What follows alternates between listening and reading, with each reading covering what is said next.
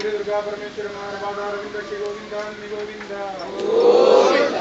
ಶ್ರೀ ಮಹಾಗಣಪತಿ ದೇವರ ಪಾದಾರವಿಂದ ಶ್ರೀ ಗೋವಿಂದ ಗೋವಿಂದ ಖಡ್ಗೇಶ್ವರ ಖಡ್ಗೇಶ್ವರಿ ದೇವರ ಪಾದಾರವಿಂದ Shri Govinda Govinda ಶ್ರೀಮದ್ರಮಾರಮಣ Govinda Govinda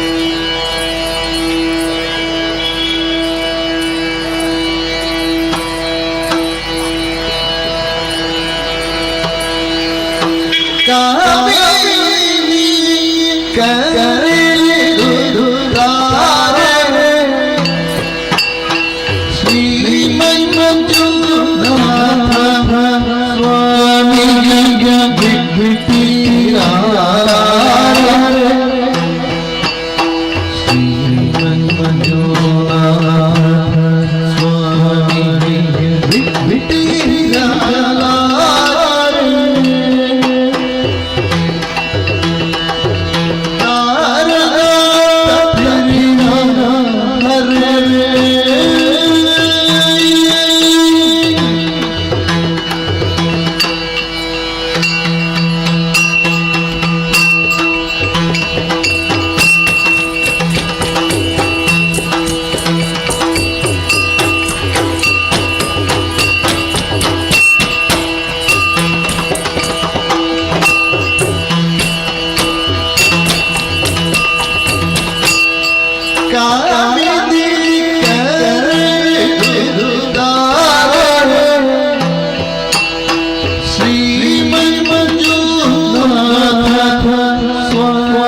Thank you.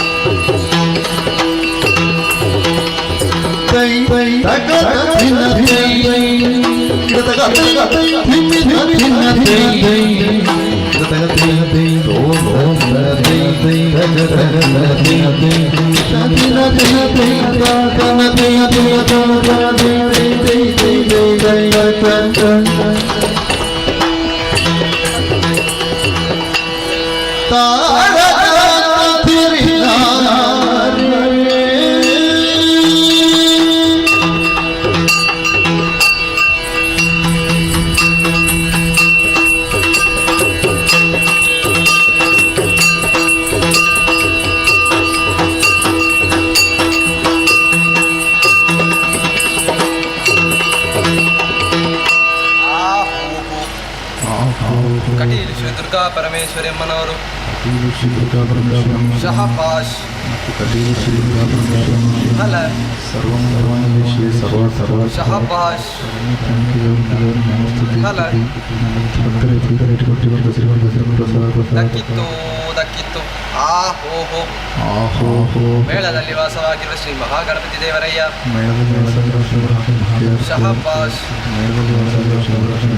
ಹಲ ಶಹಬಾಷ್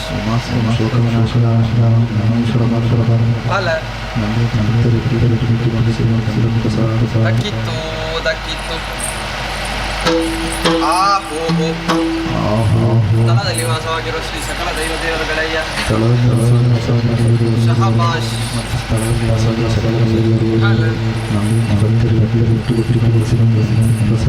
ದಕ್ಕಿತ್ತು ದಕ್ಕಿತ್ತು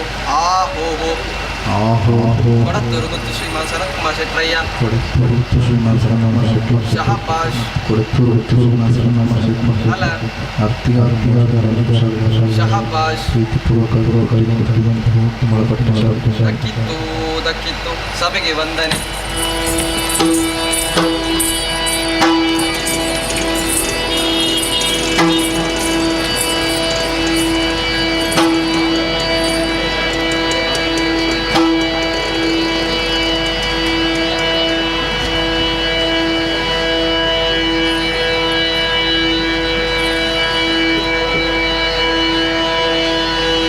कृष्ण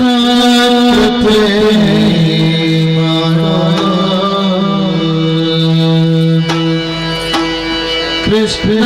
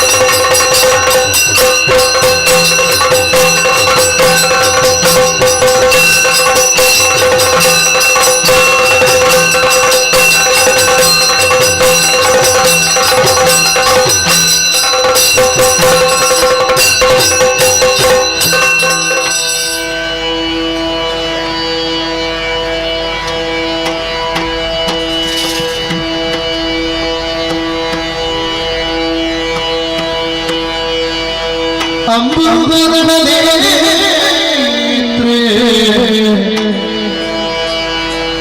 ಶ್ರೀ ದುರ್ಗಾಂಬಿಕೆಯ ಪದಗೊಂಡು ಸತಿಯ ಅಂಬಿಕಾ ಸುತ ವಿಘ್ನರಾಜ ಬಿರಿದು ಸಂಸ್ತುತಿಸಿ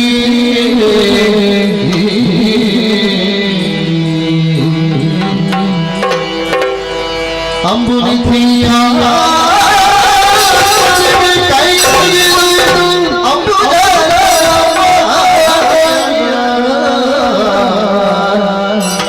ಪಾದಾಗೆ ಮೊಡಮಾಡುತ್ತ ಪ್ರೀತಿ ಕಥಾ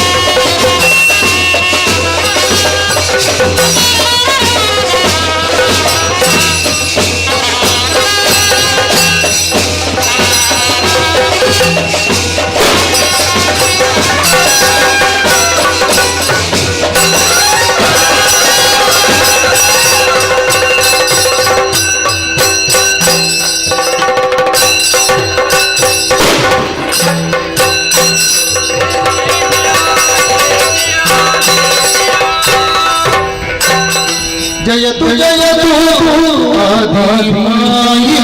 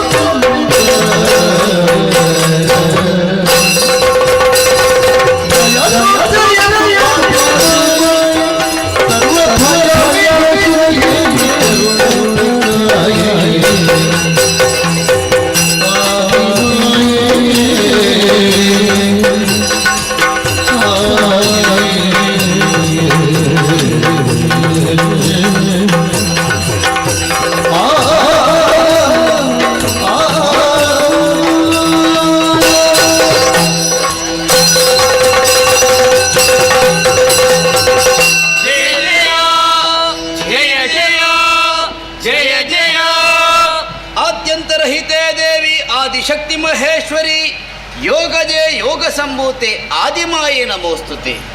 ಓ ಪರಾತ್ಪರ ಶಕ್ತೆ, ತುಂಬಿದಂತಹ ಜಲದಿ ಆವರಿಸಿದಂತಹ ಕತ್ತಲೆ, ಮೇಲೆ ನೋಡಿದರೆ ನೀಲವಾದ ಆಕಾಶ, ಈ ಮಧ್ಯೆ ನಾವು ಮೂವರು ಕಾಣಿಸಿಕೊಂಡೆವಮ್ಮ. ನಾವು ಯಾರು ಎನ್ನುವ ಹಾಗೆ ನಮ್ಮೊಳಗೆ ಪ್ರಶ್ನೆ ಮೂಡಿಕೊಂಡಾಗ ಕರ್ಣದ್ವಯಗಳಿಗೆ ಕೇಳಿದಂತಹ ಓಂಕಾರ, ಅದನ್ನೇ ಏಕೋಭಕ್ತಿಯಿಂದ ಮನಸ್ಸಿನಲ್ಲಿ ಧ್ಯಾನಿಸಿಕೊಂಡಾಗ ಓಂಕಾರವೇ ಆಕಾರವೆತ್ತು ನಮ್ಮ ಮುಂದೆ ಸಾಕಾರಗೊಂಡವಳಿದ್ದೀಯ ಅಮ್ಮ. ನಿನ್ನ ಪ್ರತ್ಯಕ್ಷ ಮಾತ್ರದಿಂದಲೇ ಆವರಿಸಿದಂತಹ ಕತ್ತಲೆ ಎತ್ತಲೋ ಸರಿದು ಹೋಯಿತು. ಜ್ಞಾನ ಪಂಚಕಗಳು ಜಾಗೃತಗೊಂಡವು. ನೀನಿತ್ತಂತಹ ಸುಜ್ಞಾನದಿಂದಲೇ ನೀನೇ ನಮ್ಮ ಜನ್ಮಕ್ಕೆ ಕಾರಣೀಭೂತಳು ಎನ್ನುವುದನ್ನು ಅರ್ಥವಿಸಿಕೊಂಡು ಜನನಿ ಎನ್ನುವ ಹಾಗೆ ಪದದ್ವಯಗಳಲ್ಲಿ ಸ್ತುತಿಸಿದವರಿದ್ದೇವೆ. ಮಾತೆ, ಸನ್ನಿಧಾನದಲ್ಲಿ ಬೇಡಿಕೊಳ್ಳುವುದು ಇಷ್ಟೇ. ಮಮತೆಯ ಮಡಿಲೋಳು ಮಾತೆ ಮಕ್ಕಳನ್ನು ಪೊರೆಯೋ ಪಾದಿಯಲ್ಲಿ ನಮ್ಮೂವರನ್ನು ಉತ್ತರಿಸಬೇಕಮ್ಮ. ಜಯ ಜಯ ಜಯ ಜಯ ಜಯ ಜಯ.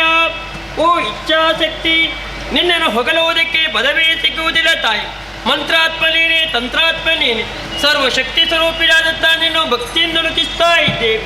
ಗಾಢಂದ ಕಾಲದಲ್ಲಿ ಮುಳುಗಿರುವಂಥ ಈ ಜಲರಾಶಿ ಮಧ್ಯೆ ನಮ್ಮ ಮೂವರ ಹುಟ್ಟು ಏಕಕಾಲದಲ್ಲಾಯಿತು. ಹುಟ್ಟಿದಾಕ್ಷಣವೇ ಕಣ್ಣು ಬಿಟ್ಟು ಸುತ್ತ ನೋಡುವಾಗ ಅತ್ತ ಇತ್ತ ಎತ್ತ ನೋಡಿದರೂ ಕೂಡ ಕತ್ತಲೆಯ ಬುದ್ಧಿರುವ ಜಲರಾಶಿ ಅಲ್ಲದೆ ಬೇರೇನು ನಮ್ಮ ಕಣ್ಣಿಗೆ ಗೋಚರಿಸುವುದಿಲ್ಲ. ಮುಂದೇನು ಹಿಂದೇನು ತಿಳಿಯದೆ ನೊಂದುಕೊಂಡಂಥ ಸಂದರ್ಭದಲ್ಲಿ ಓಂಕಾರನಾದವು ಕೇಳಿಸಿತು. ಅದನ್ನೇ ಅನುಸರಿಸಿಕೊಂಡು ಮುಂದೆತ್ತಿ ಬರುವಾಗ ದಿವ್ಯವಾದಂಥ ಪ್ರಕಾಶ ನಮ್ಮ ಕಣ್ಣಿಗೆ ಗೋಚರಿಸಿತು. ಭಕ್ತಿಯಿಂದ ನುತಿಸಿಕೊಂಡಾಗ ಅವ್ಯಕ್ತರಾದಂಥ ನೀನು ಪ್ರಕಟಗೊಂಡೆಯ ತಾಯಿ. ನಿನ್ನನ್ನು ಕಂಡಾಕ್ಷಣವೆಂಬ ಭಯವೆಲ್ಲವೂ ನೀರಲ್ಲಿ ನೀರಾಗಿ ಹೋಯಿತು. ಅಜ್ಞಾನ ಎಂಬುದು ದೂರವಾಯಿತು. ಸುಚ್ಚಾರವನ್ನೇ ಅನುಗ್ರಹಿಸಿದವರು ನೀನಾಗಿದ್ದಿ. ನಿನ್ನಿಂದಲೇ ಹುಟ್ಟೆಂಬುದು ಸತ್ಯ. ಮುಂದೆ ಈ ಪ್ರಪಂಚಕ್ಕೆ ಮಾಡಬೇಕಾದ ಕರ್ತವ್ಯ ನಮ್ಮ ಹೆಸರೇ ಸಾನು ರಾಗದಿ ತಿಳಿಸಬೇಕು ತಾಯಿ. ಓ ತಾಯೇ, ತುಂಬಿದಂತಹ ಜಲರಾಶಿಯ ಮಧ್ಯದಲ್ಲಿ ನಮ್ಮೂವರ ಹುಟ್ಟು. ಅತ್ತ ಇತ್ತ ಸುತ್ತ ಮುತ್ತ ಕತ್ತೆತ್ತಿ ಕಣ್ಣರಳಿಸಿ ನೋಡಿದೆವು ಎಂದಾದರೆ ನೀರಲ್ಲದೆ ಬೇರೇನೂ ಕಾಣುವುದಿಲ್ಲ.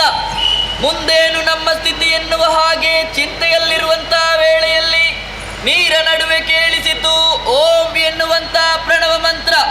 ಆ ಪ್ರಣವ ಮಂತ್ರವನ್ನೇ ಪುನರುಚ್ಚರಿಸಿದಾಗ ನಿನ್ನದಾದಂತಹ ದಿವ್ಯ ರೂಪವನ್ನು ನೋಡಿದೆವಮ್ಮ. ಈಗ ನಮ್ಮಲ್ಲಿರುವ ಭಯವೆಲ್ಲವೂ ದೂರವಾಗಿದೆ. ಅಮ್ಮ, ನೀನಲ್ಲದೆ ಅನ್ಯರಾರಿಹರು ನಮ್ಮನ್ನು ಪೊರೆಯುವುದಕ್ಕೆ. ಆದ್ದರಿಂದ ನಿನ್ನ ಸನ್ನಿಧಾನದಲ್ಲಿ ಪದವಿಡಿದು ಬೇಡಿಕೊಳ್ಳುತ್ತಾ ಇದ್ದೇವೆ. ನಮ್ಮೂವರನ್ನು ಸಂಪ್ರೀತಿಯಿಂದ ರಕ್ಷಿಸಬೇಕು ಮಾತೆ. ಜಯ ಜಯ ಜಯ ಜಯ.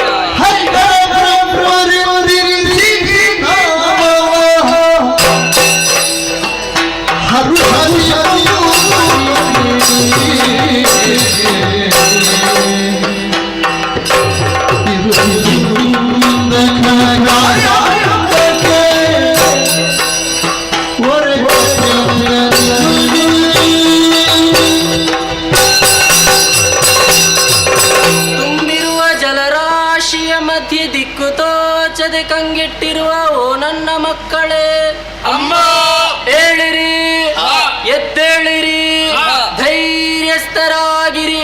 ನಿಮ್ಮೂವರ ಸೃಷ್ಟಿಗೆ ಕಾರಣೀಕರ್ತಳು ನಾನಾಗಿದ್ದೇನೆ.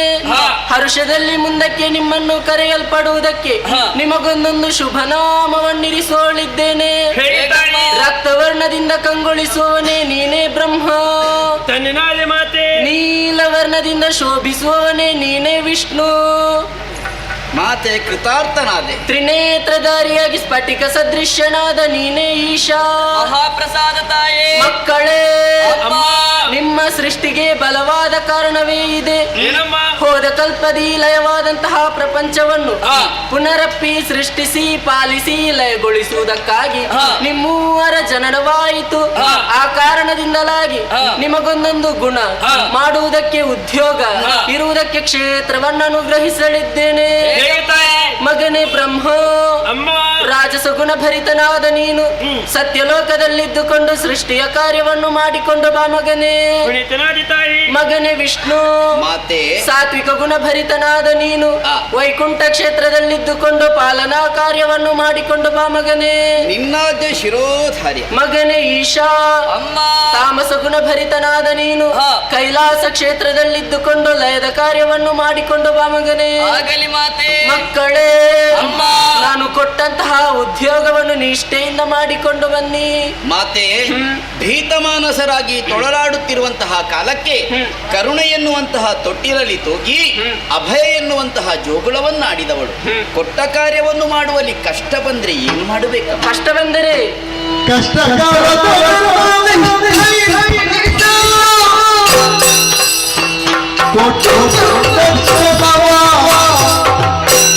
ಇಷ್ಟದಿ ದೊರೆ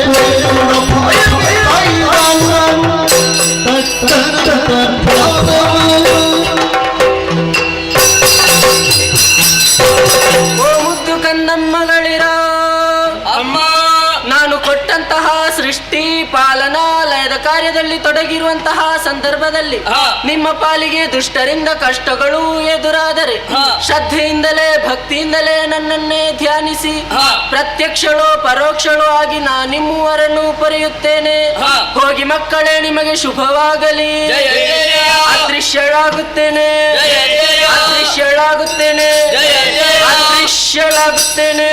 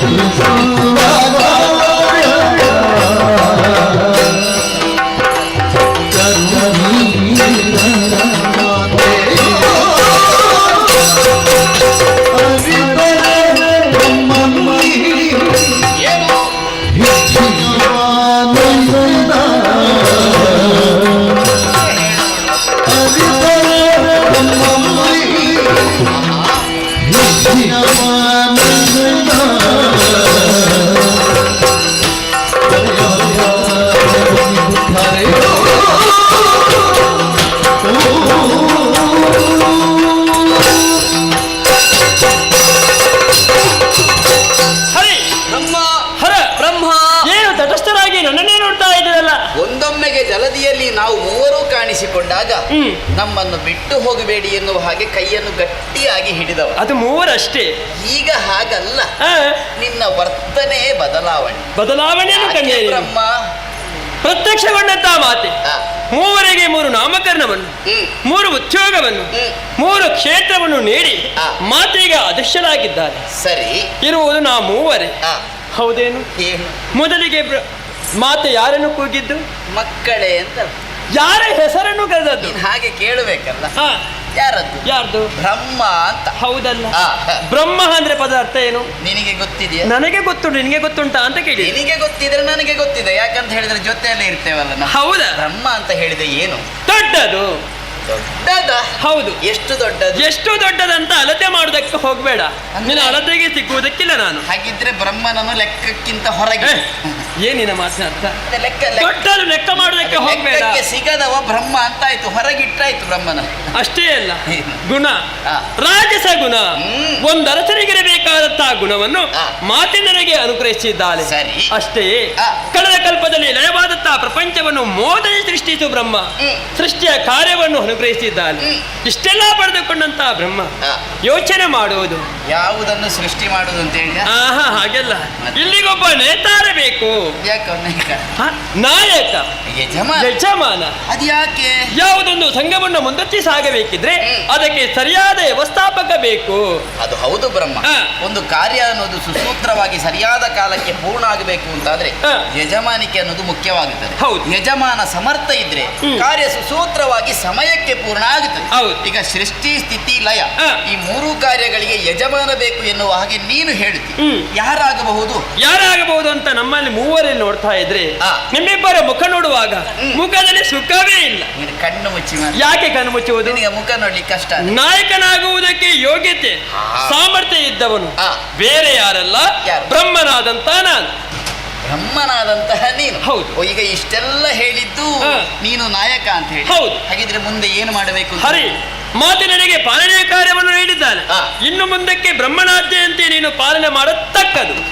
ಹರ ಏನು? ನಿನಗೆ ಲಯದ ಕಾರ್ಯವನ್ನು ಮಾತು ನೀಡಿದ್ದಾನೆ. ಹೌದು. ಇನ್ನು ಮುಂದಕ್ಕೆ ಬ್ರಹ್ಮನಾಜ್ಞೆಯಂತೆ ನೀನು ಪಾಲನೆ ಕಾರ್ಯವನ್ನು ಲಯದ ಕಾರ್ಯವನ್ನು ಮಾಡಬೇಕು. ನೀವಿಬ್ಬರು ಕೂಡ ನಾನು ಹೇಳಿದಂತೆ ಕೇಳತಕ್ಕದು. ಬ್ರಹ್ಮ ಆ ಜಲದಿಯಲ್ಲಿ ಒಂದೊಮ್ಮೆಗೆ ನಾವು ಕಾಣಿಸಿಕೊಂಡಾಗ ಏನು ಎನ್ನುವ ಹಾಗೆ ನಮಗೆ ತಿಳಿದಿಲ್ಲ. ಕೇಳಿದಂತಹ ಪ್ರಣವ ಮಂತ್ರ ಅದನ್ನ ಏಕೋಭಕ್ತಿಯಿಂದ ನಾವು ಧ್ಯಾನಿಸಿಕೊಂಡವು. ಹಾಗಿದ್ರೆ ನಾವು ಮೂವರು ಸೇರಿ ಧ್ಯಾನಿಸಿದಾಗ ಅಮ್ಮ ಪ್ರತ್ಯಕ್ಷಳಾಗಿದ್ದ. ಒಗ್ಗಟ್ಟಿನಲ್ಲಿ ಬಲ ಎನ್ನುವುದು ಸತ್ಯ. ಆದ್ರೆ ಅಮ್ಮ ಅನುಗ್ರಹಿಸಿದಂತಹ ಮೂರು ಕರ್ತವ್ಯ ಸೃಷ್ಟಿ ಸ್ಥಿತಿ ಲಯ, ಇದು ಯಾವುದು ಒಂದನ್ನು ಒಂದು ಬಿಟ್ಟಿರುವುದಕ್ಕೆ ಸಾಧ್ಯವೇ ಇಲ್ಲ. ಅಮ್ಮ ಹೇಳಿದಾಗೆ ನೀನೇ ಯೋಚನೆ ಮಾಡು. ಕಳೆದ ಕಲ್ಪದಲ್ಲಿ ಲಯವಾದಂತಹ ಜೀವರಾಶಿಗಳನ್ನು ಅಂದ್ರೆ ಅಲ್ಲಿಂದ ನೀನು ಉಂಟಾಯ್ತು, ನನ್ನಿಂದ ನೀನಂತಾಯ್ತು. ಅಲ್ಲ, ಈಗ ನಿನ್ನಿಂದ ನಾನಾದ್ರೂ ತೊಂದ್ರೆ ಇಲ್ಲ, ನನಗೆ ಆಕ್ಷೇಪ ಇಲ್ಲ. ಆದ್ರೆ ಹರನಿಂದ ನಿನಗೆ ಕೆಲಸ ಅಂತ ಆಗಲಿಲ್ವಾ? ಹಾಗಿರುವಾಗ ನಿನ್ನ ದೊಡ್ಡತನವನ್ನು ತೋರಿಸಿಕೊಳ್ಳುವುದಕ್ಕೆ ಅವಕಾಶ ಇಲ್ಲ. ಆದ್ರೂ ಅಮ್ಮನನ್ನು ಮೊದಲಾಗಿ ಕರೆದಿದ್ದಾಳೆ ಎನ್ನುವ ಕಾರಣಕ್ಕಾಗಿ ನೀನು ದೊಡ್ಡವ ಅಂತ ನೀನೇ ಹೇಳಿಕೊಳ್ತಾ ಇದ್ದೀಯ. ಹೌದು, ನೀನೇ ಯೋಚನೆ ಮಾಡು. ಹೇಗೆ? ಕಳೆದ ಕಲ್ಪದ ಯೋಚನೆಯಲ್ಲಿ ಒಂದು ವಿಚಾರ ಹೇಳ್ತೇನೆ. ಏನದು? ಒಂದು ಮನೆಯಲ್ಲಿ 4 ಮಕ್ಕಳಿದ್ದಾರೆ. ಅಮ್ಮ ಬಂದಾಗ ಮೊದಲಾಗಿ ಯಾರನ್ನು ಕರೆಯುವುದು ನೋಡಿ? ಯಾರನ್ನು? ಇದ್ದ ಮಕ್ಕಳಲ್ಲಿ ಸಣ್ಣ ಮಗುವನ್ನು.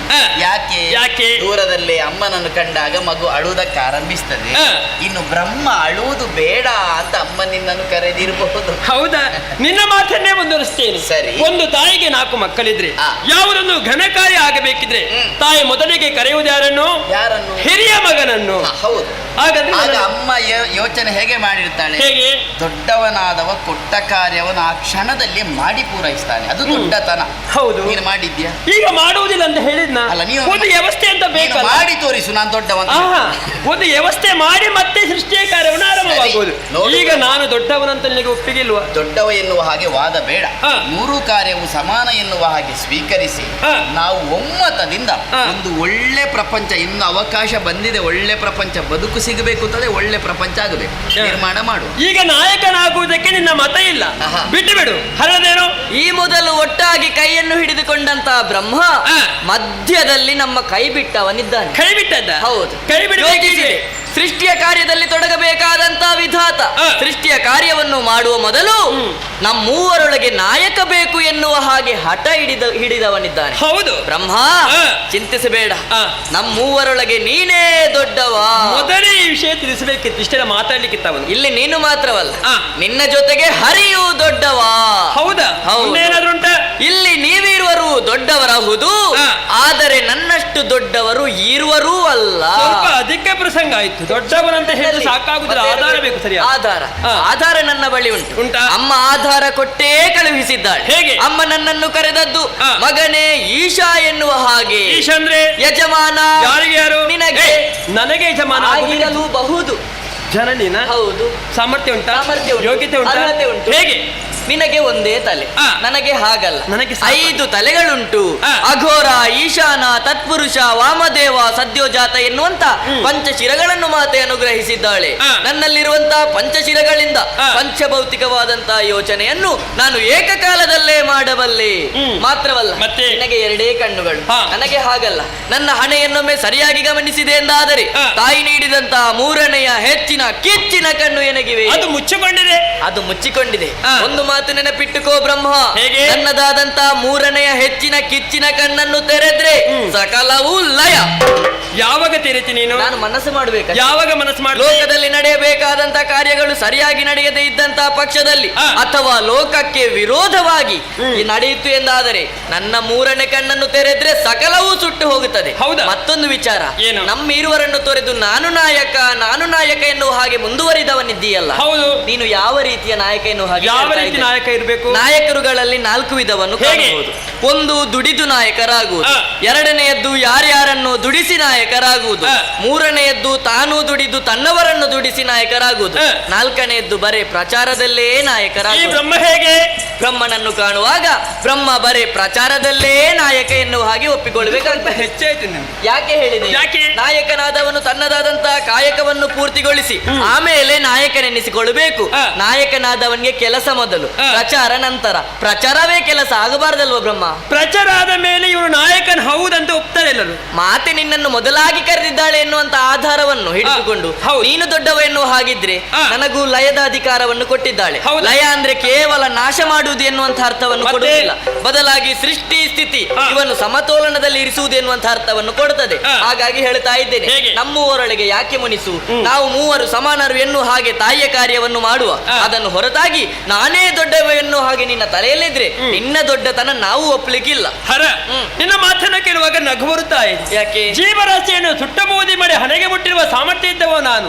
ಹೌದೇನು? ಏನು? ಕಳೆದ ಕಲ್ಪದಲ್ಲಿ ಲಯವಾದಂತ ಪ್ರಪಂಚವನ್ನು ಮತ್ತೆ ನಾನು ಸೃಷ್ಟಿ ಸೃಷ್ಟಿ ಮಾಡ್ಲಿಲ್ಲ ಈಗ. ಸೃಷ್ಟಿಯೇ ಮಾಡಲಿಲ್ಲ. ಅದೇ ತೊಂದರೆ ನಾನು ಸೃಷ್ಟಿ ಮಾಡಿದ ಬಳಿಕ ಇವನು ಪಾಲನೆ ಮಾಡಬೇಕು. ಪಾಪ ಪುಣ್ಯಾನುಗುಣವಾಗಿ ಲಯ ಮಾಡುವಂತ ಅಧಿಕಾರ ನಿನಗಿರುವುದು. ಮೊದಲು ನಾನು ಕೆಲಸ ಮಾಡಿದ್ರೆ ನಿಮಗಿಬ್ಬರಿಗೆ ಕೆಲಸ ಸಿಗ್ತದೆ. ಗೊತ್ತುಂಟಲ್ಲ, ಸೃಷ್ಟಿಯ ಕಾರ್ಯವೇ ಖಳವಾದದ್ದು.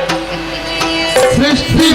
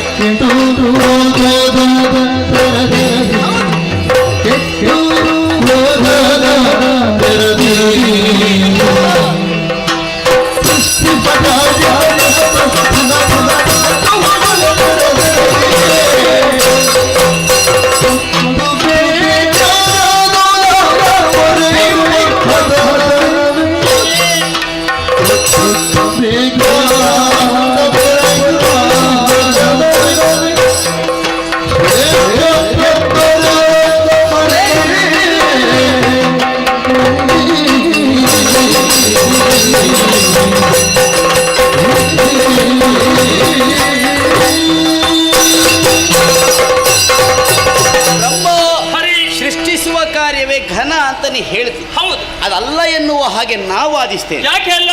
ದಿನವೊಂದಕ್ಕೆ 84 ಲಕ್ಷ ಜೀವರಾಶಿಗಳನ್ನು ಸೃಜಿಸಬೇಕು ಅಂತಾದರೆ ಕ್ಷಣದಲ್ಲಿ ಮಾಡಿ ಪೂರೈಸುವಂತಹ ಕರ್ತವ್ಯ. ಹೌದು, ಹರನತಾದಂತಹ ಲಯದ ಕಾರ್ಯವು ಹಾಗೆ ಕ್ಷಣದಲ್ಲಿ ಮುಗಿಸುವಂತಹ ಕರ್ತವ್ಯ. ಆದರೆ ಪಾಲನಾಕರ್ತವಾದಂತಹ ನನ್ನ ಕಾರ್ಯವನ್ನೊಮ್ಮೆ ಯೋಚನೆ ಮಾಡು. ಹೇಗೆ? ಜೀವಿಯೊಂದು ಹುಟ್ಟಿದ ಕಾಲದಿಂದ ಕೊನೆಯವರೆಗೆ ಜೀವಿಯನ್ನ ಪಾಲಿಸಬೇಕಾದವ ನಾನು. ದೀರ್ಘವಾದಂತಹ ಕಾರ್ಯ. ಅಷ್ಟೇ ಅಲ್ಲ, ನಿನ್ನ ಸೃಷ್ಟಿಗೆ ಬೆಲೆ ಬರಬೇಕು ಅಂತಾದ್ರೆ ಏನಾಗಬೇಕು? ಕಾಲ ಕಾಲಕ್ಕೆ ನಾನು ಕೊಟ್ಟು ಪೊರೆಯಬೇಕು. ಜೀವರಾಶಿಗಳಿಗೆ ಏನು ಬೇಕು ಅದನ್ನು ನಾ ಕೊಟ್ಟು ಪೊರೆಯದೇ ಇದ್ರೆ ನಿನ್ನ ಸೃಷ್ಟಿ ಕೆಟ್ಟು ಹೋಗ್ತದೆ. ನಿನ್ನ ಸೃಷ್ಟಿಗೆ ಬೆಲೆ ಅಂತ ಬರ್ತದೋ? ಇಲ್ಲ. ಹಾಗಿದ್ರೆ ನಿನ್ನ ಸೃಷ್ಟಿಗೆ ಮೌಲ್ಯ ಬೇಕು ಅಂತಾದ್ರೆ ಪಾಲನಾಕರ್ತವಾದಂತಹ ನನ್ನ ಆಶ್ರಯ ಬೇಕು. ಅಮ್ಮನೇ ಆಡಿದ್ದಾಳೆ, ಹೋದ ಕಲ್ಪದಿ ಲಯವಾದಂತಹ ಸಕಲ ಜೀವರಾಶಿಗಳನ್ನು ಮೋದದಿ ಸೃಜಿಸು ಅಂತ. ಹಾಗಿದ್ರೆ ಮೋದ ಯಾರು? ಸೃಜಿಸಬೇಕು ಅಂತಾದ್ರೆ ಮೋದ ನಾನು ಬೇಕು. ಸಾತ್ವಿಕ ಗುಣಭರಿತನಾದಂತಹ ನಾನು. ಅಮ್ಮ ಇರಿಸಿದಂತಹ ನಾಮ ವಿಷ್ಣು ಎನ್ನುವ ಹಾಗೆ ನೀನೇನು ದೊಡ್ಡದು ಅಂತ ಹೇಳಿದ್ಯಲ್ಲ, ಅದನ್ನು ಮೀರಿಸಿ ಅಂದ್ರೆ ವ್ಯಾಪಕನಾದವ ನಾನು. ನಿನಗೆ ಸುಲಭವಾಗಿ ಅರಿವಾಗುವಂತೆ ನಾನು ಹೇಳ್ತೇನೆ. ಆವರಿಸಿದ್ದು ನೀಲವಾದ ಜಲದಿ, ಮೇಲೆ ನೋಡಿದರೆ ನೀಲವಾದ ಆಕಾಶ. ನನ್ನ ಬಣ್ಣ ನೋಡು, ನಾನೂ ನೀಲಮಯ. ಹಾಗಿದ್ರೆ ನಾನು ಸರ್ವ ವ್ಯಾಪಕ ಎನ್ನುವುದು ಸತ್ಯ. ಇಷ್ಟೆಲ್ಲ ಶ್ರೇಷ್ಠತೆ ನನ್ನಲ್ಲಿರುವಾಗ ನನ್ನನ್ನು ದೊಡ್ಡವ ಅಂತ ಒಪ್ಪಿಕೋ ಬ್ರಹ್ಮ. ಪಾಲನೆ ಕಾರ್ಯವನ್ನು ಮಾಡುವ ದಿವಸಕ್ಕೆ 84 ಲಕ್ಷ ಜೀವಕೋಟಿಯನ್ನು ಏಕಕಾಲದಲ್ಲಿ ಸೃಷ್ಟಿ ಮಾಡುವಂತಹ ಸಾಮರ್ಥ್ಯ ಇದ್ದವು ನಾನು. ಆದ್ರೆ ಒಂದೇ ರೀತಿಯಾದಂತಹ ಜೀವರಾಶಿ ಸೃಷ್ಟಿ ಮಾಡುವುದಿಲ್ಲ. ಅಂಡಜ, ಪಿಂಡಜ, ಶ್ವೇತಜ, ಉತ್ಪೀಜ ಎಂಬುದು ಆ ಜೀವರಾಶಿ ಹಣೆಯಲ್ಲಿ ಬ್ರಹ್ಮನಾದಂತ ನಾನು ಬರೆದಿರಬೇಕು. ಇಂಥದೇ ಕಾಲವರೆಗೆ ಬದುಕಬೇಕು, ಇಂಥದೇ ಕಾಲಕ್ಕೆ ಸಾಯಬೇಕು, ಪಾಪ ಪುಣ್ಯಾನುಗುಣವಾಗಿ ಲಯ ಆಗ್ಬೇಕು. ನಿನ್ನ ಹಣೆ ಬರ ಓದ್ಬೇಕು ಅಂತ ನನ್ನ ಯಾರ್ದು? ಜೀವರಾಶಿಗಳ ಮೇಲೆ ಬರೆಯುವ ಹಣೆ ಬರ. ಹೌದು ಬ್ರಹ್ಮ, ನಿನಗೊಂದು ವಿಚಾರ ಹೇಳ್ತೇನೆ. ಸೃಷ್ಟಿ ಬೇರೆ, ಕರ್ಮ ಬೇರೆ. ಸೃಷ್ಟಿ ಆದ ಬಳಿಕ ಜೀವನದಲ್ಲಿ ಕರ್ಮ ಎನ್ನುವುದು ಆರಂಭ ಆಗುತ್ತದೆ. ಈಗ ಕಳೆದ ಕಲ್ಪದಲ್ಲಿ ಜೀವರಾಶಿಯೊಂದು ಪಾಪ ಮಾಡಿದೆ ಎನ್ನುವ ಕಾರಣಕ್ಕಾಗಿ ನೀನು ಆಯುಷ್ಯ ಒಂದು ಹೀಗೆ ಅಂತ ಬರೀಬಹುದು. ಆದರೆ ಪಡೆದ ಜನ್ಮದಲ್ಲಿ ಜೀವಿಯೊಂದು ಪುಣ್ಯ ಕಾರ್ಯಗಳನ್ನು ಮಾಡಿ ಪುಣ್ಯ ಸಂಚಯನದ ಮೂಲಕ ತನ್ನ ಆಯುಷ್ಯವನ್ನು ವೃದ್ಧಿಸುವುದಕ್ಕೆ ಅವಕಾಶ ಉಂಟು. ಹಾಗಿದ್ರೆ ಒಳ್ಳೆ ಕರ್ಮವನ್ನು ಅನುಸರಿಸಿದರೆ ಒಳ್ಳೆ ಜೀವನ ಸಿಗುತ್ತದೆ. ಕೆಟ್ಟ ಕರ್ಮವನ್ನು ಅನುಸರಿಸಿದ ಆ ಜೀವರಾಶಿಗೆ ಕೆಟ್ಟ ಜೀವನವೇ ಸಿಗುವುದು. ಇಷ್ಟೆಲ್ಲ ಒಳ್ಳೆತನ ಒಳ್ಳೆ ಜೀವನ ಸಿಗಬೇಕು ಅಂತಾದ್ರೆ ಕಾಲಕಾಲಕ್ಕೆ ಬೇಕಾದುದನ್ನು ಕೊಟ್ಟು ಪೊರೆಯಬೇಕಾದವ ನಾನು. ಪ್ರೇರಕ, ಕಾರಕ, ಪೂರಕ ಇದೆಲ್ಲವೂ ನಾನಾಗಿರುವಾಗ ನನ್ನ ಶ್ರೇಷ್ಠತೆಯನ್ನು ಒಪ್ಪಿಕೊಂಡು ನನ್ನವನು ದೊಡ್ಡವ ಅಂತ ತೀರ್ಮಾನ ಮಾಡು. ಹರಿ, ಏನು ಈಗ ನಾನು ನಾಯಕನಾಗುವುದಕ್ಕೆ ನಿನ್ನ ಮತ ಇಲ್ಲ. ನೋಡು, ನಾಯಕ ನೀನಲ್ಲ ಎನ್ನುವುದು ಸತ್ಯ. ನಮ್ಮಲ್ಲಿ ವಾದ ಬೇಡ. ಹೇಗೂ ಮತ್ತೊಂದು ಅವಕಾಶ ಬಂದಿದೆ. ಮಹಾನಾಯಕನು ನೀನು ಅಂತ ನೋಡುವ. ಸರಿ ಸರಿ ಹರ ಹರದ ನಾಚಡ ಸರಿ ಹರಿ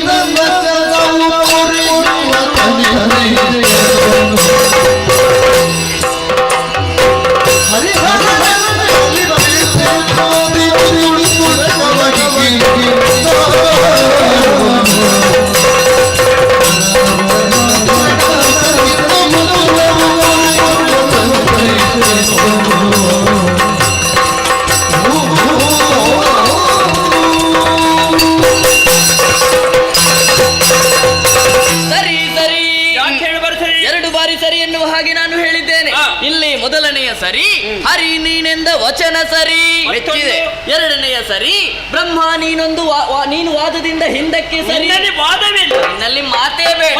ಹರಿ ನಿನ್ನದಾದಂತಹ ಪಾಲನಾ ಕಾರ್ಯವೇ ಶ್ರೇಷ್ಠ ಎನ್ನುವ ಹಾಗೆ ನಾನು ಒಪ್ಪಿಕೊಂಡಿದ್ದೇನೆ.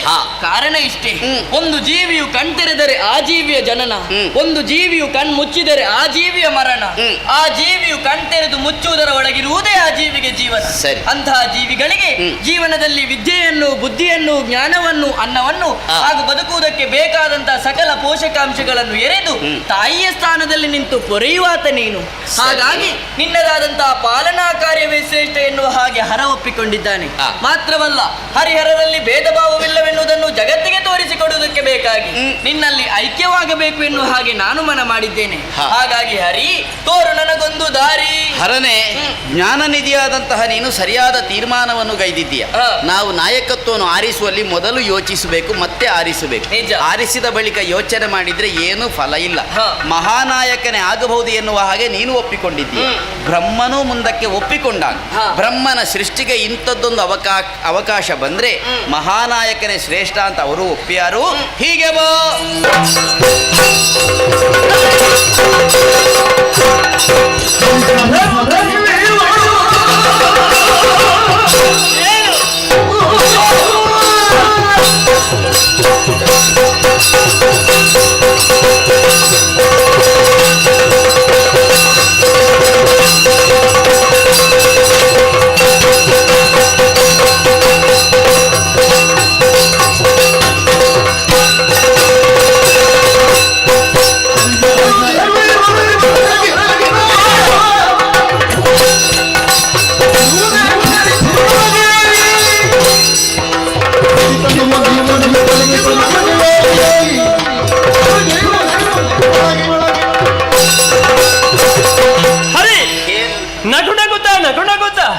ಹರನನ್ನು ಜೊತೆ ಸೇರಿಸಿಕೊಂಡೆ ನೀನು. ಅದು ಹಾಗಲ್ಲ. ಮತ್ತೆ ಹೇಗೆ? ಒಳ್ಳೆತನ ಯಾವತ್ತಿದ್ದರೂ ಒಳ್ಳೆತನದ ಜೊತೆಗೆ ಇರ್ತದೆ ಎನ್ನುವ ಸತ್ಯ ಅಷ್ಟೇ. ನಿನ್ನ ಜಾನತನದ ಮಾತುಗಳಲ್ಲಿ ಬೇಡ.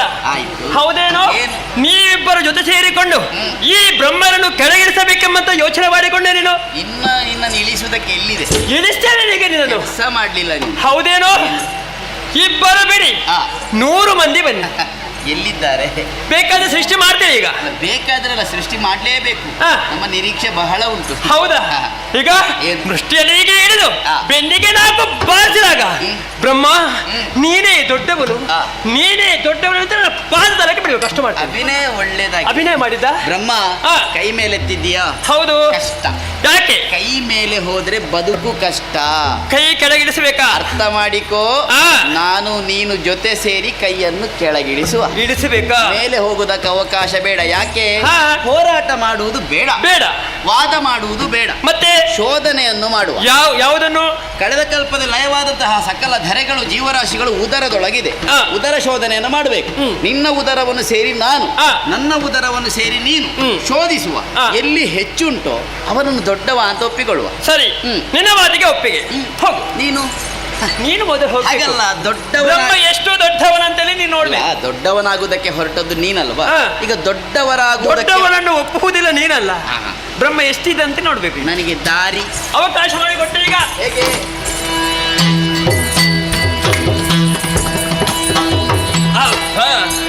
ಸೊಕ್ಕೆಂಬುದು ತಲೆಗೆ ಹಡಸಿ ಹೋಗಿದೆ. ಇವನ ಏರಿದ ಪಿತ್ತವನ್ನು ಕೆಳಗೆ ಇಲ್ಲದ್ರೆ ನಾನು ಬ್ರಹ್ಮನೇ ಅಲ್ಲ, ಒಬ್ಬನಲ್ಲ, ಇಬ್ಬರನ್ನ ಉದರವನ್ನು ಪ್ರವೇಶ ಮಾಡಿದ್ದಾರೆ. ನನ್ನ ಉದರದಲ್ಲಿ ಇದ್ದು ಬ್ರಹ್ಮ ನನಗೊಂದು ದಾರಿ ತೋರಿಸು, ಇಷ್ಟು ಮಾಡೇ ತೀರ್ತೇನೆ.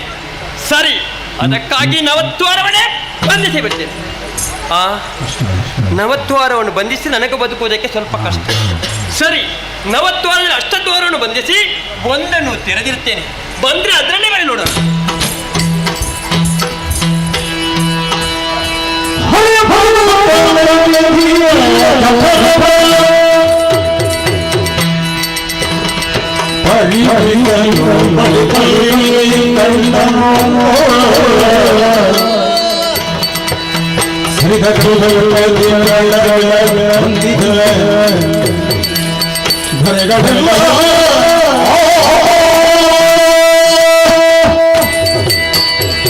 ಬ್ರಹ್ಮನ ಉದರವನ್ನು ಶೋಧಿಸುವುದಕ್ಕಾಗಿ ಒಳಹೊಕ್ಕೆ ಏನಾಶ್ಚರ್ಯವನ್ನು ಕಾಣ್ತಾ ಇದ್ದೇನೆ.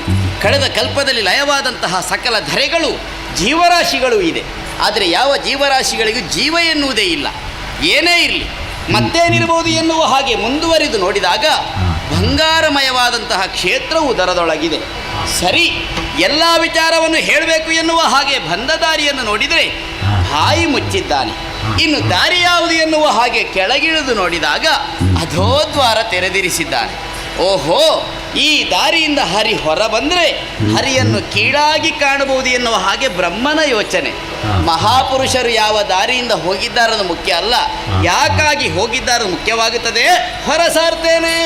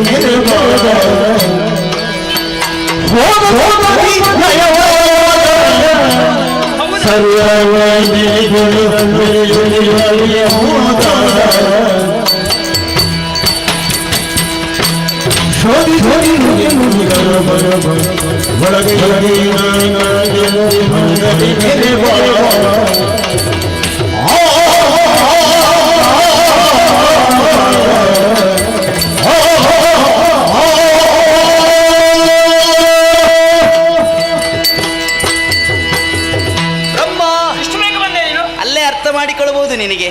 ನಮಗೆ ಹೆಚ್ಚು ಸಮಯ ಬೇಕಾದದ್ದು ಎಲ್ಲಿ ಹೆಚ್ಚು ನೋಡ್ಲಿಕ್ಕಿದ್ರೆ ಪೂರ್ತಿ ನೋಡ್ಲಿಲ್ಲ, ಮತ್ತೆ ಓಡಿಕೊಂಡು ಬಂದೇನೆ. ಕಡಿಮೆ ಉಂಟು ಅಂತ ಹೇಳಿದ್ದಲ್ಲ, ಮತ್ತೆ ವಿಷಯ ಹೇಳಿದೆ. ಸರಿ, ನೋಡಿದೆ. ಮತ್ತು ಮುಂದುವರಿದು ನೋಡಿದಾಗ ನಿನ್ನ ಉದರದೊಳಗೆ ಬಂಗಾರ. ಹೌದಾ? ನೀನು ಬಂಗಾರಪ್ಪ ಹಾಗೆ ಕಾಣ್ತೇನೆ ನಾನು. ಹಾಗೆಲ್ಲ ಉದರದೊಳಗುಂಟು ಅಂತ. ಹೌದಾ? ನೋಡಿದೆ, ಮುಟ್ಟಿದೆ, ಕಟ್ಟಿದೆ.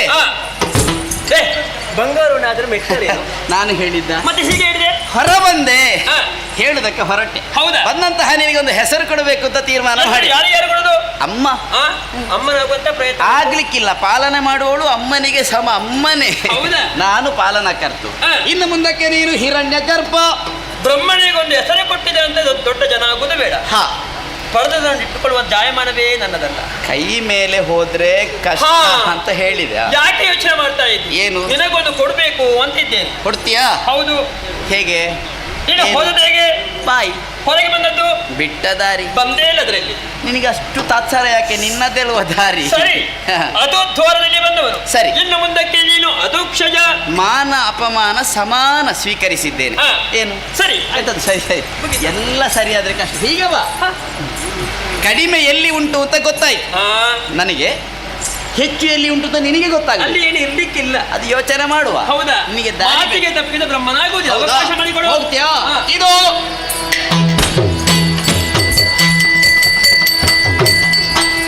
ನಾನು ಎನ್ನುವ ಹಾಗೆ ಬಹಳ ಅಹಂಕಾರದಿಂದ ಬೀಗಿದ್ದಾನೆ ಬ್ರಹ್ಮ. ಹಾಗಿದ್ರೆ ನಾನು ಎನ್ನುವುದು ಶಾಶ್ವತ ಅಲ್ಲ, ನಾವು ಎನ್ನುವ ಭಾವ ಅವನಲ್ಲಿ ಬರಬೇಕು. ಅದಕ್ಕಾಗಿ ನನ್ನ ಉದರದೊಳಗೆ ಒಂದಷ್ಟು ವರ್ಷಗಳ ಕಾಲ ಚಡಪಡಿಸಬೇಕು. ನವದ್ವಾರಗಳನ್ನು ಬಂಧಿಸುವಲ್ಲಿ ಬ್ರಹ್ಮ ಅಸಮರ್ಥ. ಆದರೆ ಸರ್ವಶಕ್ತನಾದಂತಹ ನಾನು ನವದ್ವಾರಗಳನ್ನು ಬಂಧಿಸಿ ಸುಮ್ಮನಿರ್ತೇನೆ.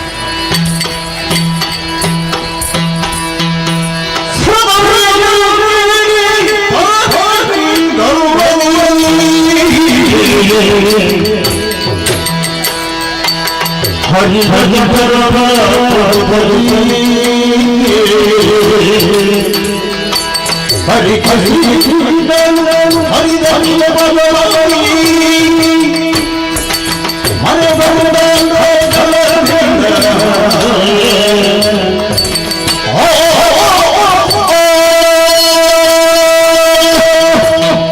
ಹರಿ ಹರಿಯ ಉದರವನ್ನು ಗರ್ಭದಲ್ಲೇ ಪ್ರವೇಶ ಮಾಡಿದ್ದೇನೆ.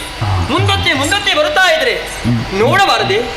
ಏಕಾದಶಿ ರುದ್ರರು, ದ್ವಾದಶಿ ಆದಿತ್ಯರು, ಸಿದ್ಧರು, ಸಾತ್ಯರು, ಮನು ಮುನಿಗಳು, ಮುಕ್ಕೋಡಿ ದೇವತೆಗಳು, ಕಳೆದ ಕಲ್ಪದಲ್ಲಿ ಲಯವಾದಂತಹ ಪ್ರಪಂಚವೆಲ್ಲವೂ ಕೂಡ ಈತನ ಉದರದಲ್ಲಿ ಅಡಕವಾಗಿದೆ.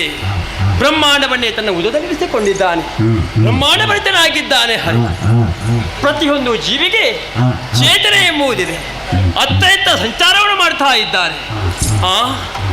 ಹರಣಿದ್ದಾನೆ, ನಾನು ಇದ್ದೇನೆ.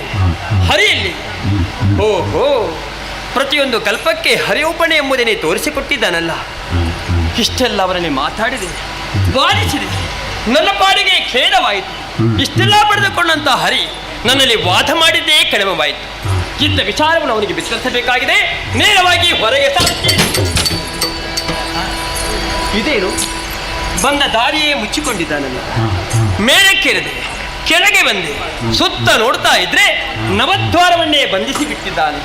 ನವದ್ವಾರವನ್ನು ಬಂಧಿಸುವಂತಹ ಸಾಮರ್ಥ್ಯ ಹರಿಗಿದೆ ಎಂಬುದನ್ನೇ ತೋರಿಸಿಕೊಟ್ಟಿದ್ದಾನೆ. ಮುಂದೇನು ಮಾಡಲಿ? ಸಾವಿರಾರು ವರ್ಷಗಳಿಂದ ಅತ್ತ ಇತ್ತ ಸಂಚಾರವನ್ನು ಮಾಡ್ತಾ ಇದ್ರು ಕೂಡ ಹೊರಗೆ ಹೋಗುವುದಕ್ಕೆ ನನಗೆ ಸರಿಯಾದಂತಹ ದಾರಿಯೇ ಸಿಗುವುದಿಲ್ಲ. ಮುಂದೇನು ಮಾಡಲಿ? ಕಷ್ಟ ಕಾಲ ಬಂದಾಗ ಭಕ್ತಿಯಿಂದ ನುತಿಸಿ ಮಕ್ಕಳೇ ಅಂತ ಮಾತನಾಡಿದಂಥ ಮಾತು ಸರಿ. ಅಮ್ಮನನ್ನೇ ಭಕ್ತಿಯಿಂದ ಪ್ರಾರ್ಥಿಸ್ತೇನಂತೆ. ಅಮ್ಮ ಆಚೆಮಾಯೇ, ನೀನೇ ಪರಿಪಾಲಿಸಮ್ಮ. ಹರಿ ಹೌದಲ್ಲ,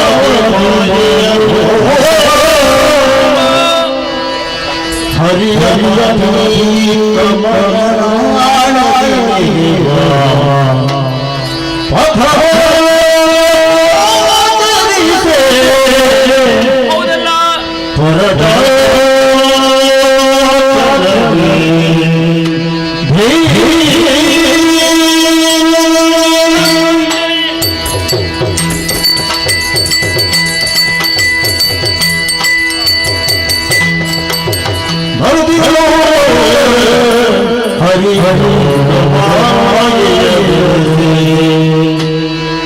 ವಟ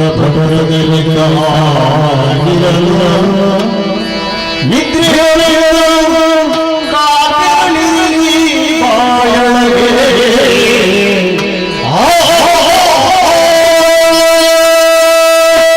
ಮೊದಲೇ ಉದರವನ್ನು ಸೇರಿಕೊಂಡಿದ್ದಾನೆ.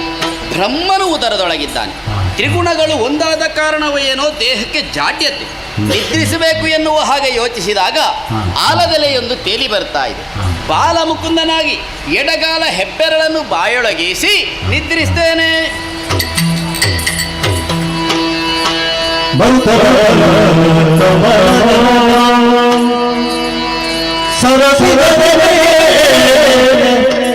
ಪದ್ಮ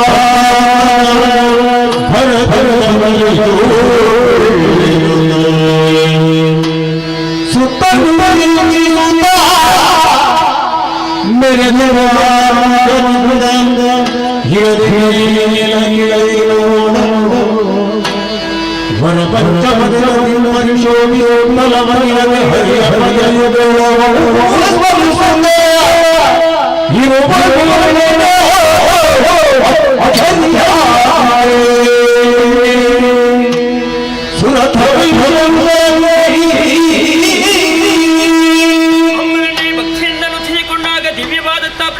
ಕಣ್ಣಿಗೆ ಗೋಚರಿಸಿ ಅದನ್ನೇ ಅನುಸರಿಸಿಕೊಂಡು ಮೇಲಕ್ಕೆ ಬಂದ್ರೆ ಕಮಲದ ಮಧ್ಯದಲ್ಲಿ ನಾನು ಕುಳಿತುಕೊಂಡಿದ್ದೇನೆ. ಬಲಕ್ಕೆ ನೋಡಿದ್ರೆ ಒಂದು ಮುಖ, ಎಡಕ್ಕೆ ನೋಡಿದ್ರೆ ಇನ್ನೊಂದು ಮುಖ, ಹಿಂದಕ್ಕೆ ನೋಡಿದ್ರೆ ಮಗದೊಂದು ಮುಖ, ಮೇಲೆ ನೋಡಿದ್ರೆ ಬೇರೊಂದು ಮುಖ. ಪಂಚವಚನದಿಂದಾಗಿ ಶೋಭಿಸಿಕೊಂಡಿದ್ದೇನೆ. ಪಂಚವಚನದಿಂದಾಗಿ ಬ್ರಹ್ಮ ಸೃಷ್ಟಿಯ ಕಾರ್ಯವನ್ನು ಆರಂಭಿಸಲಿ. ಇದು ಅಮ್ಮನ ಸಂಕಲ್ಪ ಇರಬೇಕು. ಎಲ್ಲವೂ ಸರಿ. ಹರಿಯಲ್ಲಿದ್ದಾನೆ. ಓಹೋ, ನೋಡಬಾರದೆ. ವಿಶಾಲವಾದಂತಹ ಶರೀರವನ್ನು ಕಿರಿದುಗೊಳಿಸಿದ್ದಾನೆ. ಬಾಲ ಮುಕುಂದನಾಗಿ ಎಡಕಾಲ ಹೆಬ್ಬರನ್ನು ಬಾಯಲ್ಲಿರಿಸುತ್ತಾ ಪವಡಿಸಿಕೊಂಡಿದ್ದಾನಲ್ಲ. ಈತನನ್ನು ಎಬ್ಬಿಸುವುದೇ ನಿದ್ರಾಭಂಗ ಮಹಾದೋಷ. ಎಬ್ಬಿಸಕೂಡದು. ಇವರಿಗೆ ಎಚ್ಚರವಾಗುವ ತನಕ ಈತನನ್ನೇ ಸ್ಮರಿಸುತ್ತಾ ಇರುತ್ತೀರಂತೆ.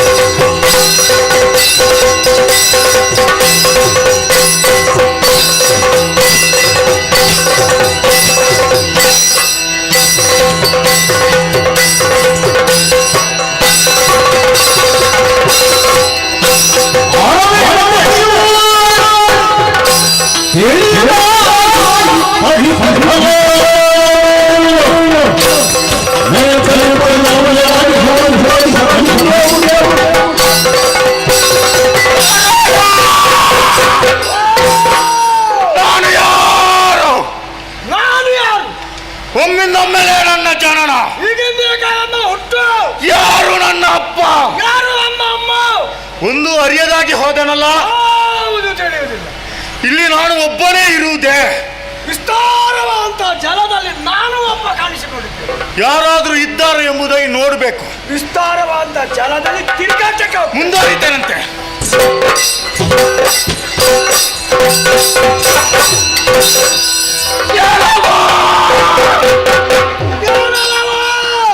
ಯಾರ ನೀನು ಯಾರ? ನಾನು ಯಾರು ಅಂತ ನನಗೆ ಗೊತ್ತಿಲ್ಲ. ನಾನು ಯಾರೆಂದು ನನಗೂ ಗೊತ್ತಿಲ್ಲ. ಅದು ಬೇಡ, ಮತ್ತೆ ಅದು ಬೇಕು. ನಿನ್ನ ಅಪ್ಪ ಯಾರು? ನಿನ್ನ ಅಪ್ಪ ಯಾರು?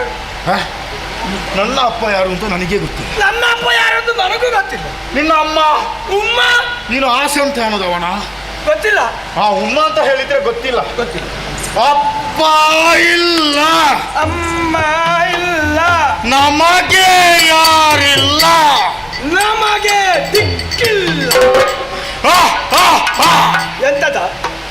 ಹಾಗಂತ ಈ ನೀರಮದಿ ನಾವು ಬೇಸರವನ್ನು ಮಾಡುವುದಲ್ಲ. ಮತ್ತೆ ನಾವು ಒಂದು ಸಂಬಂಧ ಮಾಡಿಕೊಂಡ್ರೆ ಹೇಗೆ? ಯಾರು ಸಂಬಂಧ? ಯಾರು ಮಾಡುದ? ನಾನು ಮಾಡ್ತೇನೆ. ಈಗ ಸಂಬಂಧ ಮಾಡ್ಲಿಕ್ಕೆ ನಿನ್ನನ್ನು ತಿಳಿದಿರ್ಬೇಕಲ್ಲ. ಹೌದು. ನನಗೆ ನನ್ನನ್ನು ತಿಳಿದಿರ್ಬೇಕು. ಹೌದು. ನಾವೇ ಯಾರಂತ ಗೊತ್ತಿಲ್ಲ. ಮತ್ತೆ ಸಂಬಂಧ ಮಾಡುದು ಹೇಗ? ನಾವು ಇರುವರು ಜೊತೆಯಾಗಿರ್ಬೇಕು, ಜೊತೆಯಾಗಿ. ಅದಕ್ಕೆ ಹಾಗಾಗಿ ನಾವೊಂದು ಸಂಬಂಧ ಮಾಡುವ ಅಂತ ನೋಡುವ. ಆದೀತು. ನೋಡುವ, ನಿನ್ನನ್ನು ಸರಿ ನೋಡ್ತೇನೆ. ಸರಿ ಉಂಟಾ? ಸಾಕು. ನನ್ನ ನೋಡುವಾಗ ನನಗೆ ಯಾವುದ್ಯಾವುದು ಎಲ್ಲೆಲ್ಲಿ ಉಂಟು ಹಾಗೆ ನಿನಗೂ ಉಂಟು. ನಿನ್ನ ಅನುಭವ ದೊಡ್ಡದು. ನಿನ್ನನ್ನು ಕಾಣುವಾಗ ಒಂದು ಪ್ರೀತಿ, ನಿನ್ನನ್ನು ಕಾಣುವಾಗ ವಾತ್ಸಲ್ಯ. ಹಾಗಾಗಿ ನೀನು ಮುಂದಕ್ಕೆ ನೀನು ನನಗೆ ತಮ್ಮ. ನನಗಿಂತ ಸ್ವಲ್ಪ ಎತ್ತರ. ನಿಜ. ಸ್ವರದಲ್ಲಿ, ದೇಹದಲ್ಲಿ, ಎಲ್ಲ ವಿಷಯದಲ್ಲಿ ನನಗಿಂತ ಶ್ರೇಷ್ಠತ್ವವನ್ನು ಕಂಡಂತ ನಾನು ನಿನ್ನನ್ನು ಅಣ್ಣ ಅಂತ ಸಂಬೋಧಿಸ್ತೇನೆ. ಅಣ್ಣ ತಮ್ಮ. ಹೌದು. ಹಾಗಂತಾದ್ರೆ ತಮ್ಮ, ಮಧ್ಯಪ್ರದೇಶದಲ್ಲಿ ಚಿರುಚುರು ಹಸಿವೆ.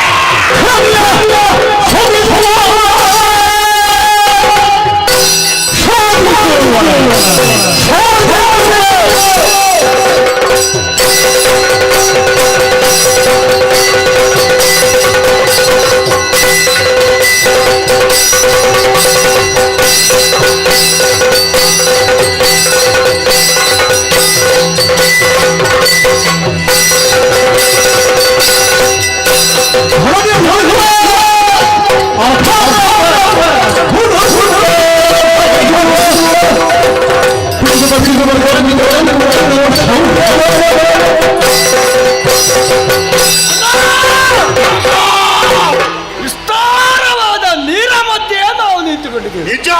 ಈ ನೀರು ಎಲ್ಲಿ ದೊರಕುಂಟು? ಮೊಣಕಾಲವರೆಗೆ. ಈ ಜಲದ ತಳದಲ್ಲಿ ಜಲಚರ ಪ್ರಾಣಿಗಳು ಅಡಗಿರುವುದಕ್ಕೆ ಸಾಧ್ಯ. ಬಲವಾದ ಕೈಗಳಿಂದ ಬಾರಿದು ಅವುಗಳನ್ನು ಮೇಲೆ ಬಾರಿಸಿ ಹೇಳಿದು ಹೀಗೆ ತಿನ್ನುವ ಮೂಲಕ ನಮ್ಮ ಹಸುವನ್ನು ನಿವಾರಣೆ ಮಾಡಿಕೊಳ್ಳುವ ಉಪಾಯ ಒಳ್ಳೆಯದು.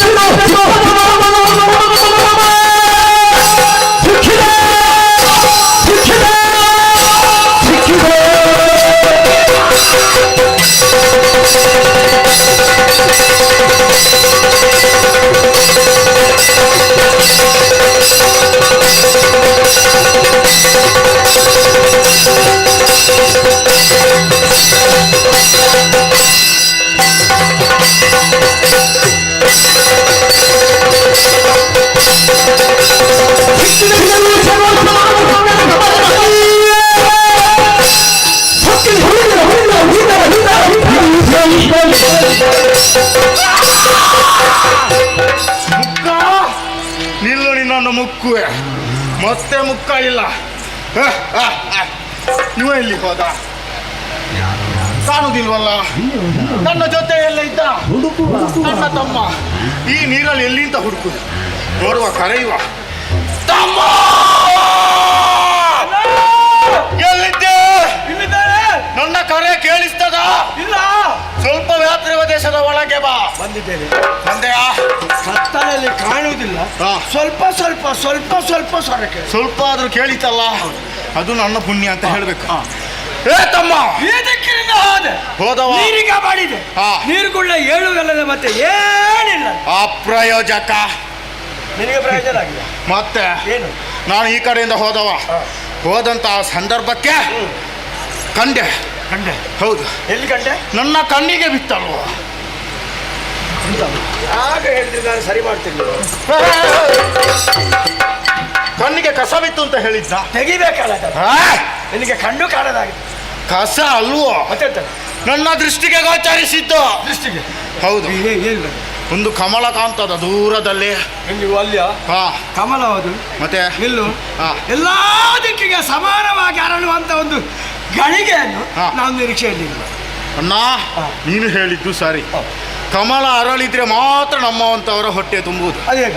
ಇಲ್ಲದಿದ್ರೆ ತುಂಬುವುದಕ್ಕಿಲ್ಲ. ಅದಕ್ಕೂ ಹೊಟ್ಟೆಗೂ ಸಂಬಂಧ ಕಾರಣ ಉಂಟು. ಏನು? ಕಮಲ ಮಾತ್ರ ಅರಳಿದ್ದಲ್ಲ, ಮತ್ತೆ ಅದರಲ್ಲಿ ಒಂದು ಸಣ್ಣ ಪ್ರಾಣಿ ಬೆಳ್ಳಗೆ ಬೆಳ್ಳಗೆ ಇನ್ನೇನೋ ಹಿಡಿಬೇಕು ಅಂತ ಆಗುವಾಗ ತಿಂದಿಯ? ಇಲ್ಲ. ಮತ್ತೆ ನಿನ್ನ ನೆನಪಾಯ್ತು. ಹೌದು. ನಿನ್ನನ್ನು ಬಿಟ್ಟು ನಾನು ತಿಂತೇನೆ. ತೋರಿಸ್ಬೇಕಲ್ಲ? ಬಾ.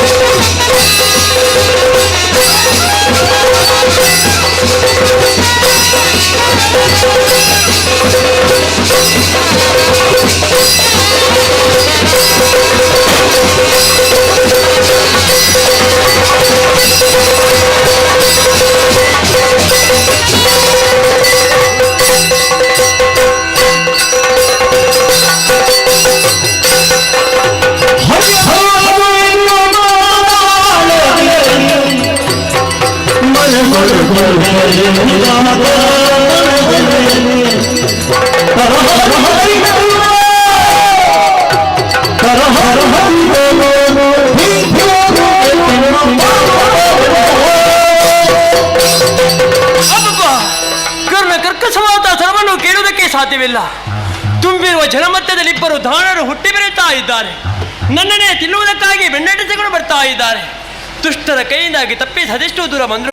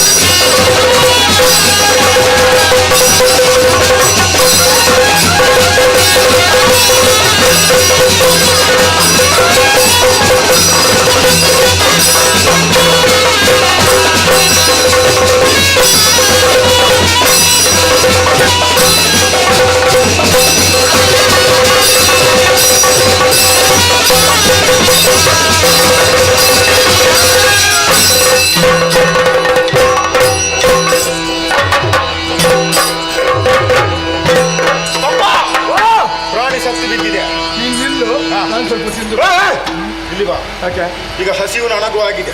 ಮತ್ತೆ ನನಗಾಗಲಿಲ್ಲ. ಹೌದು, ಇರುವವರಿಗೂ ಹಸಿವಾಗಿದೆ. ಹೌದು. ಇರುವುದು ಒಂದು ಒಂದು ಪ್ರಾಣಿ. ಹಾಗಾಗಿ ಇದನ್ನು ಸಮ ಪಾಲು ಮಾಡಬೇಕಲ್ಲ. ಆಯ್ತು ನಾನು ಮಾಡ್ತೇನೆ. ಆಯ್ತು. ಆ ಪ್ರಾಣಿಯ ಹಾ. ರಕ್ತ ಮಾಂಸ ಹಾ ಎಲುಬು ಹಾ. ನನಗೆ, ಹಾ. ಉಳಿದದ್ದೆಲ್ಲ ದೊಡ್ಡ ಪಾಲು ನಿನಗೆ. ಏ! ಇಲ್ಲಿ ಬಾ. ಏನು? ಒಳಗಿರುವ ಎಲುಬು ಯಾರಿಗೆ? ನಿನಗೆ. ಚರ್ಮ, ನನಗೆ. ರಕ್ತ, ನನಗೆ. ಮಾಂಸ, ನನಗೆ. ಮಜ್ಜ ಎಲ್ಲ ನನಗೆ, ಉಳಿದದ್ದು ನಿನಗೆ. ನಿನ್ನ ಪಾಲು ಸರಿ, ನೀನು ಸರಿ ಇತ್ಯ. ಯಾರು ಹೇಳಿದ್ದು? ಈಗ ಹೇಳಿದ್ದು ಮತ್ತೆ ಅರ್ಥ ಆಗ್ತದೆ. ಹೌದು, ನಿನ್ನ ಪಾಲು ಸರಿ ಇಲ್ಲ. ಹಾ. ನನ್ನ ಗಲಾಟೆ ಉಂಟು. ಜಗಳ ಮಾಡಬೇಡ. ಮತ್ತೆ ಅಣ್ಣ ತಮ್ಮಂದಿರಿಲ್ಲ, ಪಾಲು ಸರಿಯಾಗಿದ್ರೆ ಜಗಳ ಆಗ್ತದೆ. ಹಾ. ಪಾಲು ಸರಿಯಾದ್ರೆ ಸರಿ ಜಗಳ ಮಾಡು. ಸರಿ ಮಾಡ್ಬೇಕಾ? ಒಂದು ಕೈ ಹೊರತು ಬೀಳಿಸಿದ್ದು ನಾನು, ಹಾ. ಅರ್ಧಂಬರ್ಧ ಪಾಲು ಮಾಡ್ಲಿಕ್ಕೆ ನೀನ. ಒಂದು ಕಾಲು ಒಂದು ಕೈ ಹಿಡಿದು ಹಾ. ಇನ್ನೊಂದು ಕಡೆಯಿಂದ ನೀನು ಹಿಡಿ. ಇರುವರ ಜೊತೆಯಾಗಿ ಎಳೆಯುವ. ಹೇಳಯ್ಯೋ. ಈಗ ಬೇಡ ಮತ್ತೆ ಅವ ಹೇಳಿದ್ದಾನೆ. ಹಾ. ಗಂಟಲಲ್ಲಿ ಸಿಲುಕಿಕೊಳ್ತೇನೆ ಅಂತ. ಹಾ. ಸ್ವಲ್ಪ ಹೊತ್ತು ಆಗಲಿ, ಆಯ್ತು. ಆ ಬಳಿಕ ತಿನ್ನು. ಮತ್ತೆ ಈಗ ಹೇಳಮ್ಮ.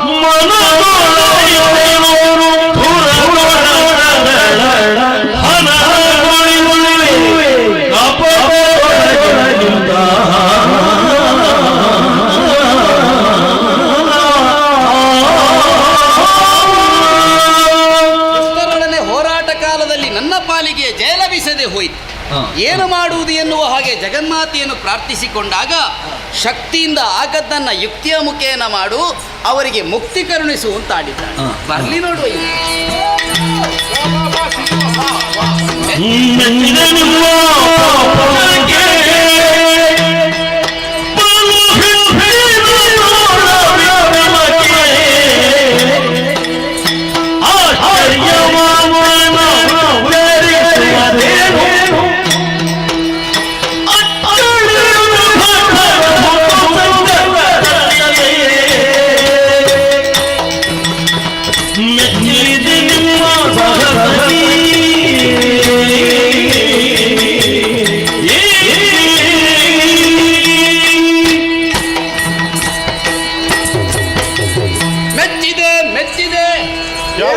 ನಿಮ್ಮ ಹೆಚ್ಚಿನ ತೋಳ ಎಲ್ಲಿಂಟು?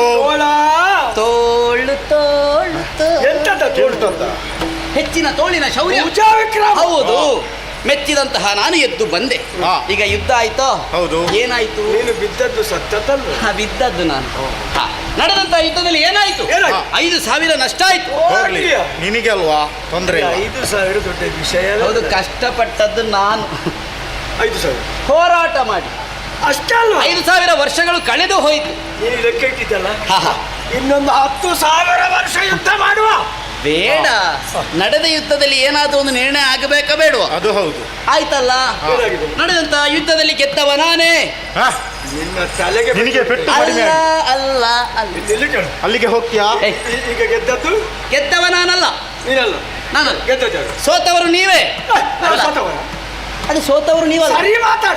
ನಿಮಗೆ ಇಷ್ಟು ಸುಲಭವಾಗಿ ಹೇಳಿದ್ರೆ ಅರ್ಥ ಎಷ್ಟು ಸುಲಭ? ಗೆದ್ದವ ನಾನಲ್ಲ, ಸೋತವರು ನೀವಲ್ಲ, ಅರ್ಥ ಆಗಬೇಕಲ್ಲ. ಈಗ ಗೆದ್ದವರು ನೀನಲ್ಲ, ಸೋತವರು ನಾವಲ್ಲ. ನಿಮಗೆ ಸುಲಭವಾಗಿ ಹೇಳ್ತೇವೆ. ಹೇಗೆ? ಗೆದ್ದವರು ನೀವು, ಸೋತವ ನಾನು. ಬಪ್ಪ ಅಡಿತೇನೆ. ಯಾಕೆ? ಹಾಗೆ ಹೇಗೆ? ಹೇಗ? ನೋಡು ಎಲ್ಲಿ? ಇಲ್ಲಿ. ಗೆದ್ದದ್ದು ನಾವು, ಗೆದ್ದವರು ನೀವು. ಸರಿ, ಸೋತವ ಅದ್ಯಾಕೆ ನೀನು ಸೋತದ್ದು? ನಿನ್ನಲ್ಲಿ ಹೇಳಲಿಕ್ಕೆ ಹೇಳಿದ್ದ. ನೀನು ಹಾಗೆ ಹೇಳ್ಬೇಕಂತ ಹೇಳಬೇಕಾ? ಹೇಗೆ? ಒಮ್ಮೆ ತೋರಿಸು. ಮತ್ತೆ ಹಾಗೆ ನೀನು ನಿದ್ರೆ ಮಾಡಿ. ಅಲ್ಲ, ಅದು ನನಗೆ ಗೊತ್ತಿಲ್ಲ, ನನಗೆ. ಗೆದ್ದವರು ನೀವು, ಹಾ ಸೋತವ. ಸರಿ, ಗೆದ್ದವರು ನೀವು, ಸೋತವರ. ಸೋತವರು ಹೇಗೆ ಮಾಡ್ತಾರೆ? ಸೋತವರು ನಗಬೇಕು. ಬೇಸರ ಆಗ್ಬೇಕು. ಇಲ್ಲ, ಸಂತೋಷದಿಂದ ಇರಬೇಕು. ಸೋತವರು ಯಾವತ್ತೂ ನಗಬೇಕು. ಮತ್ತೆ ಸೋಲೆ ಗೆಲುವಿನ ಸೋಪಾನ. ಏನು? ನಿನ್ನ ಸೋಪಾನ ಬೇಡ ಬೇಡ ಬೇಡ, ಅಭಿನಯ, ಭಾವ ಭಾವ. ನನ್ನ ಭಾವ ಬೇಕಲ್ವಾ? ನೋಡಿ ಸರಿಯಾಗಿ. ನಿನ್ನ ಭಾವ ನಮಗೆ ಬೇಡ. ಹಾಗೆ ನನ್ನ ಭಾವನೆ. ಗೆದ್ದವರು ನೀವು, ಸೋತವ ನಾನು. ಅದೀಗ ಸರಿ ಆಯ್ತು. ಸೋತಂತಹ ನಾನು. ಎಲ್ಲ ಸರಿ ಆಗಲಿಲ್ಲ. ಸರಿ ಸರಿ. ಸ್ವಲ್ಪ ಸೋತಂತಹ ನಾನು ಗೆದ್ದಂತಹ ನಿಮಗೆ ಏನಾದ್ರೂ ಕೊಡಬೇಕು ಅಂತ ತೀರ್ಮಾನ ಮಾಡಿದ್ದೇನೆ. ಏನು ಬೇಕು, ಎಷ್ಟು ಬೇಕು, ಎಲ್ಲಿ ಬೇಕು ಕೇಳಿ. ಎಂತದ್ದ? ಇಲ್ಲಿ ಸೋತದ್ದು ಯಾರು? ನಾನು. ಗೆದ್ದದ್ದು ನೀವು. ಗೆದ್ದ ನಮಗೆ ಸೋತ ನೀನು ಕೊಡುವುದಾ? ಹೌದು. ನಮ್ಮಲ್ಲಿ ಆಕ್ರಮ ಅಲ್ಲ, ಗೆದ್ದವರಿಗೆ ಮತ್ತೆ ಮತ್ತೆ ಪುರಸ್ಕಾರ ಆದ್ರೆ ಅವ್ರು ಮೇಲೆ ಮೇಲೆ ಮೇಲೆ ಮೇಲೆ ಮೇಲೆ ಹೋಗ್ತಾರೆ. ಏನು? ಈ ಸೋತವರಿಗೆ ಪುರಸ್ಕಾರ ಕೊಟ್ಟರೆ ಅವ್ರನ್ನ ಮೇಲೆ ತರುವ ಯೋಜನೆ ನಮ್ಮದು. ನೀನು ಕೇಳು, ನಾವು ಕೊಡ್ತೇವೆ. ನೀವು ಕೊಡ್ತೀರಾ? ಆದ್ರೆ ವಿಶ್ವಾಸ ಬೇಕಲ್ಲ. ಅದು ಯಾರಲ್ಲಿ ಇರುವುದು? ಯಾರಲ್ಲಿ ಅಲ್ಲ, ನಮ್ಮಲ್ಲಿ ನಂಬಿಕೆ. ನಿನ್ನಲ್ಲಿರುವ ಕೊರತೆಗೆ ನಾವೇನು ಮಾಡಿ? ಅದು ನನ್ನಲ್ಲಿ ಕೊರತೆ ಅಲ್ಲ, ನಿಮ್ಮ ಶ್ರೇಷ್ಠತೆ ಏನು ಅಂತ ನೋಡ್ಬೇಕಲ್ಲ. ಒಂದು ಕೆಲಸ ಮಾಡಿ, ನಾವು ನಿನ್ನ ಕೆಲಸ ಮಾಡ್ಲಿಕ್ಕೆ ಇರುವವರ ನೀನು ಮಾತಾಡುವ ಎಚ್ಚರಿಕೆ ನೀವು ಕೆಲಸ ಮಾಡಬೇಡಿ. ಅದು ಅಲ್ಲ ಇದು ಅಲ್ಲ ಅಂತ ಹೇಳಿದ್ರೆ ಮಾಡಿ ಅಂತ ನಮ್ಮನ್ನು ಸರಿ. ಈಗ ಒಂದು ವಿಷಯ ಹೇಳ್ತೇನೆ, ನೀವಿಬ್ಬರು ಕರ ತಟ್ಟಬೇಕು. ಈಗ ಕರ ಎಲ್ಲಿಂಟು? ನನ್ನಲ್ಲಿ ಉಂಟು. ನಿನ್ನ ಕರ ತಟ್ಟಲಿಕ್ಕೆ ನಾವ? ಹೌದು. ಈಗ ನಿನಗೆ ಆದ್ರೂ ಕರ ತಟ್ಟಿ ಅಭ್ಯಾಸ ಉಂಟು. ಅಲ್ಲ, ನಾನು ಕರ ತಟ್ಟುವವನೇ, ನೀನು ಅದರಲ್ಲಿ ಎರಡು ಮಾತೇ ಇಲ್ಲ. ನನಗೆ ಗೊತ್ತಿದ್ದ ಕಾರಣ ಹಾಗಲ್ಲ, ನೀನು ಇದನ್ನಲ್ವ ಕರ ಅಂತ ಹೇಳುದು. ಹೌದು. ಆದ್ರೆ ನಾವು ತಟ್ಟಲಿಕ್ಕೆ ಇರುವವರ. ಏನಾಗದೆ? ನಿನ್ನ ಅನುಭವ ನಮಗೆ ಉಂಟಾ? ಅಲ್ಲ, ನನ್ನ ಅನುಭವವನ್ನು ನಿಮಗೆ ಹೇಳಿಕೊಡ್ತೇನೆ. ಈಗ ಇಲ್ಲವೇ ಇಲ್ಲ ಕರ ತಟ್ಟಿ ಭಾಷೆ ಕೊಡುವ ಕ್ರಮ. ಹೌದಾ? ಒಂದು ಕೆಲಸ ಮಾಡಿ, ನನ್ನ ಕರದ ಮೇಲೆ ನಿಮ್ಮ ಕರವನ್ನಿಸಿ ಭಾಷೆ ಕೊಡಿ. ನೀನು ಕೇಳಿದ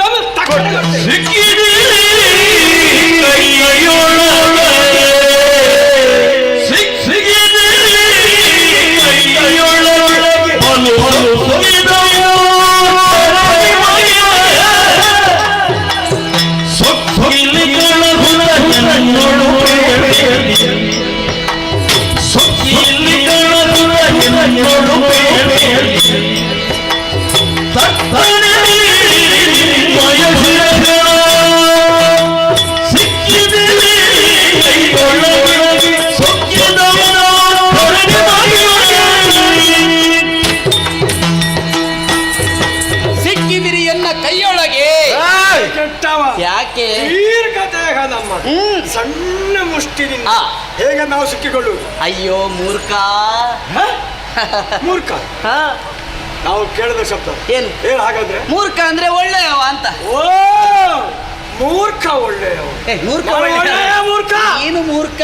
ಅದು ಮೂರ್ಖ ಒಳ್ಳೆಯವ. ಮೂರ್ಖ ಒಳ್ಳೆಯವ ಬೇಡ, ನೀನು ಮೂರ್ಖ. ಈಗ ನಾನು ಮೂರ್ಖ ಅಲ್ಲ. ಮೂರ್ಖ ಅರ್ಥ ಒಳ್ಳೆಯವ. ಹಾ. ನಾನು ಒಳ್ಳೆಯ ಮೂರ್ಖ. ಈಗ ಏನು? ನೀನು ಕೊಡುವುದಾದ್ರೆ ಇಬ್ಬರಿಗೆ ಕೊಡ್ಬೇಕು. ಹೌದಾ? ಒಬ್ಬೊಬ್ಬರಿಗೆ ಕೊಡಬಾರ್ದು. ಈಗ ಅವನ ಅಣ್ಣ ನಾನು, ಅವ ಮೂರ್ಖ ಆದ್ರೆ ನಾನು ನಿನ್ನನ್ನು ಬಿಡ್ತೇನಾ? ನೀನು ಶತಮೂರ್ಖ ಅಂದ್ರೆ 100 ಪಟ್ಟು ಒಳ್ಳೆಯವ. ನಾನು ಅವನಿಗಿಂತ 100 ಪಟ್ಟು ಒಳ್ಳೆಯವನೇ. ಹೌದೌದು. ಓ ಮೂರ್ಖ ತಮ್ಮನೇ, ಮೂರ್ಖ ಅಣ್ಣನೇ. ನಾವು ಎಷ್ಟು ಒಳ್ಳೆಯವರು ನಮಗೆ ಗೊತ್ತಿಲ್ಲ. ಈಗ ಅವ ಹೇಳ್ಬೇಕಾಯ್ತು ನಮ್ಮೊಂದು. ಅಯ್ಯೋ, ನಾನು ಹೇಳಿದ್ದು ಹಾಗಲ್ಲ. ನನ್ನ ಮಾತಿನಲ್ಲಿ ನೀವು ಸಿಕ್ಕಿದ್ದೀರಿ ಅಂತ ಭಾಷೆ ಕೊಟ್ಟಿದ್ದೀರಾ. ನನಗೆ ಬೇಕಾದದ್ದು ಬೇರೇನೂ ಅಲ್ಲ, ನಿಮ್ಮಿಬ್ಬರ ತಲೆ. ಅಯ್ಯೋ ಅಯ್ಯೋ ಅಯ್ಯೋ ಅಯ್ಯೋ.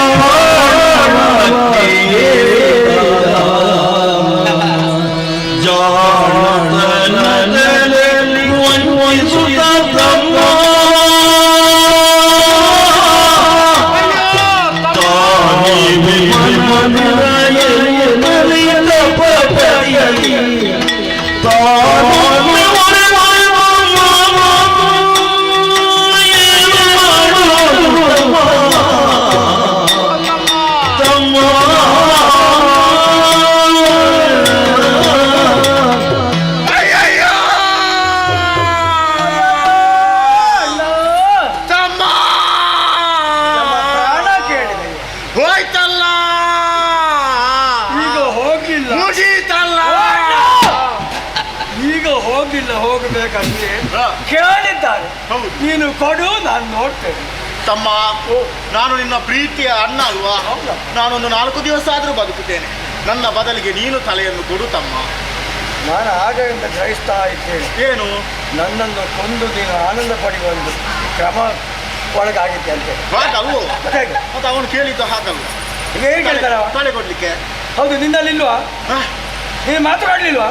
ಈಗ ಇಬ್ಬರು ಕೊಡ್ಬೇಕಾ? ಎರಡು ಬೇಕು. ಎಂತದ್ದು ಅಣ್ಣ? ಈಗ ನಾವು ಮಾತಾಡಿ ಪ್ರಯೋಜನ ಇಲ್ಲ. ನಾವು ಮಾತು ಕೊಟ್ಟು ಆಗಿದೆ. ಇಲ್ಲಿ ಬಾ. ಮಾತಿನಲ್ಲೇ ಸಿಲುಕಿಸಿದರಲ್ಲ. ಮುಂದೆ ಹಿಂದೆ ಆ ಕಡೆ ಈ ಕಡೆ ಎಲ್ಲ ಕಡೆ ಜಲರಾಶಿಯ ಮಧ್ಯೆ ನಾವಿದ್ದೇವೆ. ಹೌದು, ಅವನನ್ನು ಮಾತಿನಲ್ಲಿ ಸಿಕ್ಕಿಸಬೇಕು. ಕೊಡಿ ಕೊಡಿ ಕೊಡ್ತೇವೆ. ಮತ್ತೇನು ಸಮಸ್ಯೆ? ಒಂದು ಮಾತು ನಮ್ಮ ನಡೆಸಿ. ಏನು? ಒಂದು ಬಿದ್ದು ನೀರು ನಮ್ಮ ದೇಹವನ್ನು ಸೊಗದಂತ ನಮ್ಮಿರುವರ ಪ್ರಾಣವನ್ನು ತೆಗೆ. ಇವರಿಗೆ ನಾನು ಯಾರು ಎನ್ನುವ ಸತ್ಯ ಅರಿವಾಗಬೇಕು. ಅದಕ್ಕಾಗಿ ಇವರ ಕಣ್ಣ ಮುಂದೆ ವಿಶ್ವ ವಿರಾಟ್ ಸ್ವರೂಪದಲ್ಲಿ ಕಾಣಿಸಿಕೊಳ್ಳುತ್ತೇನೆ.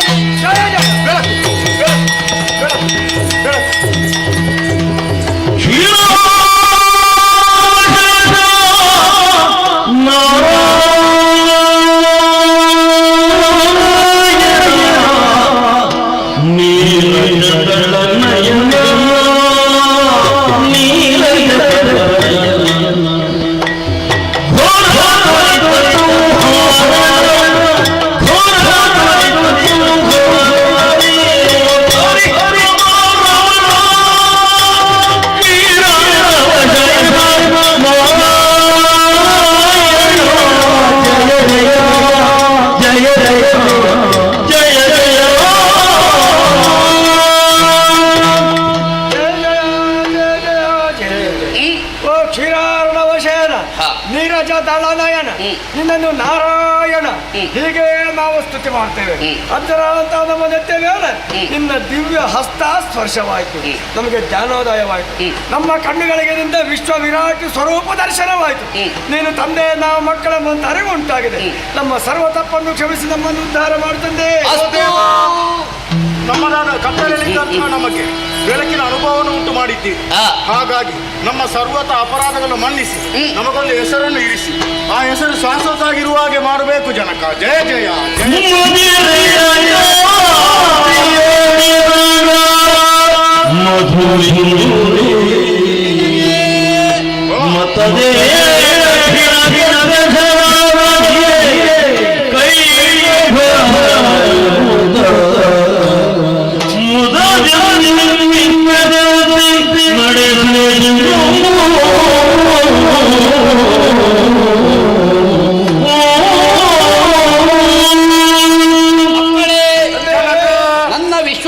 ಸ್ವರೂಪವನ್ನು ಕಂಡಾಗ ನಿಮ್ಮಲ್ಲಿದ್ದಂತಹ ಅಜ್ಞಾನ ದೂರವಾಯಿತು. ನಾನು ಯಾರು ಎನ್ನುವ ಸತ್ಯವನ್ನು ಅರಿತಿದ್ದೀರಾ. ನನ್ನ ಕರ್ಣ ಕಿಲ್ಮಿಷದಿಂದ ಹುಟ್ಟಿಕೊಂಡವರು ನೀವು. ನಿಮಗೆ ತಂದೆಯೂ ನಾನೇ, ತಾಯಿಯೂ ನಾನೇ. ಆ ಕಾರಣದಿಂದ ಹೆಸರನ್ನ ಇಡಬೇಕಾದದ್ದು ನನ್ನ ಕರ್ತವ್ಯ. ಮಧುವಿನ ಕಾಂತಿ ಮೃದುವಾದ ದೇಹವುಳ್ಳ ನೀನೇ ಮಧು. ಧನ್ಯನಾದೆ. ಕಠಿಣವಾದ ತನುವುಳ್ಳ ಕರ್ಕಶವಾದ ಧ್ವನಿಯುಳ್ಳ ನೀನೇ ಕೈಟಭ. ಮಕ್ಕಳೇ, ದೇವನ ಮಕ್ಕಳಾದ್ರೂ ಕೂಡ ಯಾಕೆ ಈ ರೀತಿ ದುಷ್ಟತನ ನಿಮ್ಮಲ್ಲಿ ಬಂತು ಎನ್ನುವ ಹಾಗೆ ಪ್ರಶ್ನೆ ಇರಬಹುದು. ಅದಕ್ಕೂ ಕಾರಣ ಇದೆ. ಹುಟ್ಟಿದಾಕ್ಷಣ ನನ್ನಿಂದ ದೂರವಾದಿರ. ಯಾವುದೇ ಮಕ್ಕಳಿಗಾದ್ರೂ ಎಳವೆಯಲ್ಲೇ ಸಂಸ್ಕಾರ ಎನ್ನುವುದು ಸಿಗದೇ ಇದ್ರೆ ಅವರು ಭಯವನ್ನು ಸೃಷ್ಟಿಸುವ ಭಯೋತ್ಪಾದಕರಾಗಿ ಕಾಣಿಸಿಕೊಳ್ತಾರೆ ಎನ್ನುವುದು ಸತ್ಯ. ಹಾಗಿದ್ರೆ ಭಯೋತ್ಪಾದಕರಾಗುವುದು ಸಂಸ್ಕಾರಹೀನರು ಎನ್ನುವುದು ಮತ್ತೊಂದು ಸತ್ಯ. ತಪ್ಪಿನ ಅರಿವಾಗಿ ಪದದ್ವಯಗಳಲ್ಲಿ ಸ್ತುತಿಸುತ್ತಾ ಇದ್ದೀರಾ. ಭಕ್ತಿಗೆ ಮೆಚ್ಚಿದ್ದೇನೆ. ಮನದಾಸೆಯನ್ನು ಕೇಳಿಕೊಂಡ್ರೆ ಅನುಗ್ರಹಿಸುತ್ತೇನೆ. ಈ ದೇಹ ಅಳಿಯುತ್ತದೆ, ಹೆಸರು ಉಳಿಯುತ್ತದೆ. ನಿನ್ನ ಹೆಸರ ಜೊತೆಯಲ್ಲಿ ನಮ್ಮ ಹೆಸರು ಶಾಶ್ವತವಾಗಿ ಮಾಡಬೇಕು. ಮಕ್ಕಳೇ, ನಿಮ್ಮ ಶಿರವನ್ನು ಕತ್ತರಿಸಿದ ಬಳಿಕ ಮಧುಸೂದನ ಕೈಠಬಾರಿ ಎನ್ನುವ ಹಾಗೆ ನಾನು ಕಾಣಿಸಿಕೊಳ್ತೇನೆ. ಅಷ್ಟೇ ಅಲ್ಲ, ನಿಮ್ಮ ಮೇಧಸ್ಸನ್ನು ಜಲದಿಗೆ ಸೇರಿಸಿ ಭೂಮಿ ನಿರ್ಮಾಣವನ್ನು ಮಾಡಿ ಅದಕ್ಕೆ ಮೇದಿನಿ ಎನ್ನುವ ಹಾಗೆ ಹೆಸರನ್ನಿರಿಸಿ ನಿಮ್ಮ ಹೆಸರು ಶಾಶ್ವತವಾಗಿ ಉಳಿಯುವಂತೆ ನಾನು ಅನುಗ್ರಹಿಸುತ್ತೇನೆ. ಕೊಟ್ಟ ಮಾತಿನಂತೆ ಒಂದು ಬಿಂದು ನೀರು ನಿಮ್ಮ ಮೈಗೆ ಸೋಕದ ತರದಲ್ಲಿ ಶಿರವನ್ನು ಕತ್ತರಿಸುವುದಕ್ಕೆ ನನ್ನ ಜಂಗೆಯನ್ನು ವಿಶಾಲವಾಗಿ ಬೆಳೆಸಿದ್ದೇನೆ. ಶಿರವನ್ನು ಇಡೀ ಕತ್ತರಿಸಿದ್ದೇನೆ. ಜಯ ಜಯ ಜಯ ಜಯ.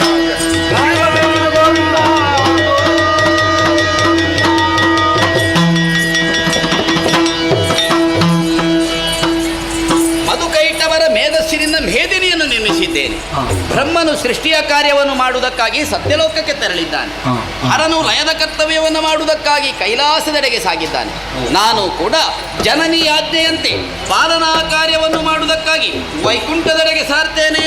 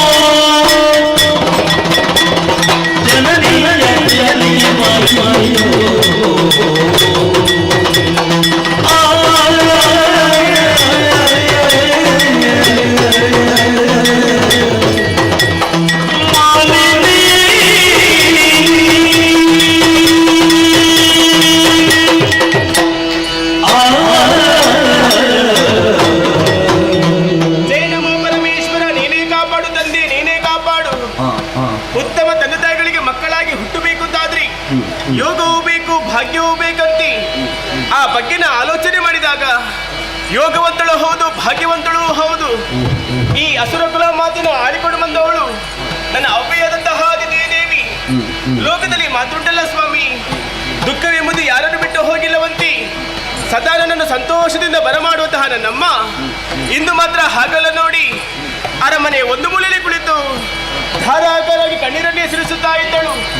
ಹೋಗಿ ದುಃಖದ ವಿಚಾರವನ್ನೇ ಕೇಳಿದಿ, ಕರುಳನ್ನೇ ಕತ್ತರಿಸುವಂತ ಆಳವಾದ ಕಥೆಯನ್ನೇ ಹೇಳಿದಳು. ಈ ಹಿಂದಕ್ಕಾದ್ರೂ ಅದೆಷ್ಟು ಮಂದಿ ಗಂಡು ಮಕ್ಕಳಿದ್ದರಂತೆ. ಅವರೆಲ್ಲರೂ ಸುರಲೋಕನ ವಶಪಡಿಸಿಕೊಳ್ಳುವ ಉದ್ದೇಶದಿಂದಾಗಿ ನೇರವಾಗಿ ಅಮರಾವತಿಗೆ ಮುತ್ತಿಗೆಯನ್ನು ಹಾಕಿದ್ರು. ಏನು ಮಾಡೋಣ ಹೇಳಿ?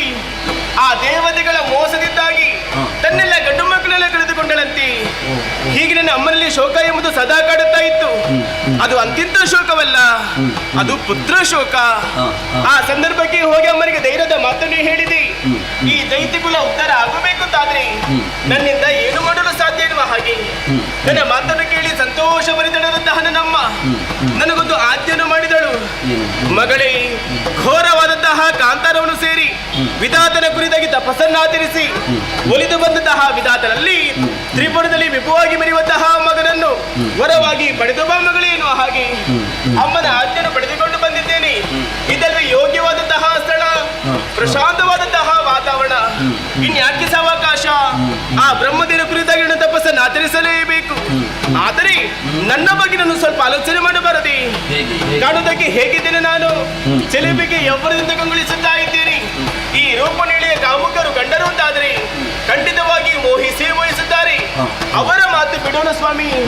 ಇನ್ನೊಂದು ಪಕ್ಷ ಉಂಟಲ್ಲ, ಸುರರೆಮ್ಮ ಹಾಗೆಗಳಾಗಿ ಹರು ನಿಜ ಬರಿತರೆ ತಪಕ್ಕಿಂತ ಭಂಗವನ್ನು ತಂದೆಯೇ ತರುತ್ತಾರೆ. ಹಾಗಾದ್ರೆ ನಾ ಹೇಗೆ ತಪಸ್ಸನ್ನು ಆಚರಿಸಲಿ? ಹೀಗೆಂದು ಆಲೋಚನೆ ಮಾಡಿದ್ದೇ ತಕ್ಷಣ ಚಿತ್ತ ಬಿದ್ದಿಗೆ ಹೊಳಿತಲೊಂದು ಪಾಯ. ಓಯ್, ಅದೇನದು? ಮಹಿಷಿಗಳ ಹಿಂಡು, ಇದೇ ಸರಿಯಾದಂತಹ ರೂಪ. ಈಗಿಂದೀಗಲೇ ಮಹಿಷಿ ರೂಪವನ್ನಾಂತು ಆ ಬ್ರಹ್ಮದೇವರ ಕುರಿತಾಗಿ ತಪಸ್ಸನ್ನು ಆಚರಿಸುತ್ತೇನಂತೆ.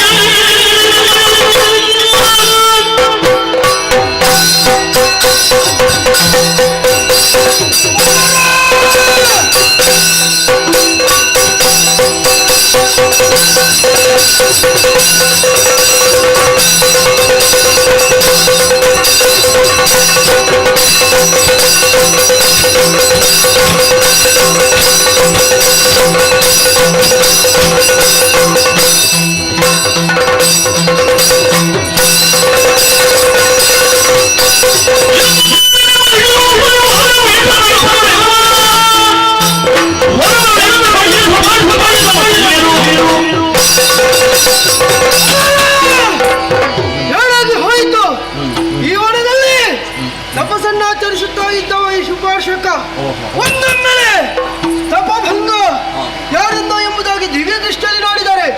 ಅರಿತೆ ವಿದ್ಯೆಯ ಮಗನಾದ ಮಾಲಿನಿ ದುರಧೀರನಾಗಿರುವ ಮಗನನ್ನು ಪಡೆಯಲು ವಿದ್ಯೆಯ ಕುರಿತು ತಪಸ್ಸನ್ನಾಚರಿಸುತ್ತಾ ಇದ್ದಾಳೆ. ಇದು ಯಾರಿಗೆ ಅಪಮಾನ?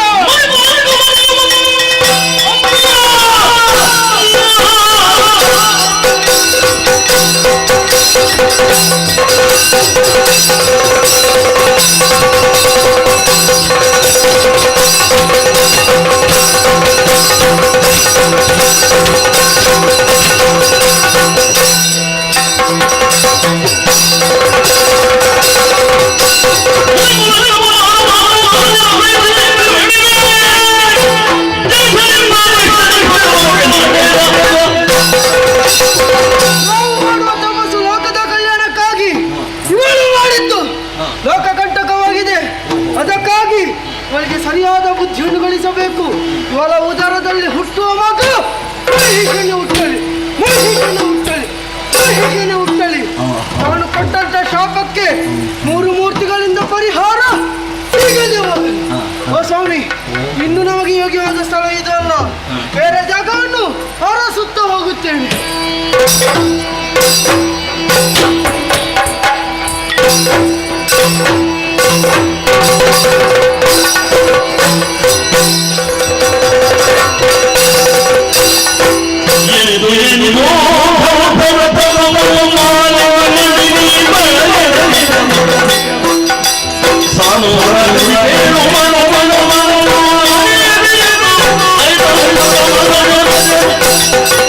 ಮಗನೇ ಮಾಲಿನಿ, ದಟ್ಟವಾದಂತಹ ಕಾಡನ್ನು ಸೇರಿಕೊಂಡು ಘನಘೋರವಾದ ತಪಸ್ಸನ್ನು ಮಾಡುತ್ತಾ ಇದ್ದೆ.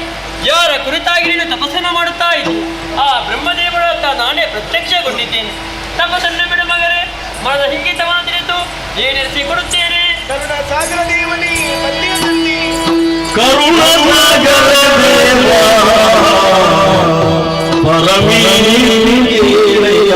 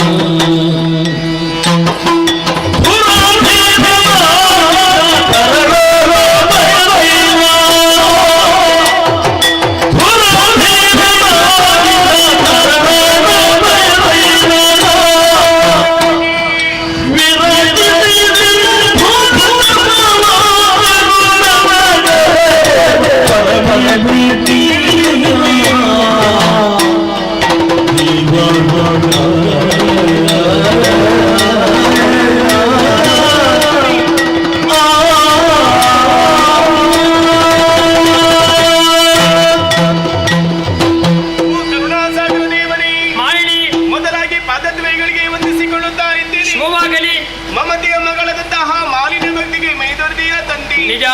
ಬತ್ತಿ ಹೋದ ಕೆರೆ ಬಾವಿಗಳ ತುಂಬಿಸಲು ಮಳೆ ಬಂದ ಹಾಗೆ, ಸತ್ಯ. ಕತ್ತಲನ್ನು ದೂರೀಕರಿಸಲು ಮನೆ ದೀಪ ಇದ್ದ ಹಾಗೆ, ನಿಜ. ನನ್ನ ಭಕ್ತಿಗೆ ಮೈದೊರೆದಿದ್ದ ನಿನ್ನಲ್ಲಿ ನನ್ನ ಬೇಡಿಕೆಯನ್ನು ಕೇಳಲೇ ದೇವ. ಏನಮ್ಮ? ಇನ್ನು ಮುಂದಕ್ಕೆ ಉತ್ತಮ ವರನನ್ನು ನೋಡಿ ನಮ್ಮ ದಾಂಪತ್ಯದಲ್ಲಿ ಹುಟ್ಟುವಂತಹ ಮಗ ದುರಧೀರನಾಗಿರಬೇಕು. ಅಂತಹ ವರವನ್ನು ಅನುಗ್ರಹಿಸಬೇಕು ತಂದೆ. ತತಸ್ತು ಮಗಳೇ. ಧನ್ಯಳಾದಿ. ಆದ್ರೆ ಉದರದಲ್ಲಿ ಹುಟ್ಟುವ ಮಗು ಕೋಣಾಗಿರುತ್ತಾನೆ. ಶಿವನೇ ಶಿವನೇ ಶಿವನೇ ತಂದೆ, ನಿನ್ನಲ್ಲಿ ಕೇಳಿದ ವರವನ್ನು ನನಗೆ ಶಾಪುಣಿದ್ದೆಲ್ಲ ತಂದೆ. ಇದಕ್ಕೆ ತನಗೆ ಸಾವನದಿಗೆ ಸಮದಲ್ವೇ ನೀನು? ಮರುಗಬೇಡ ಮಾಲಿನಿ.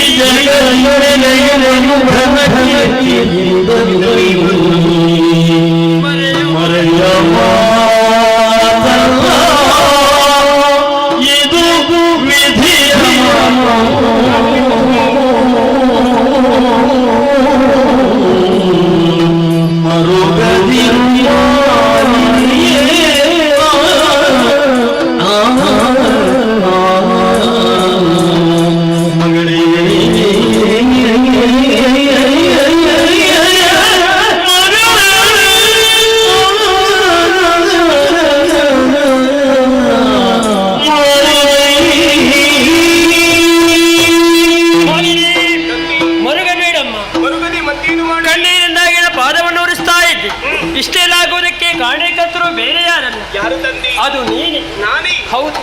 ದಟ್ಟವಾದ ಕಾಡನ್ನು ಸೇರಿಕೊಂಡಂತ ನೀನು ನನ್ನ ಕುರಿತಾಗಿ ತಪಸ್ಸನ್ನು ಮಾಡುವುದಕ್ಕೆ ಮುಂದಿರುವಂತ ನಿನಗೆ ಕಾಮುಕರ ಮೇಲೆ ಭೀತಿಕೊಂಡು ತನ್ನ ಅತ್ತ ರೂಪವನ್ನು ಮರೆಗೊಳಿಸಿ ಮಹಿಷಿ ರೂಪವನ್ನಾದ ತಪಸ್ಸನ್ನು ಕೈಗೊಂಡು ಸತ್ಯ ತಂದೆ. ಈ ಕಾಡಲ್ಲಿ ಭಾರ್ಗವ ಶಿಷ್ಯನಾದಂತ ಸುಪಾರ್ಶಕ ಕೂಡ ತಪಸ್ಸನ್ನು ಮಾಡುತ್ತಾ ಇದ್ದ. ನಿನ್ನ ತಪಸ್ಸಿನಿಂದಾಗಿ ಅವನ ತಪಸ್ಸಿಗೆ ವಿಘ್ನ ಬಂತು. ಮುಡಿದು ಶಾಪವನ್ನೇ ಕೊಟ್ಟು ಬಿಟ್ಟಿದ್ದಾನೆ. ನಿನ್ನ ಉದರದಲ್ಲಿ ಹುಟ್ಟುವ ಮಗು ಅಮಾಯಕನಾಗಿರುತ್ತಾನೆಂದು ತಂದೆ ಆ. ಶಾಪ ಕೊಟ್ಟದ್ದು ಕೇವಲ ಮುನಿಪೋತಮ್ನಲ್ವಿ? ಹೌದು. 3 ಮೂರ್ತಿಗಳಲ್ಲಿ ನೀವು ಓರ್ವರಾಗಿದ್ದೀರಾ. ಈ ಶಾಪಕ್ಕೆ ಬರೀ ಮಾಡ್ತೀನಿ ನಿಮ್ಮಲ್ಲಿದೆ ಸ್ವಾಮಿ. ಪರಿಮಾರ್ಜನೆ ಮಾಡಬಹುದಿತ್ತು ಮಗನೇ. ಮತ್ತೊಂದು ವಚನವನ್ನೇ ನುಡಿದು ಬಿಟ್ಟಿದ್ದಾನೆ. ಏನದು? ನಾನು ಕೊಟ್ಟಿರುವಂತಹ ಶಾಪವು 3 ಮೂರ್ತಿಗಳನ್ನು ಪರಿಮಾರ್ಜನೆ ಆಗದೆ ಹೋಗಲಿ. ಮತ್ತೆ ನಾನೇನು ಮಾಡೋದಕ್ಕೆ ಸಾಧ್ಯ ಉಂಟಮ್ಮ? ನನ್ನ ಗತಿಯೇನು ಹಾಗಾದರೆ? ದುಃಖಿಸಬೇಡ, ಕಣ್ಣೇನ ಸುರಿಸಬೇಡ. ಹುಟ್ಟ ಮಗು ಕೋಣಾಗಿದ್ರು ಕೂಡ ಚಾರಣಾಗಿರುತ್ತಾನೆ, ವೀರನಾಗಿ ಧೀರನಾಗಿ ಶೂರನಾಗಿ ಬೆರೆಯುತ್ತಾನೆ. 3 ಲೋಕದಲ್ಲಿ ವಿಜಯದ ಪದಕೆಯನ್ನು ಇರುತ್ತಾನೆ. ನನಗೆ ಶುಭವಾಗಲಿ. ಈ ಸಂತೋಷದ ವಿಚಾರನು ಹೋಗಿ ಅಮ್ಮನಿಗೆ ತಿಳಿಸಬೇಕು.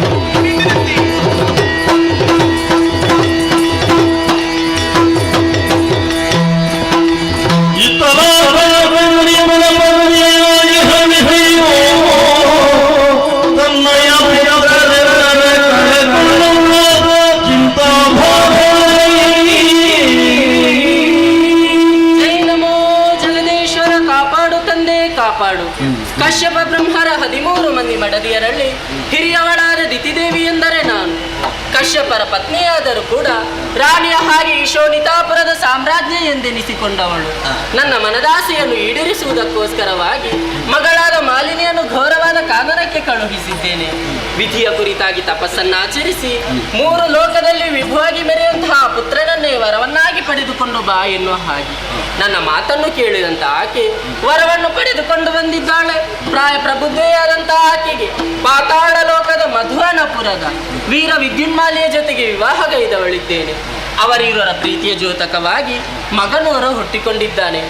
ಆಟದಲ್ಲಿ ಪಾಠದಲ್ಲಿ ತೊಡಗಿರುವಂತಹ ಅವನನ್ನು ಕಾಣುವಾಗ ಮನಸ್ಸಿಗೆ ಸಂತೋಷ ಸ್ವಾಮಿ. ಆದರೆ ಏನು ಮಾಡೋಣ ಹೇಳಿ, ಇದೇ ಸಂತೋಷದಿಂದ ಮುಂದುವರಿಯೋ ಹಾಗಿಲ್ಲವಲ್ಲ. ನ್ಯಾಯವಾಗಿ ಸಿಗಬೇಕಿತ್ತು ಸ್ವರ್ಗಲೋಕದ ಅಧಿಕಾರ, ಮೋಸದಿಂದ ಸುಮನಸರ ಪಾಲಾಗಿ ಹೋಯಿತು. ಮಗಳನ್ನು ಮದುವೆ ಮಾಡಿದ ಬಳಿಕ ಒಬ್ಬಂಟಿತನವನ್ನು ಕೂಡ ಅನುಭವಿಸುತ್ತಾ ಇದ್ದೇನೆ. ಹಾಗಿದ್ದರೆ ನನ್ನ ಕನಸು ಕನಸಾಗಿ ಉಳಿಯಿತಲ್ಲ. ನನ್ನ ಕಷ್ಟವನ್ನು ಹೇಳಿಕೊಳ್ಳುವುದಕ್ಕೆ ಯಾರಿದ್ದಾರೆ ಶಿವನೇ, ಯಾರಿದ್ದಾರೆ?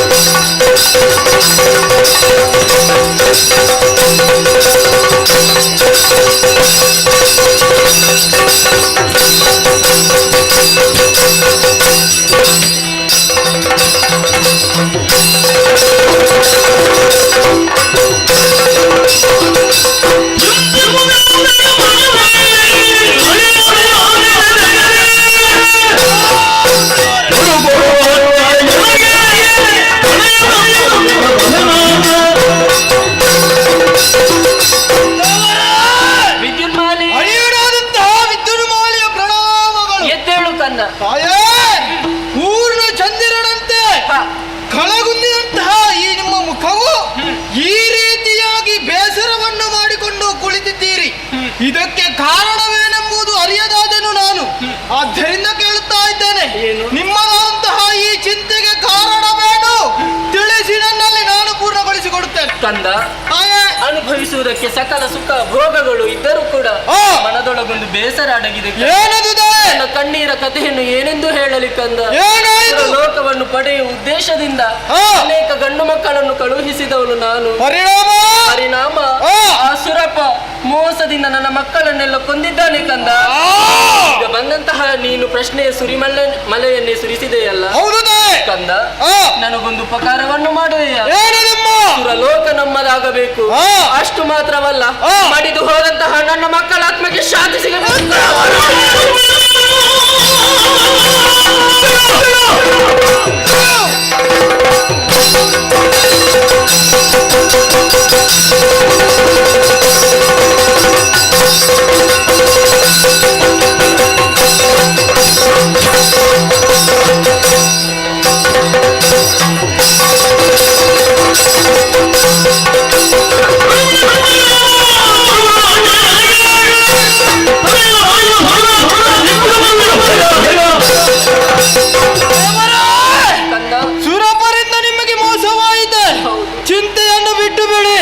ಹೊರಡುತ್ತೇನೆ ದೇವಲೋಕಕ್ಕೆ.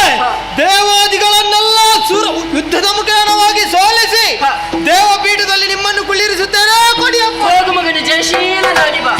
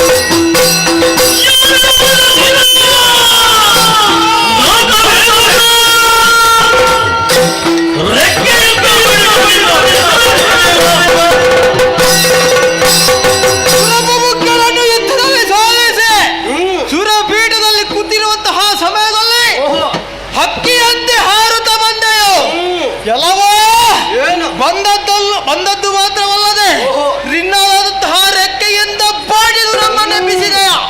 ಎಲ್ಲವೋ ಯಾರು ನೀನು, ಎಲ್ಲಿಂದ ಬಂದಿದೆಯೋ, ಏನು ನಿನ್ನ ಹೆಸರು ಹೇಳು.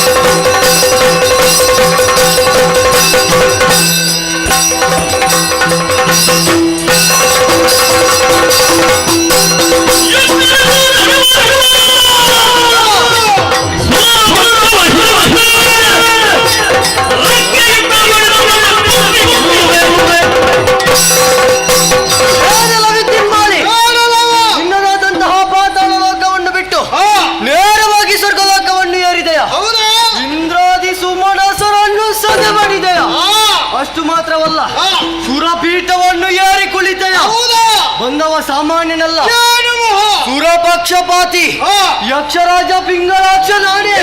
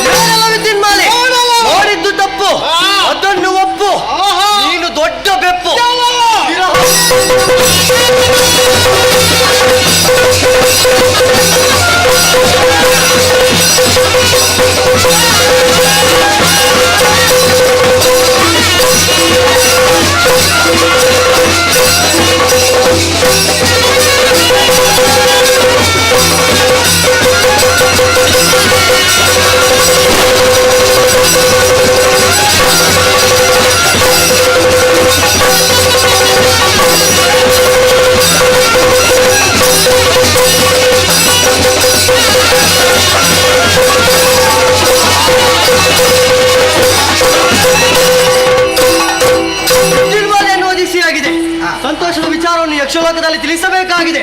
ತಡ ಮಾಡುವುದಲ್ಲ, ಆದಷ್ಟು ಬೇಗ ಯಕ್ಷಲೋಕವನ್ನು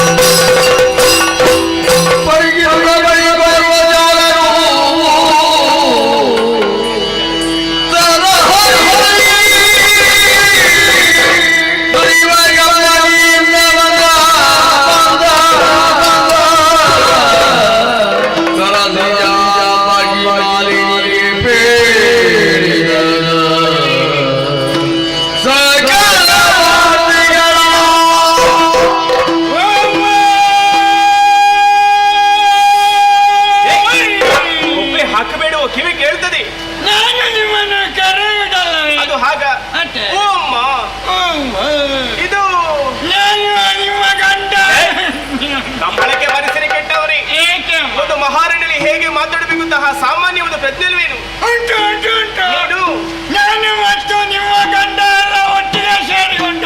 ಒಟ್ಟಿಗೆ ಸೇರಿಕೊಂಡು ಗುರುಪುರಕ್ಕೆ ಹೋದೆವು ನೋಡಿ. ಗುರುಪುರಕ್ಕೆ ಅತ್ತೆಯ ಮನೆಗ? ನನ್ನ ಮನೆ ಘಾಟಿಯ ಊಟದಲ್ಲಿರುವುದು. ಈ ಸಮುದ್ರದ ಬದಿಗೆ ಬರುವಾಗ ಸಂಜೆ ಆಗುತ್ತದೆ. ಅತ್ತೆ ಮನೆಗೆ ಹೋದ್ರೆ ಇಲ್ಲಿಗೆ ಬರುವುದು. ಅದು ಮಳೆಗಾಲದಲ್ಲಿ ಆಯ್ತು. ಇನ್ನು ಅತ್ತೆ ಮನೆ ಮತ್ತೆ ಎಲ್ಲಿಗೆ ಪುಣ್ಯಾತ್ಮ? ನಾವು ಮೇಲಿನ ಲೋಕ ಗುರುಪುರಕ್ಕೆ ಹೋದ. ಮೇಲಿನ ಲೋಕ ಅದು ಸುರಪುರ. ಅಲ್ಲಿಂದ ಇಲ್ಲಿಗೆ ಬಂದವ. ವಿಚಾರ ಏನಾಯ್ತು ಕೇಳ್ತೀರಮ್ಮ?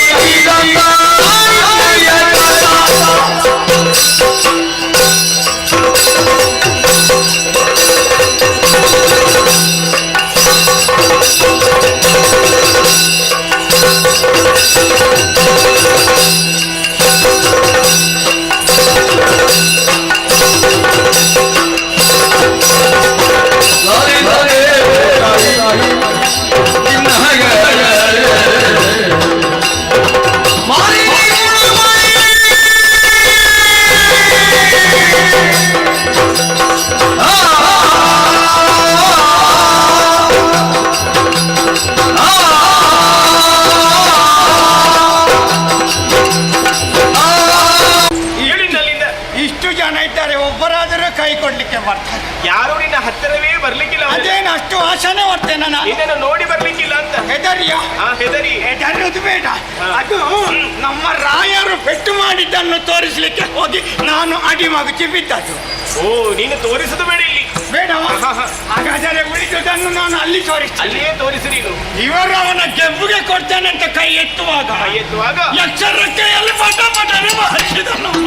ಆ ಯಕ್ಷ ನಮ್ಮವರಿಗೆ ಬಾರಿಸೇ ಬಿಟ್ಟ. ನಮ್ಮವರಿಗೆ ಏನಾಗಿಲ್ಲ ತಾನೆ? ಏನಾಗಲಿಲ್ಲ. ರೊಯ್ಯ 3 ಸುತ್ತ ತಿರುಗಿ ದಪ್ಪನೆ ಬಿಟ್ಟ. ಕೆಳಗೆ ಬಿದ್ರ ನೀನು ಹೋಗಿ ಎಬ್ಬಿಸಬೇಕಿತ್ತು. ಯಕ್ಷ ಹಾರಾಡ್ತಾನೆ. ಉದ್ದಲಂಗಕ್ಕೆ ಹೋಗಿ ಉದ್ದಲಂಗ ಅಲ್ವಾ ಅದು? ಯುದ್ಧರಂಗ ಎಂತ ಶಾವ ಹೋಗಿ ಇವರು ಹೇಳಿ. ನನಗೆ ಕೂಡಲ ಗುರುಗಳ ನೆನಪಾಯ್ತು. ನಿನ್ನ ಗುರುಗಳು ಯಾರು? ನಿನ್ನ ಗುರುಗಳು ಅಂಜಲಾಸುರರು.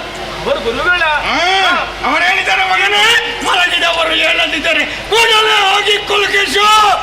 ಅದನ್ನು ಮೈಯನ್ನು ಹಿಡಿದು ಕುಲುಕಿಸಬೇಕು. ಒಳ್ಳೆ ವಿದ್ಯೆ ಇದು. ಯಾನೇನು ಮಾಡಿದ್ರು ಇವರು ಹೇಳಲಿಲ್ಲ. ಅದೇನು? ಎಲ್ಲಿಗೆ ಹೇಳೋದು ಇಷ್ಟು ಹೊರಗೆ ಬಿದ್ದು. ಯಾವುದು? ನಾಲಿಗೆ ಹೊರಗೆ ಹಾಕಿ. ಬೇರೆ ಏನಾಗಲಿಲ್ಲ. ಬೇರೆ ಆಗಿಲ್ಲ ತಾನೆ? ಒಂದಿಷ್ಟು ರಕ್ತಕಾರಿ ನಮ್ಮ ರಾಯರು ಸತ್ವೇ ಹೋಗಿದ್ದಾರೆ. ಶಿವನೇ ಶಿವನೇ ಶಿವನೇ.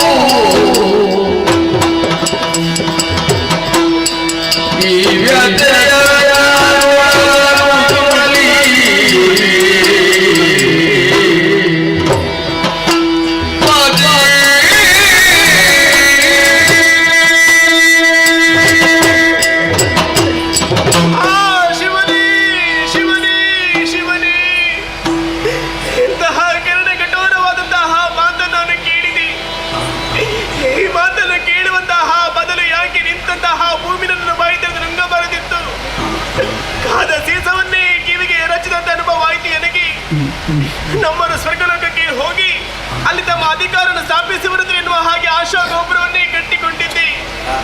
ಅದೆಲ್ಲವೂ ನುಚ್ಚುನೂರಾಗಿ ಹೋಯಿತು. ಪ್ರತಿಯೊಂದು ಹೆಣ್ಣು ಬಯಸುವುದೇನು? ನಾನು ಸಾಯುವಂತಹ ಕಾಲಕ್ಕೆ ಮುತ್ತೈದೆಯಾಗಿ ಸಾಯಬೇಕೆನ್ನುವ ಹಾಗೆ ಭಾಗ್ಯದ ನಾನು ವಂಚಿತಳಾದೆ. ನನಗೆ ಯಾಕೆನ್ನೇ ಈ ಜೀವನ? ಯಾಕೆನ್ನೇ ಈ ಬದುಕು? ಈ ಬದುಕು ಬೇಡ. ನಾನು ಸಾಯ್ತೇನೆ.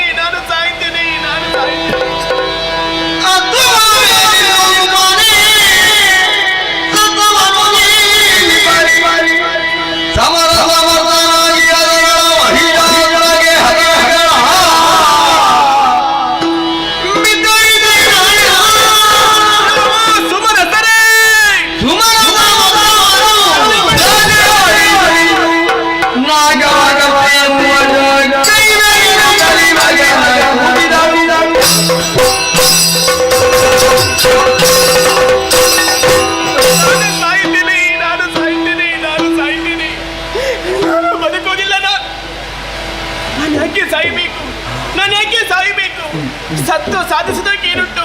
ಬದುಕಿ ಸಾಧಿಸುತ್ತೇನೆ. ಸತ್ತರಿಗೆ ಗತ್ತರೆ ಸತ್ತರ ಮತ್ತೆ ಹುಟ್ಟಿ ಬರೋದಕ್ಕೆ ಸಾಧ್ಯ ಉಂಟೆ?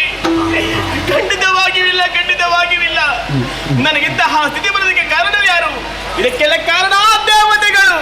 ಎಲ್ಲ ದೇವತೆಗಳೇ ನನ್ನ ಈ ಸ್ಥಿತಿಯನ್ನು ಅಪಹಾಸ್ಯ ಪಡಿ ನಗುತ್ತಾ ಇದ್ದೀರಾ. ಇದು ನಿಮ್ಮ ಕೊನೆಯ ನಗು.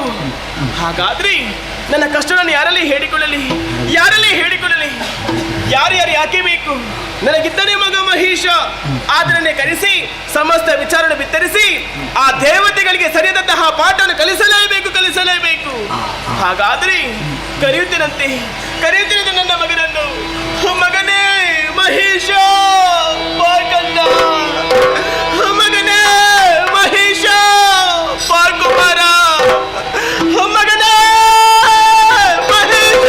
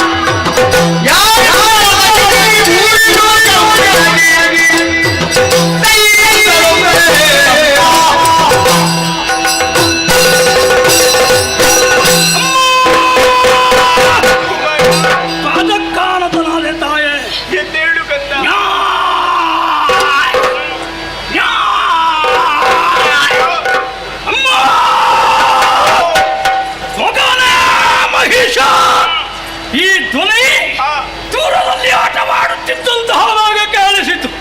ಒಡನೆಯ ನಿನ್ನೆಡೆಗೆ ಬಂದೆ. ಸುರಿಯುತ್ತಿರುವಂತಹ ಕಡು ನೀರು, ಬರಿದಾದಂತಹ ಹಣೆ, ಅನಾಥವಾಗಿ ಬಿದ್ದಿರುವಂತಹ ಚಿನ್ನಾಭರಣ, ಶೋಣಿತ ಪಟ್ಟಣದ ಮೇಲೆ ಸುರಮಾತೆಯ ಕಡು ನೀರು. ಯಾಕಾಗಿ ದುಃಖಿಸುತ್ತಿರುವ ತಾಯಿ? ಕಷ್ಟ ಬಂದ ಮಗನೇ.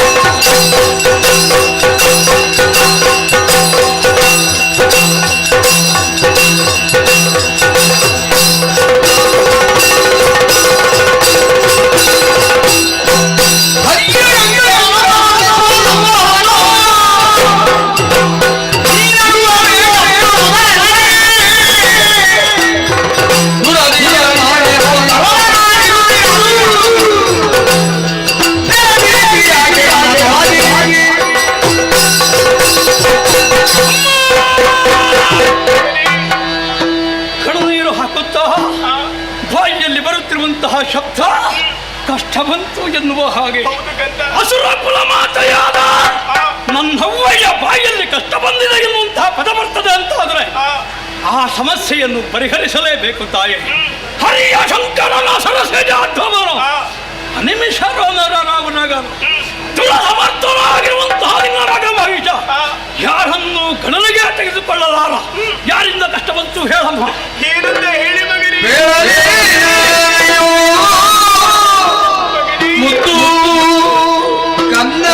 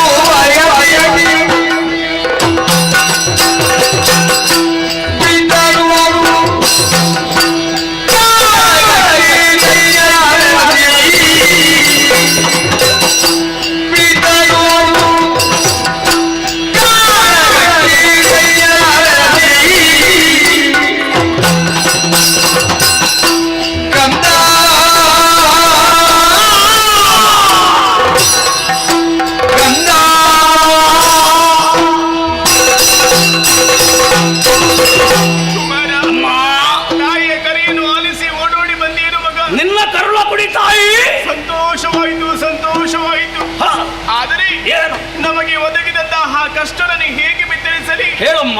ಇದು ನಿನಗೂ ತಿಳಿದಂತಹ ವಿಚಾರ. ಯಾವುದು? ಈ ಹಿಂದೆ ನಿನ್ನ ಅಯ್ಯನವರು ನಮ್ಮ ಸೇನೆನೆಲ್ಲ ಕೂಡಿಕೊಂಡು ಆ ಸ್ವರ್ಗಲೋಕಕ್ಕೆ ಹೋಗಿ ಸುರದಲ್ಲಿ ಸುರಪ ಮುಖ್ಯನೆಲ್ಲ ಸೋಲಿಸಿ ಸುರ ಗದ್ದಗನಿ ಏರಿಕೊಂಡರಂತೆ. ಇದಕ್ಕಾಗಲು ಬೇಕಾಗಿಲ್ವಲ್ಲ, ಹರ್ಷ ಪಡಬೇಕಮ್ಮ ಕಂದ. ಆ ಸಂತೋಷವೆಂಬುದು ನಮ್ಮ ಪಾಲಿಗೆ ಕೇವಲ ಕ್ಷಣಿಕವಾಯಿತು ಮಗನೇ. ಅಂದ್ರೆ ಅರ್ಥ ಏನು? ಸೋತಂತಹ ಸುಮನಸರು ಸುಮ್ಮನಿರ್ಲಿಲ್ಲ ಮಗನೇ. ಮೋಸದಿಂದ ನಿನ್ನ ತಂದೆಯನ್ನ ಕೊಲ್ಲಿಸಿದರು ಮಗನೇ.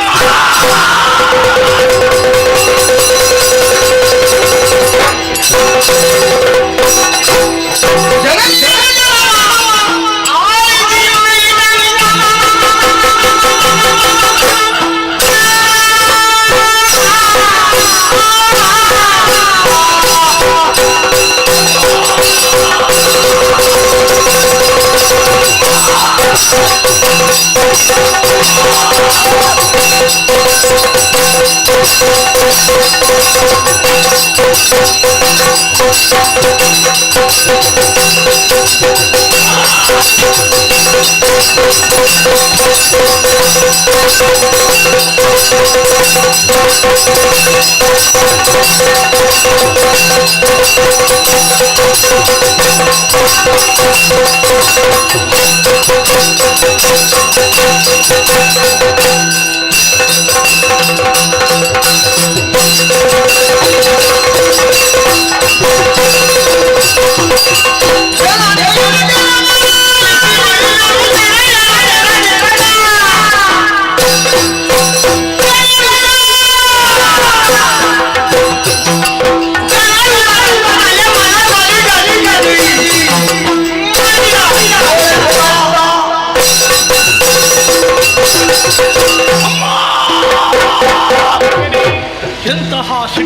ಆಘಾತದ ನುಡಿಗಳನ್ನಾಡಿದೆ. ಮೂರು ಲೋಕಾಧೀಶರಾಗಿ ಮೆರೆಯುತ್ತಿದ್ದಂತಹ ನನ್ನ ಅಳಿವೆ ಅಳಿವಾಯ್ತು ಮಗನೇ. ಇನ್ನು ಮುಂದೆ ನಾವು ಅನಾಥರೇ ನಮ್ಮ ನಾವು ಅನಾಥರು ಕಂದ. ನಮ್ಮ ಈ ದುಸ್ಥಿತಿಯನ್ನು ಕಂಡಂತಹ ದೇವತೆಗಳು ಕೈ ತಟ್ಟಿ ನಗಾಡದೆ ಉಳಿದ್ದಾರೆ. ಖಂಡಿತ ಪ್ರತೀಕಾರವನ್ನು ಮಾಡಿ ಸಿದ್ಧ. ಮಗನಿಗೊಂದು ಹತ್ಯೆ ನೀಡುತ್ತೆ ಹೌದಾದರೆ ನಾಕವನ್ನು ಸೇರ್ತೇನೆ. ಅನಿಮಿಷಾಕ್ಷರು ಸಮರದಲ್ಲಿ ಶುದ್ಧ ಪಡೆಯುತ್ತಾರೆ. ಕಲ್ಲು ಹೋದ ಅಧಿಕಾರವನ್ನು ಮರಳಿ ಪಡೆಯುತ್ತೇನೆ. ನಿನ್ನ ತಂದೆಯನ್ನು ಕೊಂದವ ಯಕ್ಷ ಮಗನೇ, ಯಕ್ಷ.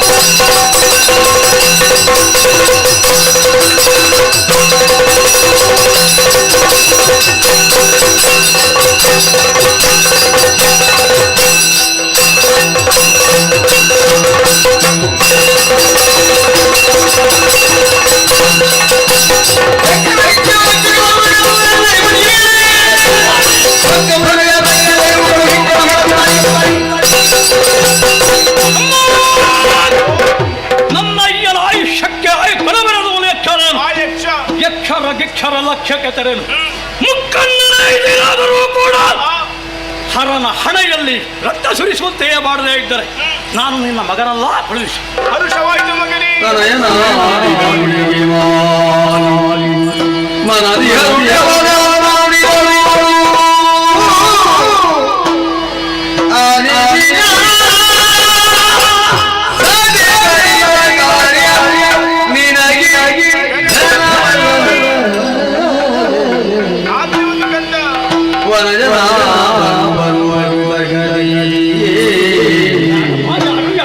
ವನಜನ ಬರು ಬರುವ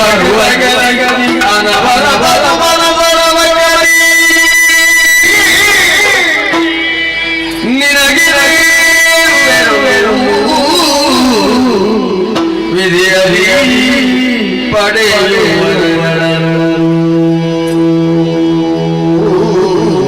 ಅಮ್ಮ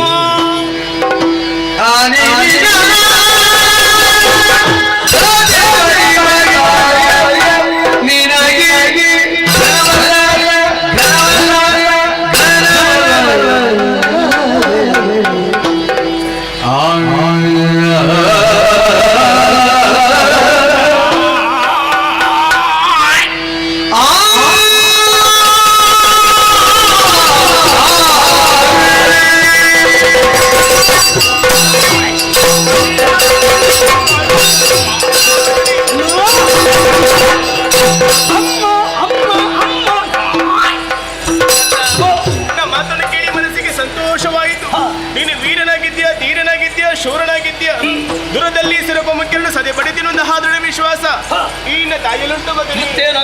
ಆದರೆ ಒಂದು ಸದಾ ಸುಮನಸರ ಪಕ್ಷ ವಹಿಸಿಕೊಂಡು ಬರುತ್ತಾನೆ ಆ ಕಪಟಿ ಹರಿ. ಅದಕ್ಕೆ ಆತ ಬಂದನು ಅಂತಾದರೆ ಆತನು ಜಯಿಸುವುದು ಕಷ್ಟ ಸಾಧ್ಯ ಮಗನೇ. ಕೇವಲ ದೇಹ ಬಲವಿದ್ದರೆ ಸಾಲದು, ನಮ್ಮಲ್ಲಿ ದೈವ ಬಲವೆಂಬುದು ಬೇಕು. ಅದನ್ನು ಸಂಪಾದಿಸಬೇಕು ಅಂತಾದರೆ ಅದಕ್ಕೊಂದು ಮಾರ್ಗ ಉಂಟು ಮಗನೇ. ನೇರವಾಗಿ ನೀನು ಗಾಂಧಾರಕ್ಕೆ ಹೋಗು. ಇಲ್ಲಿಗೆ ಮಗ ನೀನು ಹೇಳಿದ ಅಲ್ಲಿಗೆ ಅಲ್ಲಿ ಯಾಕೆ ಹೋಗಬೇಕು ಗೊತ್ತಿಲ್ಲ. ಆ ಬ್ರಹ್ಮದೇವರ ಕುರಿತಾಗಿ ತಪಸ್ಸನ್ನಾಚರಿಸಬೇಕು. ಒಲಿದು ಬಂದಂತಹ ವಿಧಾನದಲ್ಲಿ ಅಜೇಯನಾದಂತಹ ವರವನ್ನು ಸಂಪಾದಿಸಿಕೊಂಡು ಬರಬೇಕು. ಆ ಬಳಿಕ ನಾಕಲೋಕಕ್ಕೆ ಹೋಗಬೇಕು. ದೇವತೆಗಳಿಗೆ ಸರಿಯಾದಂತಹ ಪಾಠವನ್ನು ನೀನು ಕಲಿಸಬೇಕು ಕಂದ.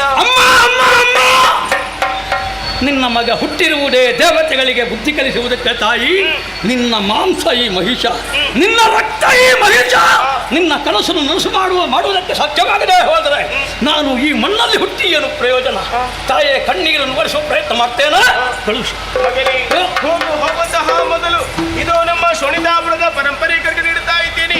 ಇನ್ನ ರಕ್ಷಣೆಗೆ ಬೇಕಾಗಿ ಸ್ವೀಕರಿಸುವ ಮಗನಿ. ಸರಿ, ಹೋಗಿ ಬಾ ಕಂದ. ಜಯ ಶ್ರೀನಾಗಿ ಬಾ. ದಾರಿ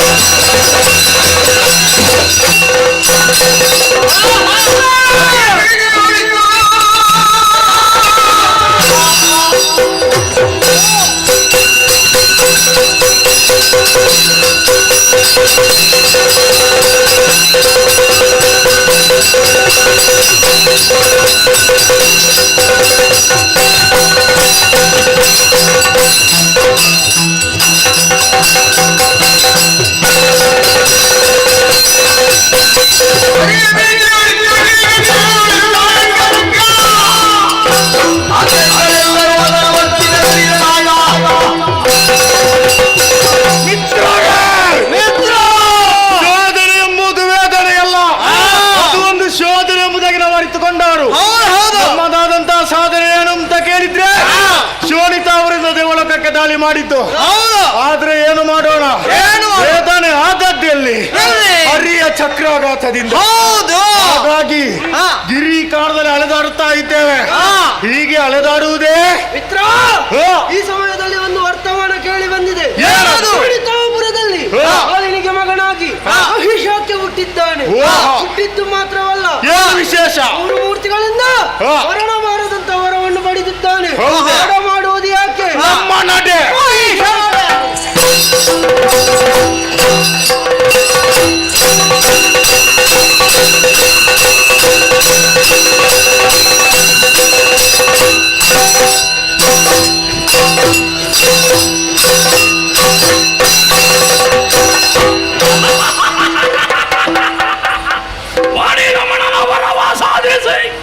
ಅರಮನೆಯನ್ನು ಸೇರುತ್ತಿದ್ದಂತೆಯೇ ಅಪರಿಮಿತವಾದಂತಹ ರಾಕ್ಷಸ ಸಮೂಹ ಇದಿರುಕೊಂಡು ಕರೆತಂದು ಶೊಣಿತ ಪಟ್ಟಣದ ಧಿಕ್ಕಾರಿಯನ್ನಾಗಿಸಿದೆ. ಅಭಿಷೇಕವು ನಡೆದಿದೆ. ದೇವತೆಗಳ ಮೇಲಿನ ಹಗೆಯನ್ನು ತೀರಿಸುವುದಕ್ಕಿದೆ ಸಮಯ. ಯಾರೋ ಕಾಯ್ತಾ ಇದ್ದಾರೆ ಒಳಗೆ.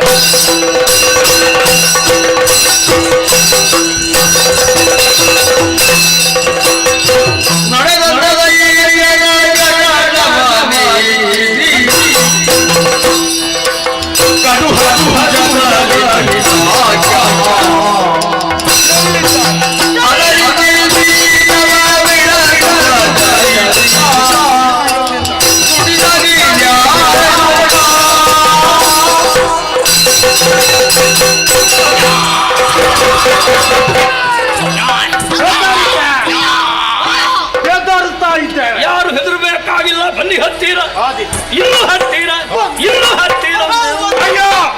ವಂದಿಸಿಕೊಳ್ಳುತ್ತಾ ಇದ್ದೇವೆ. ಎಲ್ಲರಿಗೂ ಶುಭವಾಗಲಿ ಎನ್ನುವ ಹಾಗೆ ಹಾರೈಸುತ್ತಿದ್ದೇನೆ. ಅಪರಿಚಿತರು ನೀವು, ಆಗಂತುಕರು. ಆಗಮಿಸುತ್ತಿದ್ದಂತೆಯೇ ನಾನೇ ಎತ್ತು ತಿರುಕೊಂಡಿದ್ದೇನೆ. ಉಚಿತಾಸನವನ್ನು ನೀಡಿದ್ದೇನೆ, ಅರರೆ ಚೋಟಿಗವೇ.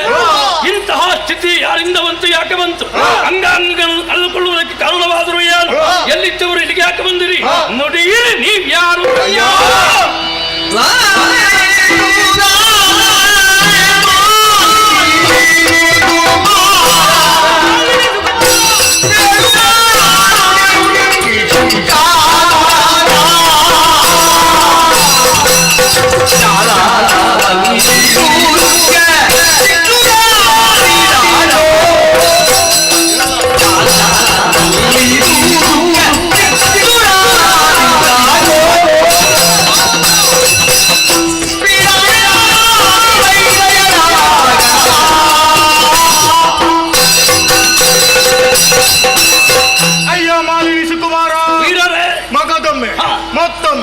ಪವಿತ್ರವಾದಂತಹ ಪಾದಪದ್ಮಗಳು ವಂದಿಸಿಕೊಳ್ಳುತ್ತಾರೆ. ಒಮ್ಮೆ ನಮಸ್ಕರಿಸಿದ್ರೆ ಸಾಧು ಅಂತ ಪ್ರಯೋಗಿಸಲ್ಪಡ್ತದೆ. ಹೌದು. 2 ಸಲ ಅಂತಾದ್ರೆ ಬೇಕು ಅಂತಿಲ್ಲ, ಆದ್ರೂ ಒಳ್ಳೆಯ ಮನಸ್ಸು ಅಂತ ತಿಳಿದುಕೊಳ್ಳಬಹುದು.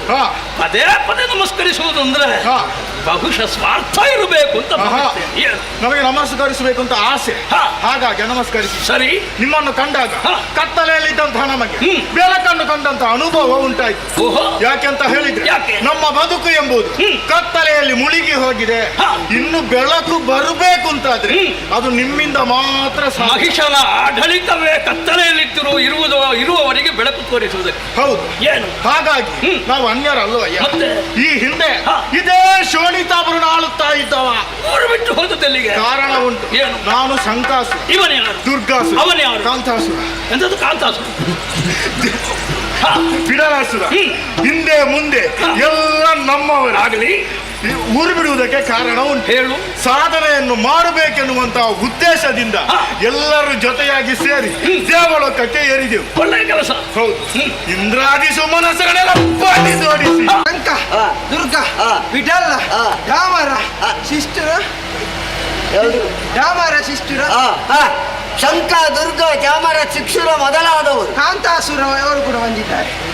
ಹೊಸ ಬಂತಿ. ಹಾಗೆ ಯಾಕೆ ಬಂದಿರಂತ ಕೇಳಿದೆ. ನಾವು ನ್ಯಾಯವಾಗಿ ಬಂದದ್ದಲ್ಲ, ಮತ್ತೆ ನಾಯಕನನ್ನು ಹೊಂದಿ ಬಂದಿದ್ದೇವೆ ಅಂತ ಹೇಳಿದ್ರು. ಯಾರಂತೆ ನಾಯಕ? ಯಾರು ಅಂತ ವಿಚಾರಿಸ್ತೀನಿ. ಅವು ಮೈಸಾಖಿ ಅಂತೆ ಸೋನಿತಾಪುರದಿಂದ ಬಂದಿದ್ದಾನೆ.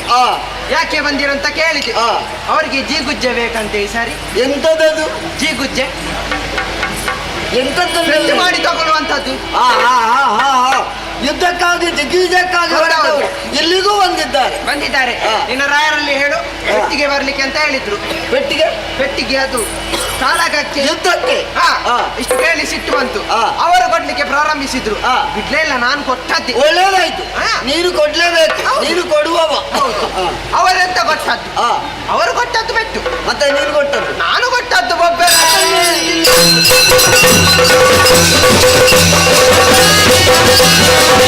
Thank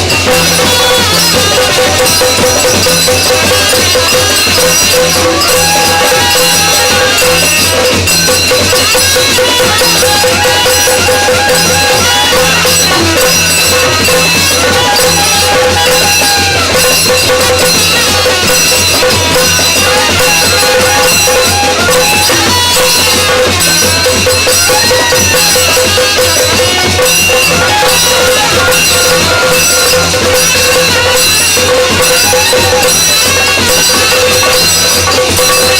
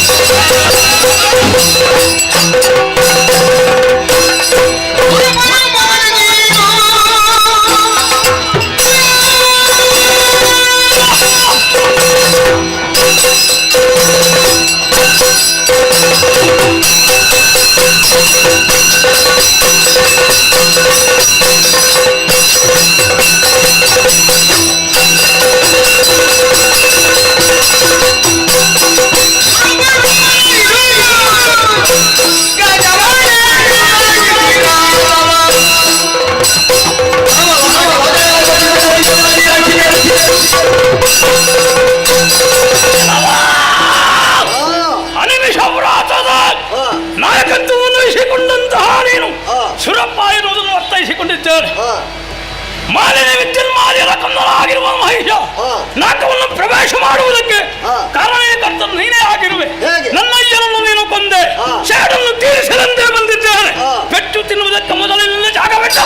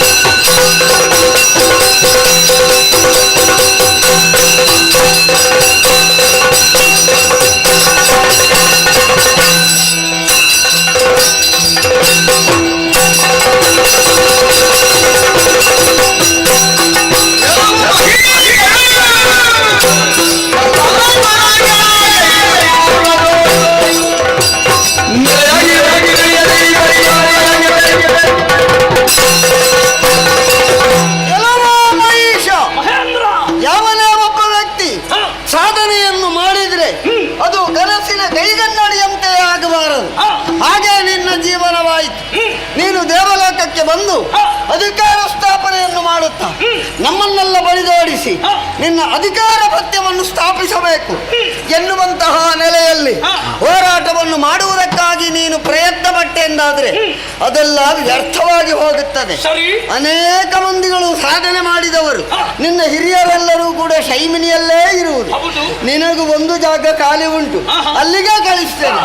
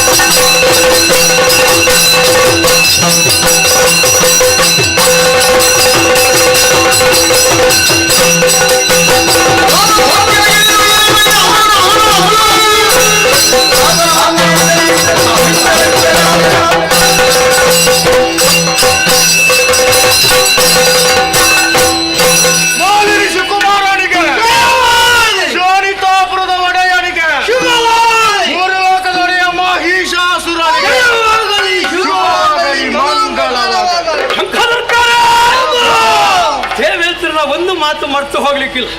ಶೈಮಿನಿಗೆ ಕಳುಹುತ್ತೇನ ಅಂತ ಹೇಳಿ, ಶೈಮಿನಿಯಲ್ಲಿ ಯಮನಿದ್ರೆ ಅಲ್ವಾ ನನ್ನ ನಟ್ಟುವುದು. ಶೈಮಿನಿ ಯಮನೊಂದಿಗೆ ಅವನು ಓಡಿ ಹೋಗಿದ್ದ. ಮೂರು ಲೋಕಾಧೀಶ ಮಹಿಷ, ಲೋಕತ್ರಯಗಳು ತುಳಿಯಬೇಕು. ಅದಕ್ಕಾಗಿ ಡಂಗುರ ಸಾರಬೇಕು. ಸೂರ್ಯ ಚಂದ್ರರಾದ್ರು ಅಜ್ಜೆಯ ವಿನಃ ಸಂಚರಿಸುವ ಹಾಗಿಲ್ಲ.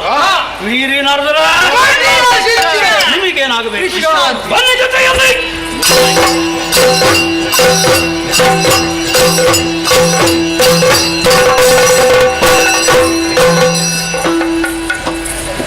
ಆತ್ಮೀಯ ಕಲಾಭಿಮಾನಿಗಳೇ, ಇಂದಿನ ಈ ಕಾರ್ಯಕ್ರಮವನ್ನು ನೆರವೇರಿಸಿಕೊಟ್ಟವರು ಶ್ರೀ ಗೋಪಾಲ ದೇವಾಡಿಗ, ಕುಲ್ಲಂಗಾಲ್ ಮನೆ, ಮಧ್ಯ 9ನೇ ಬ್ಲಾಕ್ ಇವರಿಗೆ ಕಟೀಲು ಮೇಳದ ವತಿಯಿಂದ ಅನಂತ ಧನ್ಯವಾದಗಳನ್ನು ಅರ್ಪಿಸ್ತೇನೆ. ಬರುವ ರಾತ್ರಿ ನಾವು ಕಾವೂರು ತೋಟಮನೆ ಎಂಬಲ್ಲಿ ಅತಿ ನೂತನ ಕಥಾಭಾಗವನ್ನು ಅಣಿಗೊಳಿಸಿದ್ದೇವೆ. ಅಲ್ಲದೆ ಶ್ರೀ ಕೊಡಮಣಿತಾಯಿ ಕ್ಷೇತ್ರ ಶಿಬರೂರು ಇಲ್ಲಿ ಏಪ್ರಿಲ್ 26ರಂದು ಬ್ರಹ್ಮಕಲಶ ಮತ್ತು ನಾಗಮಂಡಲ ಸೇವೆ ಜರುಗಲಿಕ್ಕಿದೆ. ಏಪ್ರಿಲ್ 22ರಿಂದ 30ರವರೆಗೆ ನಡೆಯುವ ಎಲ್ಲ ಕಾರ್ಯಕ್ರಮಗಳಿಗೆ ತಾವೆಲ್ಲರೂ ಆಗಮಿಸಬೇಕಾಗಿ ಆಡಳಿತ ಮಂಡಳಿ, ಬ್ರಹ್ಮಕಲಶೋತ್ಸವ, ಜೀರ್ಣೋದ್ಧಾರ ಸಮಿತಿಯವರು ವಿನಂತಿಸಿಕೊಂಡಿರ್ತಾರೆ. ಹೀಗೆ ಇನ್ನು ಮುಂದಿನ ಎಲ್ಲ ಕಾರ್ಯಕ್ರಮಗಳಿಗೆ ತಾವೆಲ್ಲರೂ ತಪ್ಪದೇ ಆಗಮಿಸಿ ಸರ್ವ ರೀತಿಯಿಂದ ಸಹಕರಿಸಿ ಶ್ರೀದೇವಿಯ ಕೃಪೆಗೆ ಪಾತ್ರರಾಗಬೇಕಾಗಿ ಕೇಳಿಕೊಳ್ಳುತ್ತಾ ಕಥಾಭಾಗವನ್ನು ಮುಂದುವರಿಸುವುದಕ್ಕೆ ಅನುಮತಿಯನ್ನು ಯಾಚಿಸ್ತೇನೆ. ಯಕ್ಷಗಾನ ಗೆಲ್ಲಿಗೆ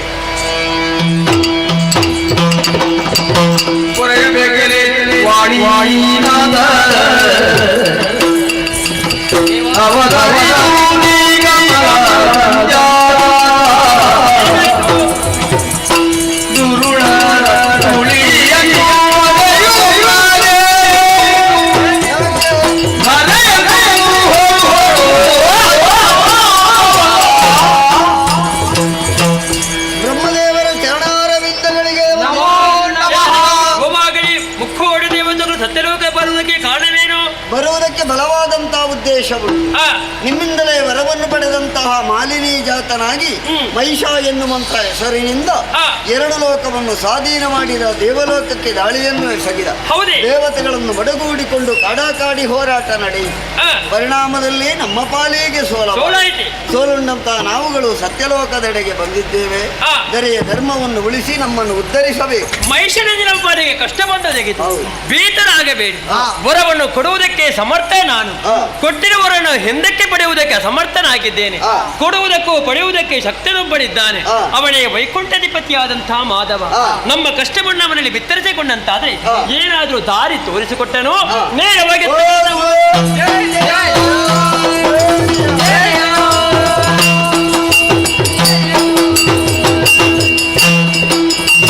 ಮರೆತು ಹಿರಾಪುರಿಯ ಬಳಿಯ ಗಾಳಿ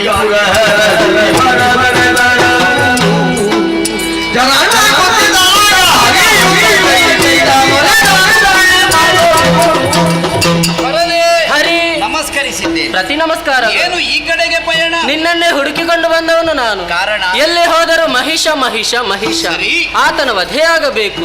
ಹೇಗೆ ಕೊಲ್ಲುವುದು? ಹೀಗೆ ಯೋಚಿಸುವುದಲ್ಲ, ಮತ್ತೆ ಚಂದ್ರಕಾಂತ ಶಿಲೆಯನ್ನೇರಿ ಕುಳಿತು ಯೋಚಿಸು. ಆಗಲಿ.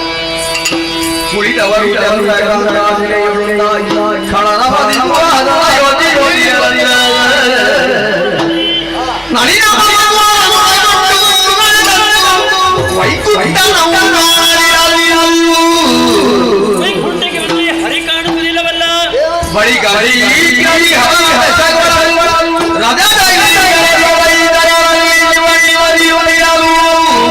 ಕೈಲಾಸಕ್ಕೆ ಬಂದರೆ ಹರಣು ಕಾಣಿಸುವುದಿಲ್ಲ. ಇವರು ಎಲ್ಲಿ ಹೋಗಿದ್ದಾರೆ?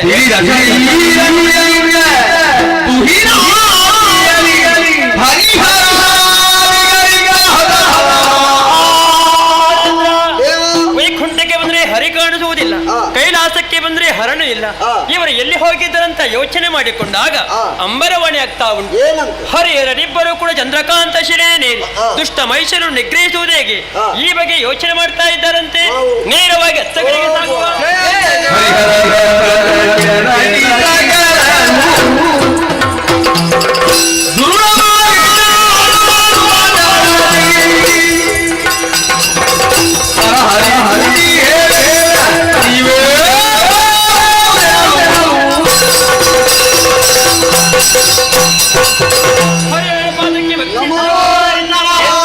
ಏನು ಈ ಕಡೆಗೆ ಮುಕ್ಕೋಟಿ ದೇವತೆಗಳನ್ನು ಕೂಡಿಕೊಂಡು ನೀವಿದ್ದನಿಗೆ ಬರುವುದಕ್ಕೆ ಬಲವಾದ ಕಾರಣವುಂಟು. ಏನದು? ನನ್ನಿಂದಲೇ ವರವನ್ನು ಸಂಪಾದನೆ ಮಾಡಿಕೊಂಡಂತ ಮಹಿಷದಾನವ ಮೂರು ಲೋಕದಲ್ಲಿ ಕೊಬ್ಬಿ ಹೊರೆಯುತ್ತಾ ಇದ್ದಾನೆ.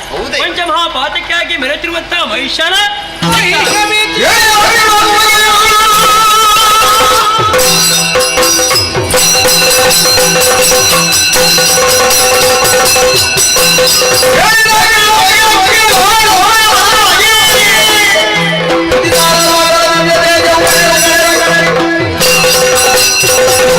ಲೋಕಗಂಟಕನಾಗಿ ಮೆರೆಯುತ್ತಿದ್ದಾನೆ.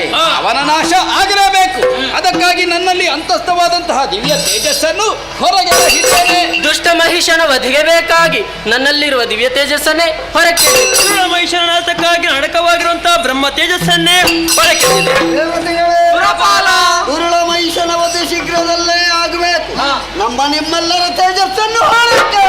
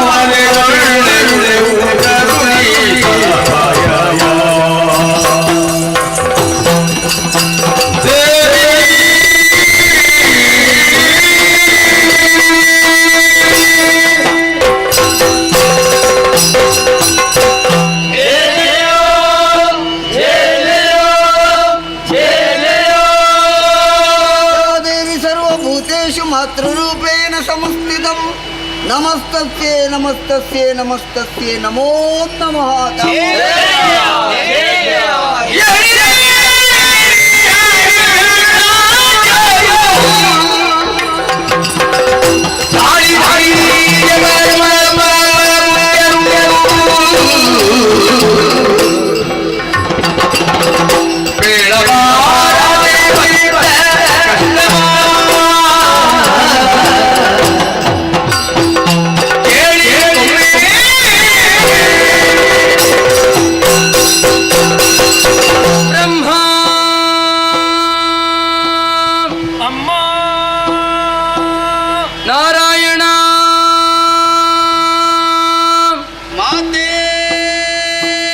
ಮಹೇಶ್ವರ ತಾಯೇ ಇಂದ್ರಾದಿ ಸುಮನಸರೇ ಜಗನ್ಮಾತೆ ಏಳಿರಿ ಎದ್ದೇಳಿರಿ ಧೈರ್ಯಸ್ಥರಾಗಿರಿ ನೀವೆಲ್ಲರೂ ಒಂದಾಗಿ ನಿಮ್ಮಲ್ಲಿ ಅಡಕವಾದಂತಹ ದಿವ್ಯ ತೇಜಸ್ಸನ್ನು ಹೊರಗಡೆಹಿದ್ದೀರಿ ಆ ಶಕ್ತಿ ಎಲ್ಲವೂ ನಭದಲ್ಲಿ ಒಂದಾಗಿ ನಾರೀ ರೂಪವನ್ನಂತೂ ಅಷ್ಟಭುಜೆಯಾಗಿ ನಿಮ್ಮೆಲ್ಲರ ಕಣ್ಣ ಮುಂದೆ ಪ್ರತ್ಯಕ್ಷಳಾದವಳಿದ್ದೇನೆ. ಭಾವಶುದ್ಧಿಯ ಭಕ್ತಿಯಿಂದಲೇ ತುಷ್ಟಮಾನಸಳಾಗಿದ್ದೇನೆ. ನಿಮ್ಮ ಮುಖಾವಲೋಕನವನ್ನು ಮಾಡಿದಾಗ ದುಃಖ ತಪ್ತರಾಗಿದ್ದೀರಿ. ನಿಶಾಕಮಲದಂತಿದೆ ಮಕ್ಕಳೇ, ಸಂಕಟ ಒದಗಿ ಬಂತೆ, ಯಾರಿಂದ ಏನು ಕಷ್ಟವಾಯಿತು ಸಕಲ ವಿಚಾರವನ್ನು ಹೇಳಿಕೊಳ್ಳಿರಿ, ಪರಿಹರಿಸಿಕೊಡುತ್ತೇನೆ. ಮಾತೆ ಲಾಲಿ ಲಾಲಿ ಧೂಳ ಮಹಿಷ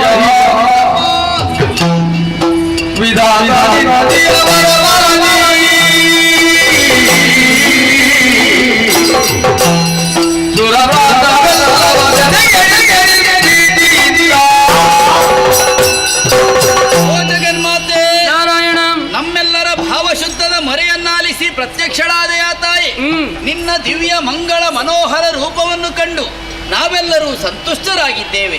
ಆದರೆ ಇದೇ ಸಂತೋಷದಿಂದ ಮುಂದುವರಿಯುವ ಹಾಗಿಲ್ಲ ತಾಯಿ. ಮಾಲಿನಿಯ ಸುತನಾದಂತಹ ಮಹಿಷ ಎನ್ನುವಂತಹ ದೈತ್ಯ ಬ್ರಹ್ಮದೇವನಿಂದ ಅಭೇದ್ಯವಾದಂತಹ ವರವನ್ನು ಪಡೆದು ನರ ನಾಗಲೋಕವನ್ನೆಲ್ಲ ಗೆದ್ದಾಡಿದ್ದಾನೆ. ದೇವಲೋಕವನ್ನಡರಿ ದೇವತೆಗಳನ್ನೆಲ್ಲ ಸ್ಥಾನಭ್ರಷ್ಟರನ್ನಾಗಿಸಿದ್ದಾನೆ. ಧರೆಯಲ್ಲಿ ಯಾಗ ಯಜ್ಞಾದಿಗಳು ನಡೆಯುತ್ತಾ ಇಲ್ಲ. ಗೋ ಬ್ರಾಹ್ಮಣರನ್ನು ಸ್ತ್ರೀಯರನ್ನು ದಂಡಿಸಿ ಅಧರ್ಮದ ಅಟ್ಟಹಾಸದಿಂದ ದುರುಳ ಮಹಿಷ ಮೆರೆಯುತ್ತಿದ್ದಾನೆ. ಸೂರ್ಯಚಂದ್ರನ ಸಂಚಾರಕ್ಕೆ ತಡೆಯನ್ನು ಒಡ್ಡಿ 3 ಲೋಕವನ್ನು ತನ್ನ ಅಂಕೆಯಲ್ಲಿರಿಸಿಕೊಂಡಂತಹ ಮಹಿಷ ನಿರ್ಭೀತನಾಗಿದ್ದಾನೆ. ನಾವೆಲ್ಲರೂ ಭೀತಿಗೊಂಡಿದ್ದೇವಮ್ಮ.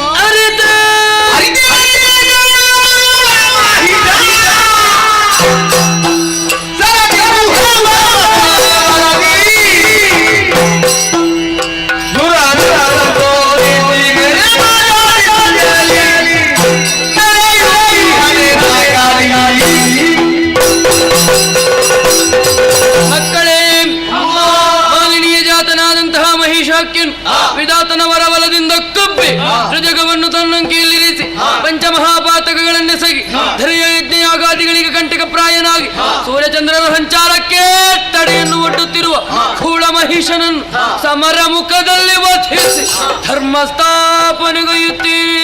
ಆತನೊಂದಿಗೆ ಶಂಕದುರ್ಗ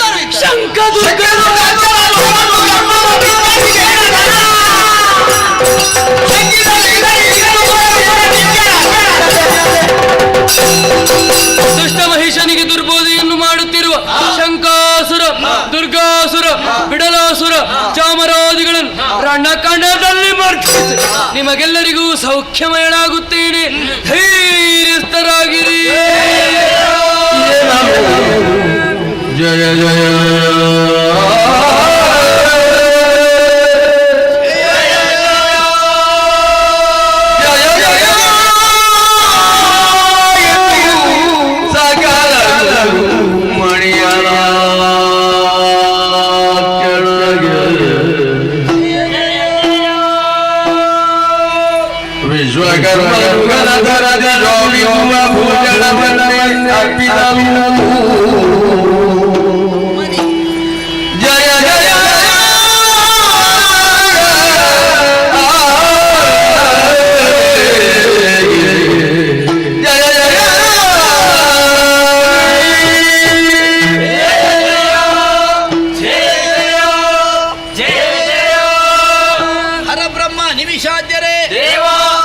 ಕಷ್ಟವನ್ನು ಅರಿತಂತಹ ಜಗನ್ಮಾತೆ ಖಳರನ್ನು ವಧಿಸಿಕೊಡ್ತೇನೆ ಎನ್ನುವ ಹಾಗೆ ಅಭಯವನ್ನಾಡಿದ್ದಾಳೆ. ದುಷ್ಟರ ವಧೆಗೆ ಹೊರಟು ನಿಂತಹ ಸರ್ವೇಶ್ವರಿಯು ನಿರಾಭರಣೆಯಾಗಿದ್ದಾಳೆ ಎನ್ನುವ ಕಾರಣಕ್ಕಾಗಿ ದೇವಶಿಲ್ಪಿ ವಿಶ್ವಕರ್ಮ ಘನತರದಿ ಶೋಭಿಪ ವಸನ ಭೂಷಣಾದಿಗಳನ್ನು ಭಕ್ತಿಯಿಂದ ತಂದೊಪ್ಪಿಸಿದ್ದಾನೆ. ದೇವನಾರಿಯರು ಜಗನ್ಮಾತೆಯನ್ನು ವಿದ್ಯುಕ್ತವಾಗಿ ಅಲಂಕರಿಸಿದವರಿದ್ದಾರೆ. ಸಂಕಲ್ಪ ಮಾತ್ರದಿಂದ ದುಷ್ಟರನ್ನು ತರಿಯಬಲ್ಲಂತಹ ಸರ್ವೇಶ್ವರಿಗೆ ಕೈಯಲ್ಲಿ ಆಯುಧದ ಅಗತ್ಯವಿಲ್ಲದಿದ್ದರೂ ನಮ್ಮೆಲ್ಲರ ಶಕ್ತ್ಯಾಯುಧಗಳು ಮಾತೆಯ ಕರಸ್ಪರ್ಶದಿಂದ ಮತ್ತಷ್ಟು ಪುನೀತವಾಗಲಿ ಎನ್ನುವ ಕಾರಣಕ್ಕಾಗಿ ಸನ್ನಿಧಾನಕ್ಕೆ ಅರ್ಪಿಸೋಣ.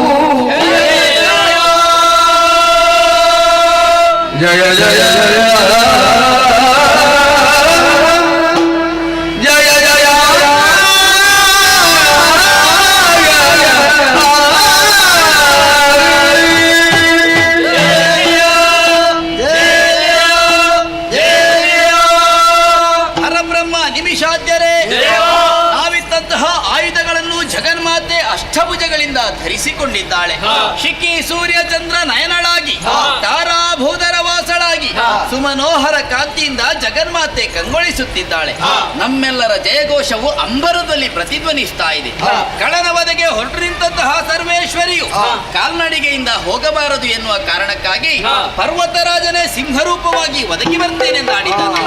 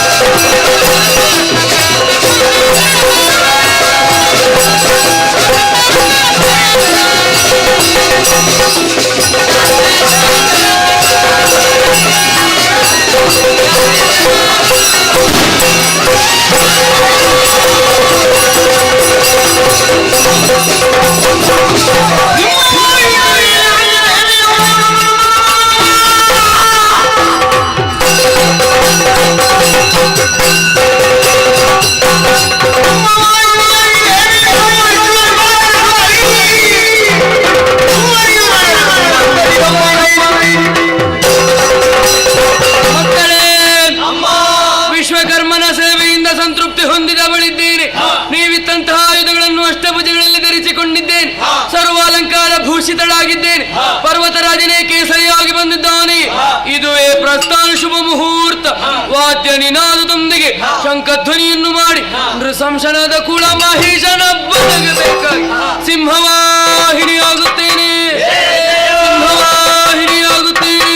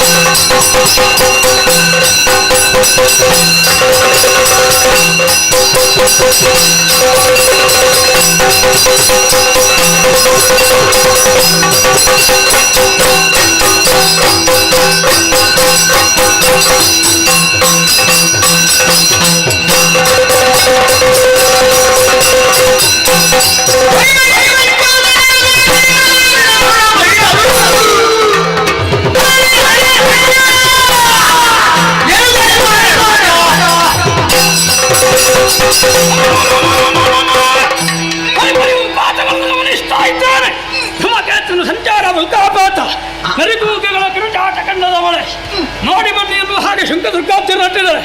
ಒಬ್ಬಳಾಟ ಹೆಣ್ಣು ಅವರನ್ನೆಲ್ಲ ತೆರೆಯುತ್ತಾ ಬರುತ್ತಿರುವಂತೆ ಬಂದಿರುವಂತಹ ನಾರಿಗೆ ಮದ್ದರಿಯಬೇಕು.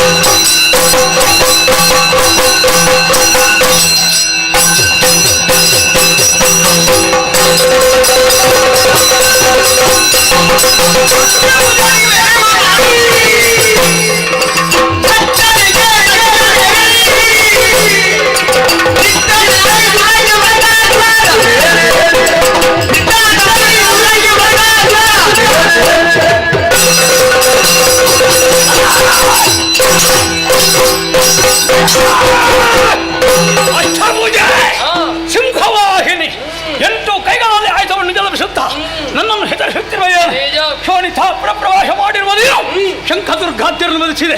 ನನ್ನ ವಿರುದ್ಧ ಸಮರ ಸಾರಿದೆ. ಯಾರು ನೀನು ಯಾಕೆ ಮುಂದೆ ನನಗೂ ನೆನಪು ಹಗತ ಯಾರು ಕೆಟ್ಟದನದಿ ಧುರಚರಿತ ಗುಟ್ಟೆಯನ್ನು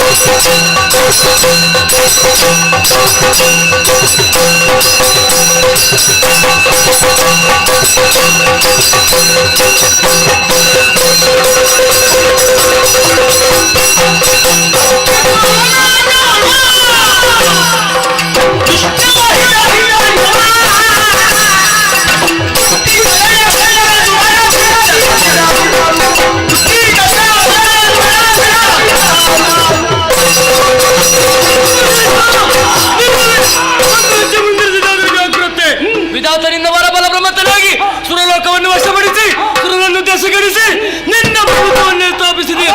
ಸುರರ ಮರೆಯನ್ನು ಆಲಿಸಿ ನಿನ್ನ ಶಿರವನ್ನು ಕಟ್ಟಿ ಸುರರ ಪೊರೆಯ ಬಂದ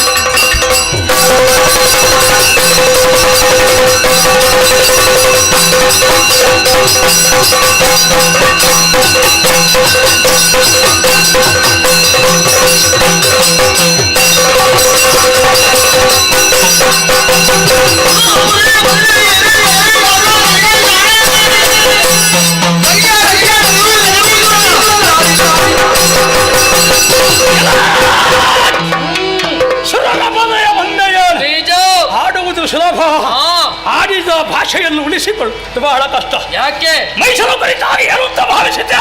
ಏನು? ಸರಿಯಾದ ನಮಗೆ 3 ಲೋಕದಲ್ಲಿ ಧ್ರುವ ವಿಷಯದಿ 3 ಲೋಕಗಳನ್ನು ಗಡಗಡಲೊಳಗಿಸಿದ ನನಗೆ ಹೆಣ್ಣಾದಂತಹ ನೀನು ಯಾವ ಲೆಕ್ಕ ಹೇಳು?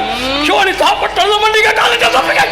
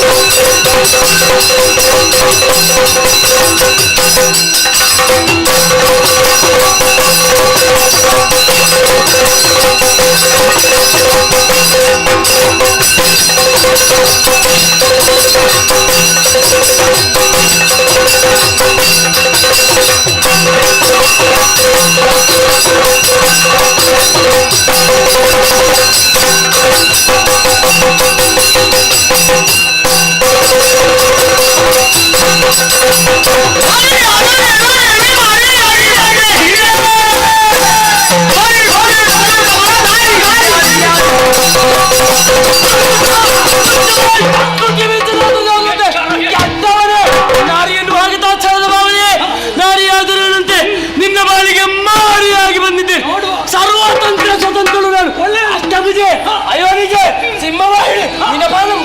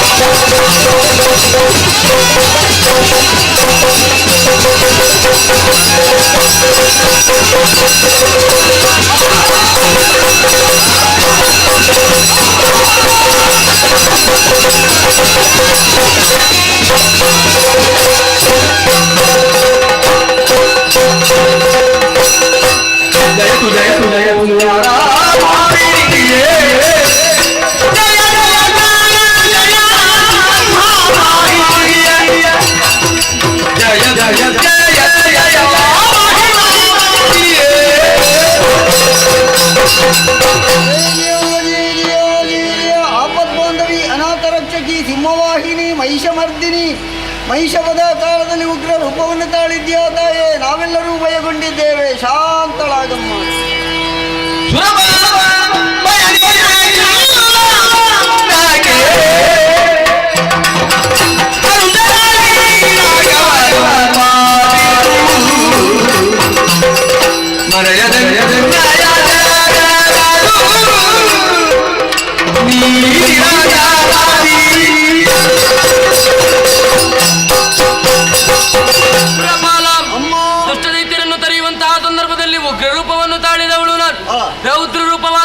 ಶಾಂತಗೊಳಿಸುವರೇ ವಿಧ ವಿಧವಾದಂತಹ ಭಕ್ತಿಯಿಂದಲೇ ನುತಿಸುತ್ತಾ ಇದ್ದೀ.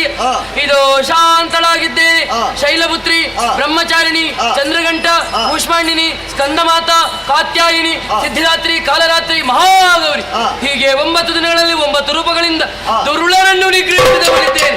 10ನೇ ದಿನದಂದು ವಿಜಯವನ್ನು ಪ್ರಾಪ್ತಿಸಿಕೊಂಡವಳಿದ್ದೇನೆ.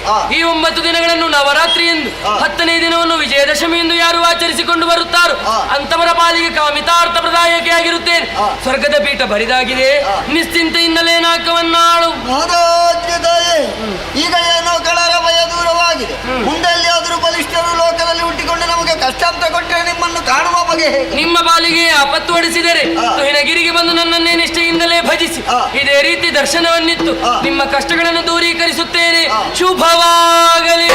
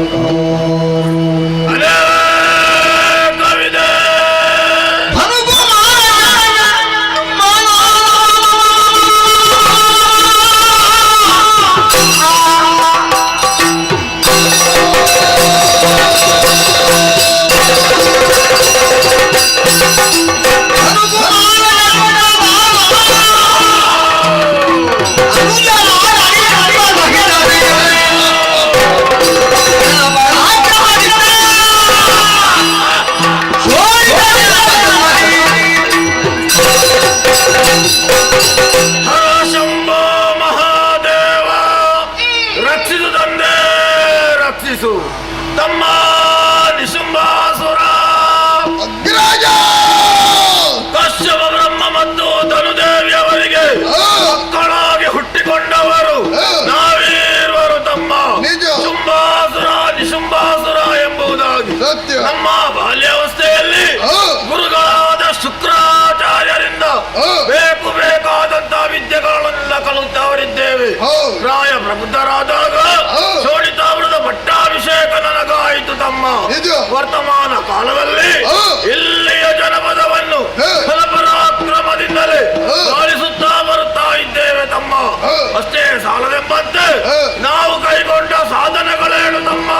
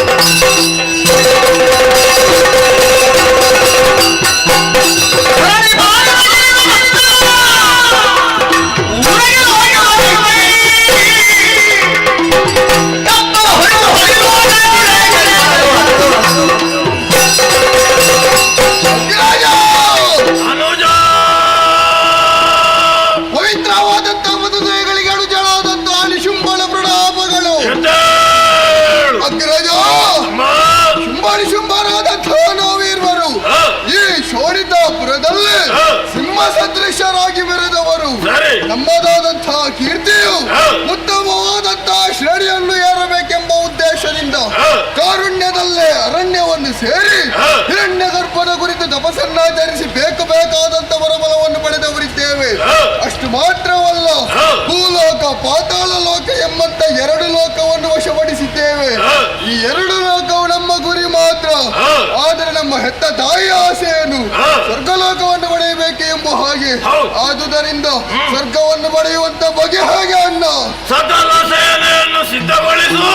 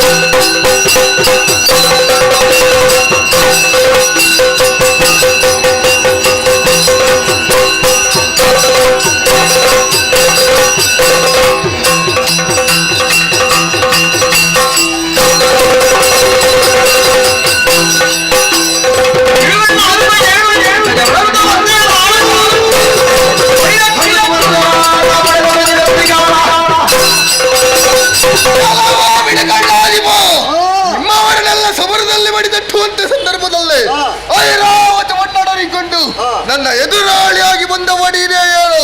ಸ್ವರ್ಗವನ್ನು ಪಡೆಯುವುದಕ್ಕೆ ಬಂದವರು ಹುಲುಗಾರ ಎಂಬ ಹಾಗೆ ಭಾವಿಸಬೇಡ. ವರ್ತಮಾನ ಕಾಲದ ಶೋಣಿತದ ಅಧಿಪತಿಯಾದಂತಹ ಶುಂಭನಳು ಶುಂಭ ಬಂದಿದ್ದೇನೆ. ಮರ್ಯಾದೆಯಿಂದ ಸ್ವರ್ಗದ ಬಿಡಾಲ ಬಿಟ್ಟುಕೋ.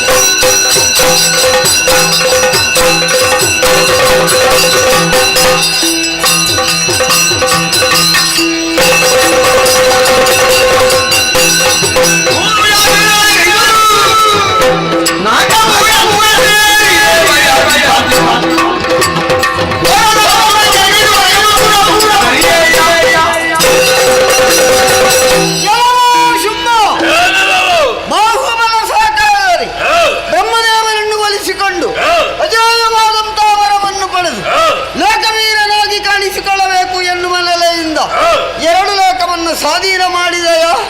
ಅಲ್ಲಿಗೆ ನೀನು ನೆಲೆ ನಿಲ್ಬೇಕಿತ್ತು. ಅದನ್ನು ಬಿಟ್ಟು ದೇವಲೋಕಕ್ಕೆ ದಾಳಿಯನ್ನು ಮಾಡಿದೆ ಎಂದಾದರೆ ನಿನ್ನ ಸಾವಿನ ಗಂಟೆಯನ್ನು ನೀನೇ ಬಾರಿಸಿದ ಹಾಗೆ.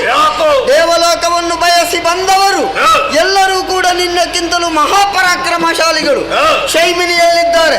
ನಿನ್ನನ್ನು ಅಲ್ಲಿಗೆ ಕಳಿಸ್ತೇನೆ.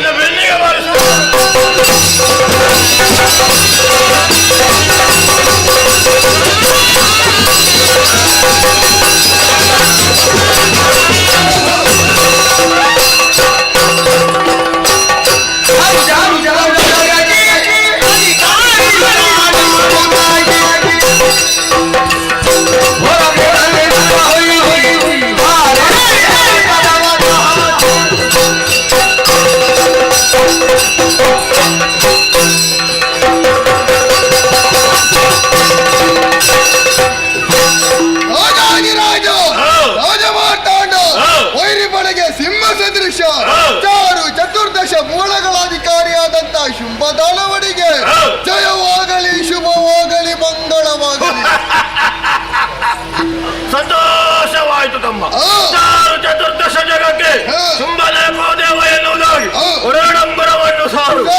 ಯಾಗ ಯಜ್ಞಾದಿಗಳು ನಡೆದರೆ ಭವಿಷ್ಯೆಲ್ಲವೂ ಶುಂಭಾರ್ಪಣವಾಗಬೇಕು. ಸೂರ್ಯ ಚಂದ್ರರು ಕೂಡ ನಮ್ಮ ಹೇಳಿಕೆಯನ್ನು ಮೀರಿ ಸಂಚರಿಸಕೂಡದು. ಯುದ್ಧ ಮಾಡಿ ಆದದ್ದೇ ಬೇಕಾದದ್ದು ಹೀಗೆ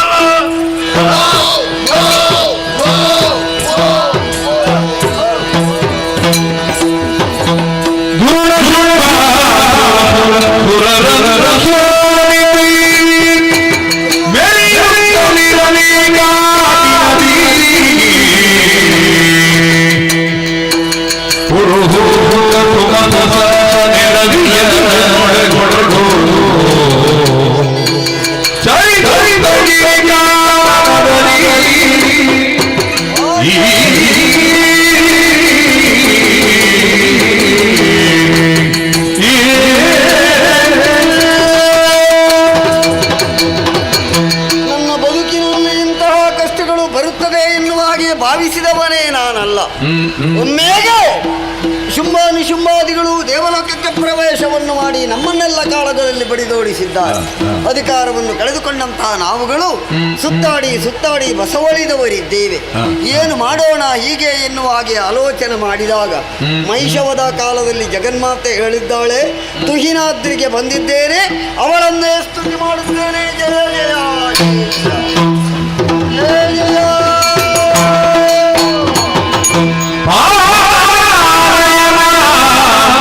ಶರ್ವಾಣಿ ಶಂಕರಿ ಮಾತುಲ ಭಯ ಭವಾನಿ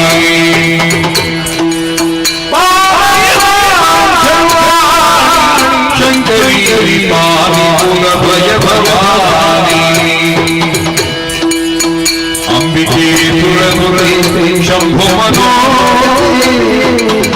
ಅಂಬಿಕೆ ಸುರಸುರ ಶಂಭು ಮನೋ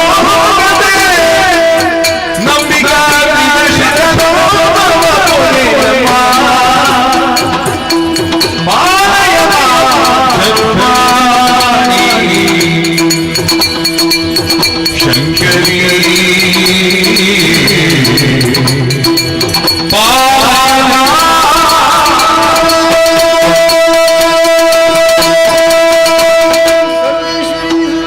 ಮಹಾಕಾಯೇ ಜಗದಂಬೆ ಸರ್ವೇಶ್ವರಿ ಸರ್ವಶಕ್ತಿ ಸರ್ವರೂಪ ಸಮನ್ವಿತೆ ಭಯಭ್ಯಸ್ತ್ರಾಯಿನೋ ದೇವಿ ದುರ್ಗಾದೇವಿ ನಮಸ್ತುತೆ. ಕಾಪಾಡಮ್ಮ. ಏಳಯ್ಯ ಗೋಳು ಗೋಳು ಕೂಳ ಮಾಡಿ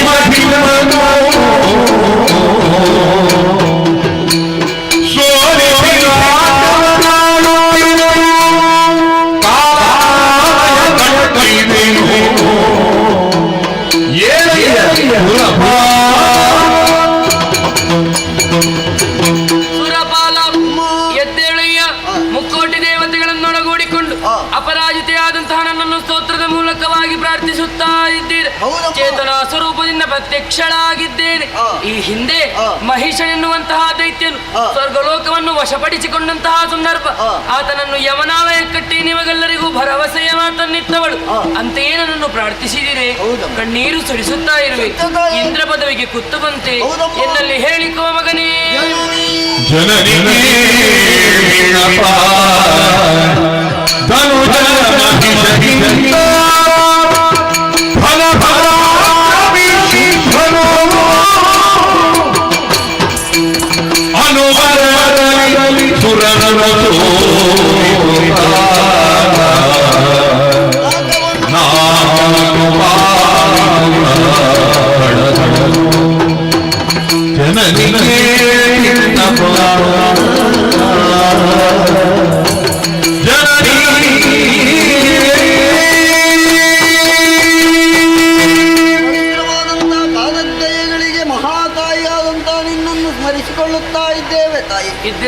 ನನ್ನ ಬಿನ್ನಪವನ್ನು ಆಲಿಸಬೇಕಮ್ಮ, ಆಲಿಸಬೇಕು. ಮನುಷ್ಯನಿಗಿಂತಲೂ ಮಹಾಪರಾಕ್ರಮಶಾಲಿಗಳು ಧನುರ್ದೇವಿಯ ಮಕ್ಕಳು ಶೋರಿತಾಪುರದವರು ಶುಂಭಾನುಶುಂಭಾದಿಗಳು ಮತ್ತೆ ಆತನ ಅನುಯಾಯಿಗಳು. 2 ಲೋಕ ಸ್ವಾಧೀನ ದೇವಲೋಕಕ್ಕೆ ಅಭಿಯೋಗ. ಇದಕ್ಕೆಲ್ಲ ಕಾರಣ ಬ್ರಹ್ಮದೇವ ಕೊಟ್ಟಂತಹ ವರ. ಅದನ್ನೇ ಆಧಾರವಾಗಿರಿಸಿಕೊಂಡು ನಮ್ಮನ್ನು ಬಡಿದೋಡಿಸಿದ, ಅಧಿಕಾರ ಸ್ಥಾಪನೆಯನ್ನು ಮಾಡಿದ. ಮಹಾವಿಕ್ರಮಿಯಾಗಿ 3 ಲೋಕದಲ್ಲಿ ಮೆರೆಯುತ್ತಿರುವಂತಹ ಶುಂಭಾನುಶುಂಭಾದಿಗಳಿಗೆ ಒಂದು ಗತಿಯನ್ನು ಕಾಣಿಸಿ ನಿನ್ನ ಮಕ್ಕಳನ್ನು ಉದ್ಧರಿಸಮ್ಮ. ಕರುಣಿಸಿದ್ದೇನೆ ಅಭಯ. ಕರುಣಿಸುವ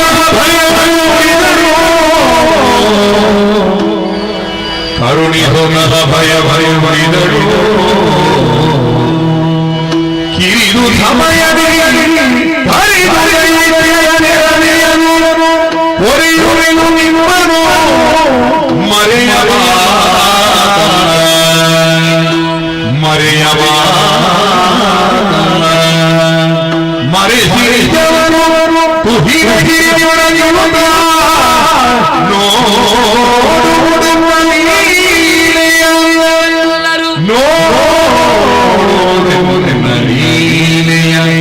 ಹರುಷದೊಳಗೊಳಿರುಗ ತ್ರಿದಶರಿ ಶ್ರೀರೇ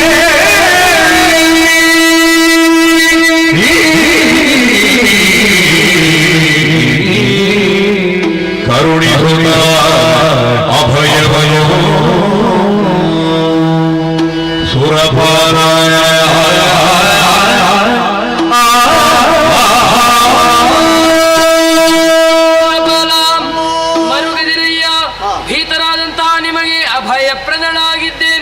ಮಹಿಷನಿಗಿಂತಲೂ ಅಧಿಕ ಬರಬಲಾನ್ವಿತರೇ ಶುಂಭರು.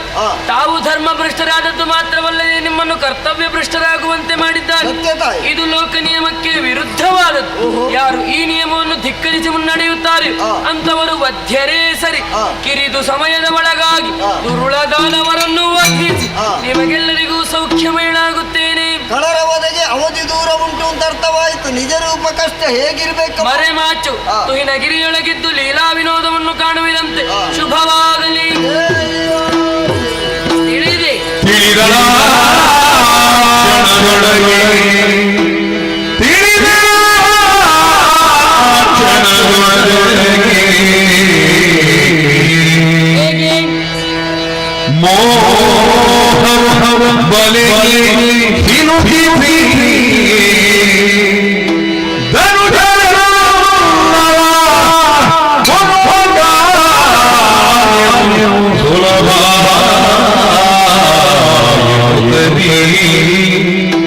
ತನ್ನ ಮನದೊಳಗೆ ತಿಳಿದಳ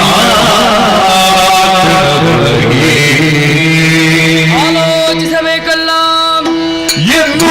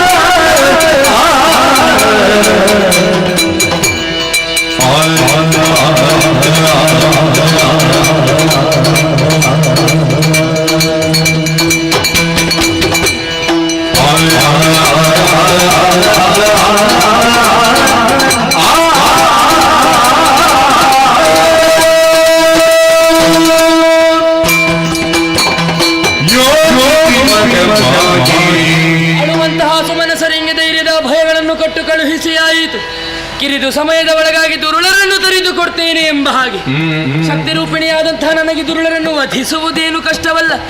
ಸಂಕಲ್ಪ ಮಾತ್ರದಿಂದಲೇ ದುರುಳರನ್ನು ನಾ ತೆರೆಯಬಹುದಾಗಿದೆ. ದುರುಳರಾದರೂ ವರಬಲಾನ್ವಿತರಿದ್ದಾರೆ. ಖಳರ ಬಳಿಗೆ ಇದು ಗೆಲುವಡೆಯದು ಅಸಾಧ್ಯ. ಶಕ್ತಿಯಿಂದಾಗದೇ ಇದ್ದದನ್ನು ಯುಕ್ತಿಯಿಂದ ನಾ ಮಾಡಬೇಕು. ಅದಕ್ಕಾಗಿ ಮೋಹದ ಬಲೆ ಒಂದನ್ನು ಬೀಸಿ ಧನುಜರನ್ನು ಅದಕ್ಕೆ ಸಿಲುಕಿಸಿ ಕೊಲ್ಲುವ ಕಾರ್ಯವದು ಅತಿ ಸುಲಭ ಎನ್ನುವ ಹಾಗೆ ಆಲೋಚಿಸಿದವಳು ನಾನು. ದೇವತೆಗಳು ಪ್ರಾರ್ಥಿಸುವಂತಹ ಸಂದರ್ಭದಲ್ಲಿ ಪಾರ್ವತಿಯಲ್ಲಿ ಐಕ್ಯಳಾಗಿದ್ದೆ. ಆಕೆ ಹೃದ್ಘೋಷ ಸಂಭವೆಯಾದಿ ಪಾರ್ವತಿಯ ಕಾಯಕೋಶದಿಂದಲೇ ಹೊರಬಂದಂತಹ ಕಾರಣಕ್ಕಾಗಿ ಕೌಶಿಕೆ ಎನ್ನುವಂತಹ ಅಭಿಧಾನದಿಂದ ದೇವತೆಗಳು ನನ್ನನ್ನು ಪ್ರಾರ್ಥಿಸುವುದಕ್ಕೆ ತೊಡಗಿದರಲ್ಲ, ಇರಿಸಿಕೊಳ್ಳುವುದಕ್ಕೆ ನಾಮವೇನೋ ಆಯಿತು. ಖಳರಾಧೀನಕ್ಕೆ ಒಳಪಟ್ಟಂತಹ ಕದಂಬ ವೃಕ್ಷಗಳಿಂದಲೇ ಆವೃತವಾದಂತಹ ಕಳಕದಂಬವನ್ನು ವಧಿಸಲು ಸುಖವಾಗಿ ಕದಂಬ ಕಾಂತಾರದಲ್ಲಿ ನಾನಿರಬೇಕು. ನನ್ನದಾದ ಮೈಕಾಂತಿಯನ್ನು ದಿನಕರ ಕೋಟಿ ತೇಜದಿಂದ ಹೆಚ್ಚಿಸಿಕೊಳ್ಳಬೇಕು. ತನ್ನ ಗಂಧವನ್ನು ಪರಿಸರದಲ್ಲಿ ಪಸರಿಸಿ ಬಿಡಬೇಕು ಎನ್ನುವ ಹಾಗೆ ಆಲೋಚಿಸುತ್ತಿರುವ ವೇಳೆ ಅಂಬರ ಪದದಿಂದಲೇ ಕನಕದ ಉಯ್ಯಾಲವನ್ನು ಹಿಡಿದು ಬರುತ್ತಾ ಇದೆಯಲ್ಲ, ಸನುಮತದಿಂದಲೇ ಅದನ್ನು ಏರಿಕೊಂಡು ವಿಧ ವಿಧವಾದಂತಹ ರಾಗಗಳನ್ನು ಹಾಡುತ್ತಾ ಖಳರನ್ನು ನನ್ನ ತಾಗ ಆಕರ್ಷಣೆಗೊಳಿಸಬೇಕು ಅಂತಾದ್ರೆ ಏರಿಕೊಳ್ತೇನಂತೆ.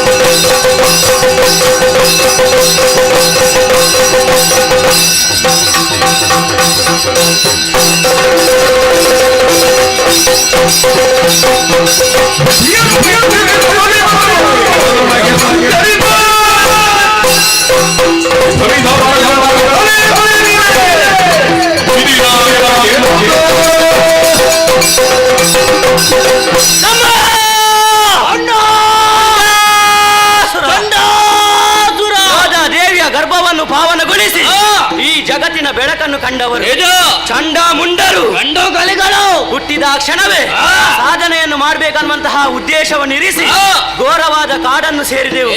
ವಿಧಾತನ ಕುರಿತು ತಪಸ್ಸನ್ನು ಮಾಡಿದೆವು. ನಮ್ಮ ಭಕ್ತಿಗೆ ಒಲಿದಂತಹ ಬ್ರಹ್ಮದೇವ 2 ವರವನ್ನೇ ಕರುಣಿಸಿದ್ದಾರೆ.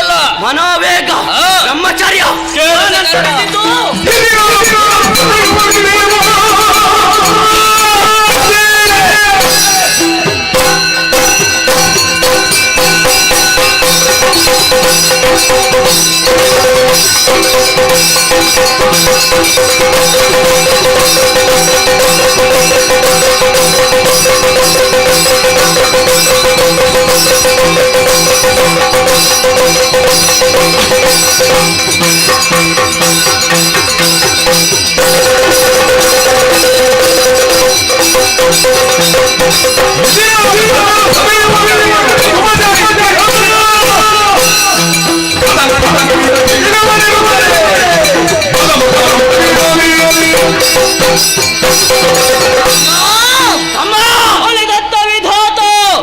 ಕೇಳದೆ ಕರುಣಿಸಿದ್ದು ಗದಾ ದಂಡ. ಹರಿ ದಂಡ ಬಂದಿದ್ದೇ ತಡ ನೇರವಾಗಿ ತೆರಳಿದ್ದು ಅಲ್ಲಿರುವ ಉರಗಾದಿಗಳನ್ನೆಲ್ಲ ಸಾಧನೆ ಮಾಡಿದ್ದೇವೆ. ಭೂಲೋಕವನ್ನು ಸಂಚರಿಸಿ ಧರಣಿ ಪಾಲಕರ ಧರ್ಮ ಮುರಿದಿದ್ದೇವೆ. ಆಮೇಲೆ ಸ್ವರ್ಗ ಪ್ರವೇಶ, ಅಲ್ಲಿ ಶುಂಭ ಹಾಗೂ ನಿಶುಂಭರ ಆಳ್ವಿಕೆ, ಯಾರೇ ಇರಲಿ ಸಂಗ್ರಾಮಕ್ಕೆ ಎನ್ನುವ ಕರೆ, ಅಲ್ಲಿಗೆ ಬಂದ ನಾರದ ಮಾಡಿದ ಸಂಧಿ, ಏರಿಸಿದ ವಿಷ್ಣರ, ಆಮೇಲೆ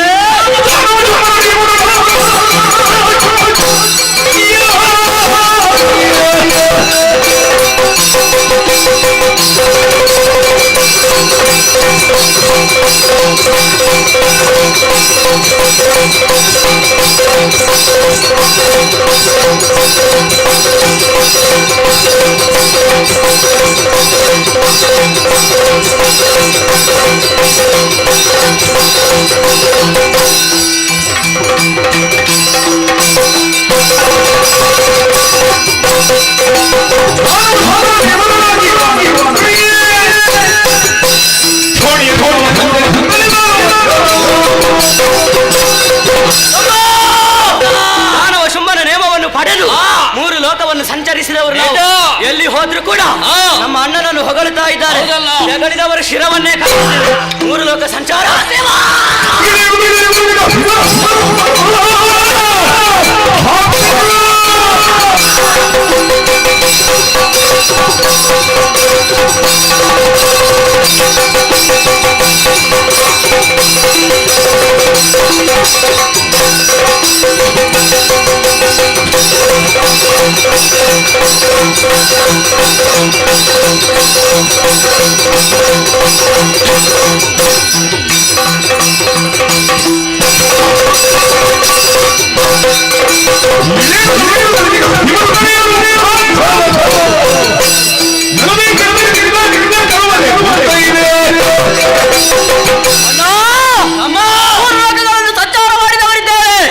ತಿರುಗಾಟದ ಪರಿಣಾಮ ಹಸಿವೆ ಬಾಯಾರಿಕೆ. ಹೌದು, ಪರಿಹಾರವೇನು? ಏನು ಮಾಡುವ? ಕಾಡಿಗೆ ಹೋಗುವ, ಸೊಕ್ಕಿದ ಕಾಡ ಮೃಗಗಳನ್ನೆಲ್ಲ ಬೇಟೆಯಾಡುವ, ರಕ್ತ ಮಾಂಸ ಹಿಂಬ.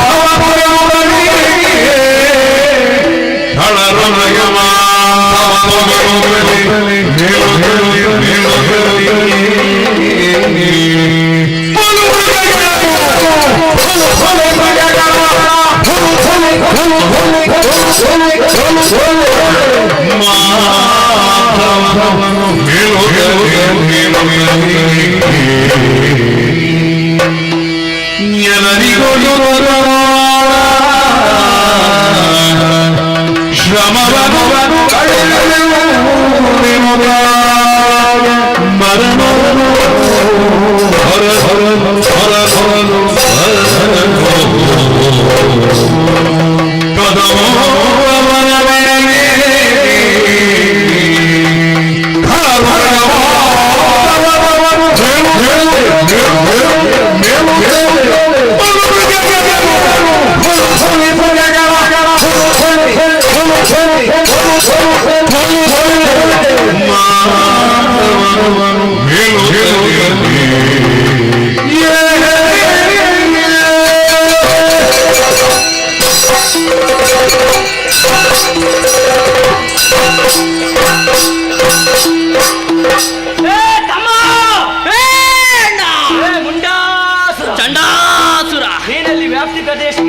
ನಿನ್ನ ಧ್ವನಿಯೇ ಕೇಳುವುದಿಲ್ಲ, ನಿನ್ನ ಕಾರ್ಯ ಕೇಳಿಸುವುದೇ ಇಲ್ಲ.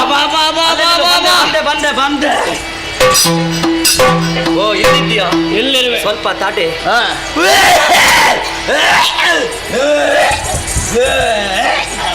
ಅದಕ್ಕೆ ಹೇಳು, ಲೆಕ್ಕಕ್ಕಿಂತ ಹೆಚ್ಚು ಕುಡಿದ್ರೆ ಹೀಗೆ ಆಗು. ಸ್ವಲ್ಪ ಮಿತಿ ಬೇಕು ಕುಡಿಯುವುದಕ್ಕೆ. ತಮ್ಮ ಏನ ಧರ್ಮಕ್ಕೆ ಸಿಕ್ಕಿದಲ್ವಾ? ಸರಿ ತಿಂದದ್ದು, ಸರಿ ಕುಡಿದದ್ದು. ಸರಿ ತಿಂದದ್ದೇನು, ಕುಡಿದದ್ದೇನು? ತಿಂದದ್ದು ಮಾಂಸ, ಕುಡಿದದ್ದು ರಕ್ತ. ಬೇರೆ ಏನು ಸಿಗುವುದಕ್ಕೆ ಸಾಧ್ಯವಿಲ್ಲ. ನನ್ನಿಂದಲೇ ಆಜ್ಞೆಯನ್ನು ಪಡೆದು ಹೋದವ. ಏನನ್ನು ಕೊಂದೆ, ಏನನ್ನು ತಿಂದೆ, ಹೇಳು ನನ್ನ ಮುಂದೆ.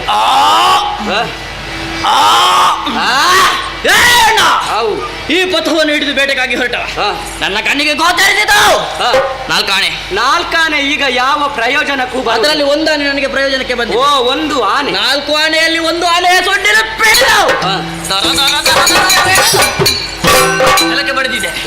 ಕಟ್ಟ ಬೇರೆ, ಮಾಂಸ ಬೇರೆ, ಎಲುಬು ಬೇರೆ, ಚರ್ಮ ಬೇರೆ ಬೇರೆಯಾಗಿದೆ. ಮಟ್ಟವನ್ನು ಕುಡಿದಿದ್ದೇನೆ.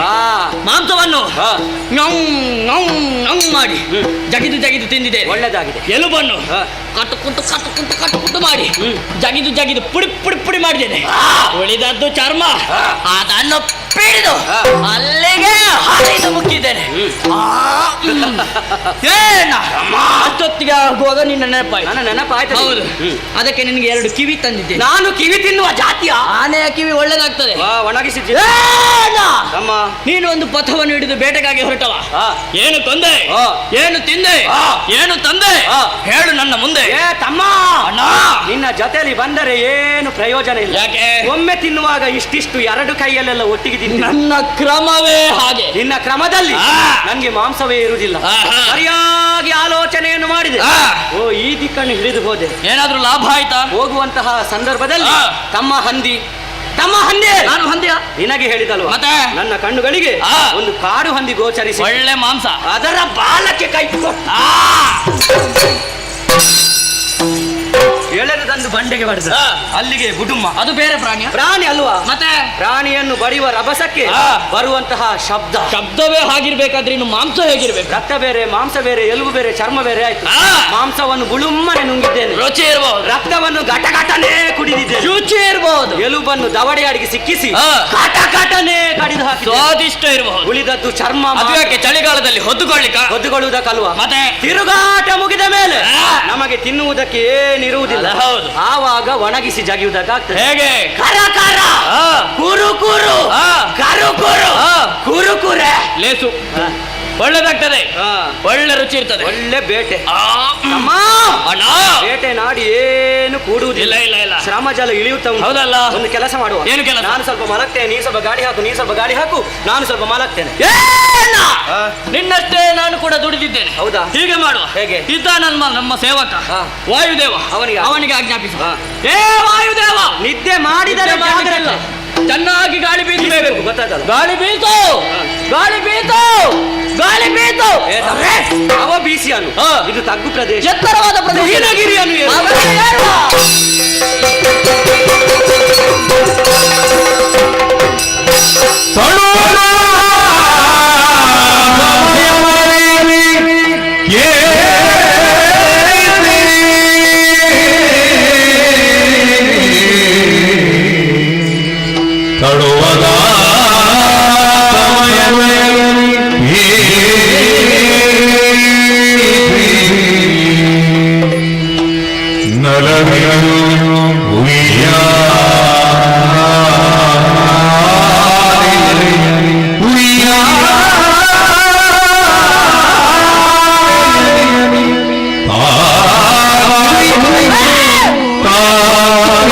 ಕಾಲ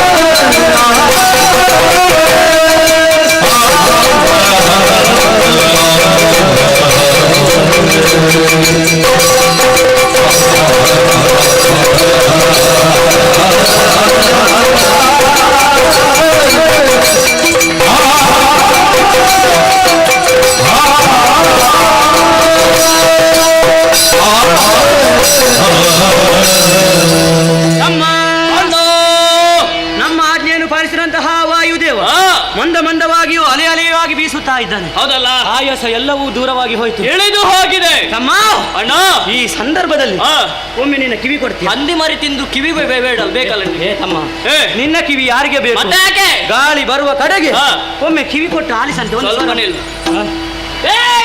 ಏ ತಮ್ಮ, ಗೊತ್ತಾಯ್ತು ಏನು? ಮಂದ ಮಾರುತ ಮಂದವಾಗಿ ಬೀಸುವುದಕ್ಕೆ ಪ್ರಾರಂಭಿಸಿದ್ದಾನೆ. ಅವನ ಬೀಸುವಿಕೆ ವೇಗಕ್ಕೆ ಬಿದಿರಿನ ಮೆಳೆಗಳು ಒಂದಕ್ಕೊಂದು ದಿಕ್ಕಾಟ ನಡೆಸುವಾಗ ಉಂಟಾಗುವಂತ ಸ್ವರ ಅಲ್ವೇ? ಏ ತಮ್ಮ, ಬಿದಿರಿನ ಸ್ವರ ಏರು ಇಳಿತ ಆಗುವುದಕ್ಕೆ ಸಾಧ್ಯವೇ ಇಲ್ಲ. ಇದು ಎಷ್ಟು ಮೇಲೆಯೂ ಹೋಗ್ತದೆ, ಎಷ್ಟು ಕೆಳಗೂ ಬರ್ತದೆ. ಹಾಗಾದ್ರೆ ಕೋಗಿಲೆ ಇರಬಹುದಾ? ಗಾನ ಕೋಗಿಲೆ ಕುಹು ಕುಹು ಅನ್ನುವ ಹಾಗೆ ಗಾನವನ್ನು ಆಡುವುದು. ಹೌದು, ಕೋಗಿಲೆ ಅಲ್ಲ. ಹಾಗಾದ್ರೆ ಯಾರಿರ್ಬೋದು? ನನಗೆ ಗೊತ್ತಾಯ್ತು. ಯಾರು? ಈ ದಟ್ಟವಾದ ಕಾಡಿಗೆ ಬಂದು ಸಂಗೀತವನ್ನು ಹಾಡಬೇಕು ಅಂತ ಆದ್ರೆ ಸಾಮಾನ್ಯರಿಂದ ಸಾಧ್ಯವೇ ಇಲ್ಲ. ಇದು ಆ ಬ್ರಹ್ಮ ಇದ್ದಾನಲ್ವಾ, ಅವನ ಮಡದಿಯಾದಂತಹ ಶಾರದ ದೇವಿ ಈ ಹೊತ್ತಿನಲ್ಲಿ ನಮ್ಮ ಮನಸ್ಸನ್ನು ಸಂತೋಷಗೊಳಿಸುವುದಕ್ಕೆ ಬೇಕಾಗಿ ಗಾನವನ್ನು ಹಾಡ್ತಾ ಇದ್ದಾಳೆ. ವಾಣಿ ಬರುವುದಕ್ಕೆ ಸಾಧ್ಯ ಇಲ್ಲ. ಯಾಕೆ? ಬಹುಶಃ ಈ ಕಾಂತಾರವನ್ನು ನೀನು ಸರಿಯಾಗಿ ನೋಡ್ಲಿಲ್ಲ ಕಾಣ್ತದೆ. ಒಂದು ನೋಡಿ ಬಂದದಲ್ವ? ಇದು ಬೇರೆ ಕಾಂತಾರ, ಎಂದಿನ ಹಾಗೆ ಕಾಂತಾರ ಅಲ್ಲ, ಘೋರವಾದ ಕಾಂತಾರ. ಹಾಗಾಗಿ ಯಾರು ಕೂಡ ಒಳ ಪ್ರವೇಶಿಸುವುದಕ್ಕೆ ಹಿಂದೆಟ್ಟು ಹಾಕ್ತಾರೆ. ಆಗಿದ್ದ ಪಕ್ಷದಲ್ಲಿ ವಾಣಿ ಬರುವುದಕ್ಕೆ ಸಾಧ್ಯ ಉಂಟಾ? ಬರುವುದಕ್ಕೆ ಮನಸ್ಸು ಮಾಡಿದ್ದು ಬ್ರಹ್ಮ ಕಳಿಸುವುದಕ್ಕೆ ಸಾಧ್ಯ ಉಂಟಾ? ಸೃಷ್ಟಿಕರ್ತ ಬ್ರಹ್ಮ ತನ್ನ ಸೃಷ್ಟಿಯ ಕಾರ್ಯವನ್ನು ಮಾಡುವಂತ ಸಂದರ್ಭದಲ್ಲೇ ವಾಣಿ ಬಳಿಯಲ್ಲಿ ಬೇಕೇ ಬೇಕು. ವಾಣಿ ಅಲ್ವಾ? ಮತ್ತೆ ಯಾರು ತಮ್ಮ? ಯಾರು ಇದು ಅವಳಲ್ಲ. ಯಾರು? ಇದು ಅವ ಬಂದದ್ದು. ಯಾರವ? ಕುದುರೆಯ ಮುಖ ತುಂಬುರ. ದೇವಲೋಕದ ಸಂಗೀತಗಾರ ತುಂಬುರ ಬಂದದ್ದು. ದೇವಲೋಕವನ್ನು ತೊರೆದು ಇಲ್ಲಿ ಬಂದು ಸಂಗೀತವನ್ನು ಹಾಡಿದ್ರೆ ಮತ್ತೆ ದೇವಲೋಕದಲ್ಲಿ ಹಾಡುವವರು ಯಾರು? ಹಾಗಾದ್ರೆ ಬದಲಿಗೆ ಚಿತ್ರಸೇನನನ್ನು ಕಳುಹಿಸಿರಬಹುದು. ಅವ ಕೂಡ ಅಲ್ಲ. ಹಾಗಾದ್ರೆ ಇನ್ನೊಬ್ಬ ಇದ್ದಾನಲ್ಲ, ಯಾರವ? ಕರದಲ್ಲಿಗೆ ಬಾರದ, ನಾರದ, ದಯೆಯನ್ನು ತೋರದ, ಪ್ರಾಣವಿ ಶಾರದ, ನಿಂತಲ್ಲಿ ನಿಲ್ಲದ ದೇವಋಷಿ ನಾರದ ಬರುವುದಿಲ್ಲ. ಯಾಕೆ? ಈ ಹಿಂದಕ್ಕಾದರೂ ದಕ್ಷ ಬ್ರಹ್ಮ ಆತನಿಗೆ ಶಾಪವನ್ನೇ ಕೊಟ್ಟಿದ್ದಾನೆ. ನೀನು ನಿಂತಲ್ಲಿ ನಿಲ್ಲದೆ ಹೋಗುವನು ಹಾಗೆ ತಿರುಗಾಟವನ್ನು ಮಾಡುವಂತಹ ಆ ನಾರದ ಅವ ಇಲ್ಲಿಗೆಲ್ಲ ಬರ್ಲಿಕ್ಕಿಲ್ಲ. ಅಂದ್ರೂ ಕೂಡ ಹೆಚ್ಚು ಹೊತ್ತು ನಿಲ್ಲಿಕ್ಕಿಲ್ಲ ಎನ್ನುವ ಹಾಗೆ ಹೇಳುದ ಅವ ಅಲ್ವೇ? ಒಂದು ಅನುಮಾನ. ಏನು? ಬಿದಿರಿನ ಮೇಳೆ ಅಲ್ಲ, ವಾಣಿ ಅಲ್ಲ, ತುಂಬುರ ಅಲ್ಲ, ನಾರದ ಅಲ್ಲ, ಚಿತ್ರಸೇನ ಅಲ್ವೇ ಅಲ್ಲ, ಅವರಲ್ಲ, ಇವರಲ್ಲ. ಹಾಗಾದ್ರೆ ಧ್ವನಿಯಲ್ಲಿಂದ ಬಂತು ಎನ್ನುವ ಹಾಗೆ ಬೇಕಾದ ಹಿಂಪಾಗಿ ಕೇಳಿಸ್ತಾ ಉಂಟು ಒಂದು ಸ್ವರ. ಆ ಸ್ವರವನ್ನೇ ಹಿಡಿಯುವ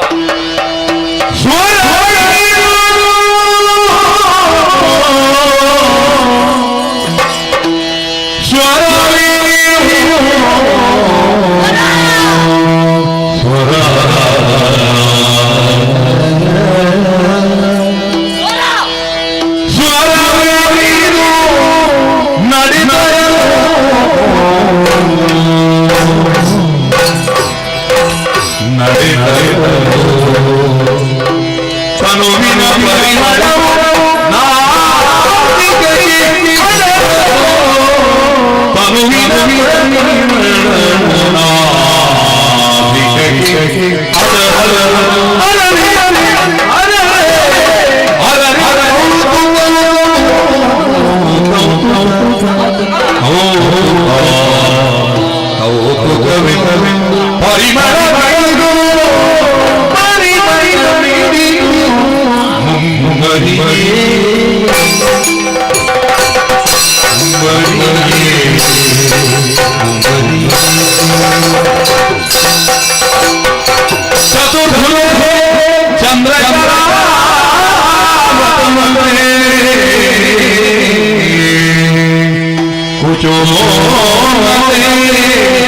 ಕುಂಕುಮರ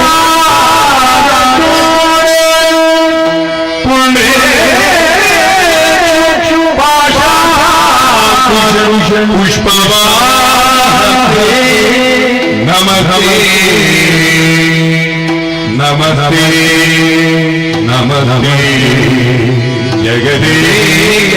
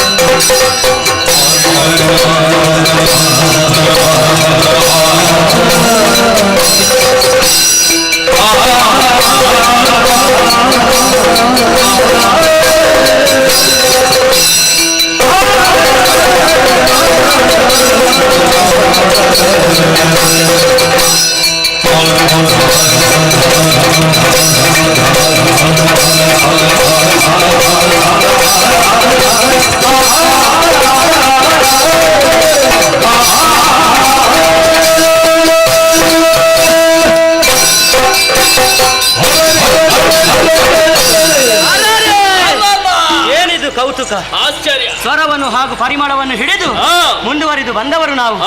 ಆಶ್ಚರ್ಯ ಉಂಟೆ ತಮ್ಮ ಅಣ್ಣ. ಈ ಸಂದರ್ಭದಲ್ಲಿ ಬೆಳಕಿನ ಮೂಲವನ್ನು ಅರಸುತ್ತಾ ಮುಂದುವರಿದು ಬಂದವಾಗ ನೋಡಿದೆಯಾ ಈ ತೇಜಯ ಆಕಾಶದಿಂದ ಮಿಂಚಿನ ಗೊಂಚಲು ನಮ್ಮ ಕಣ್ಣುಗಳಿಗೆ ಅಪ್ಪಳಿಸಿತೆ. ಹೌದಲ್ಲ? ಅಷ್ಟು ಮಾತ್ರವಲ್ಲದೆ ರತಿದೇವಿಯ ಕೈಯಲ್ಲಿರುವ ಅಂದದ ಚಂದದ ರನ್ನದ ಕೈಗಣ್ಣಡಿ ನಮ್ಮ ಮುಂದೆ ಕಾಣಿಸಿತೆ ಅನ್ನುವಂತಹ ತೆರದಲ್ಲಿ ಒಬ್ಬಳು ಹೆಣ್ಣು ಚಿನ್ನದ ಉಯ್ಯಾಲೆಯನ್ನು ಕಟ್ಟು ಗಾನವನ್ನು ಹಾಡ್ತಾ ಇದ್ದಾಳೆ.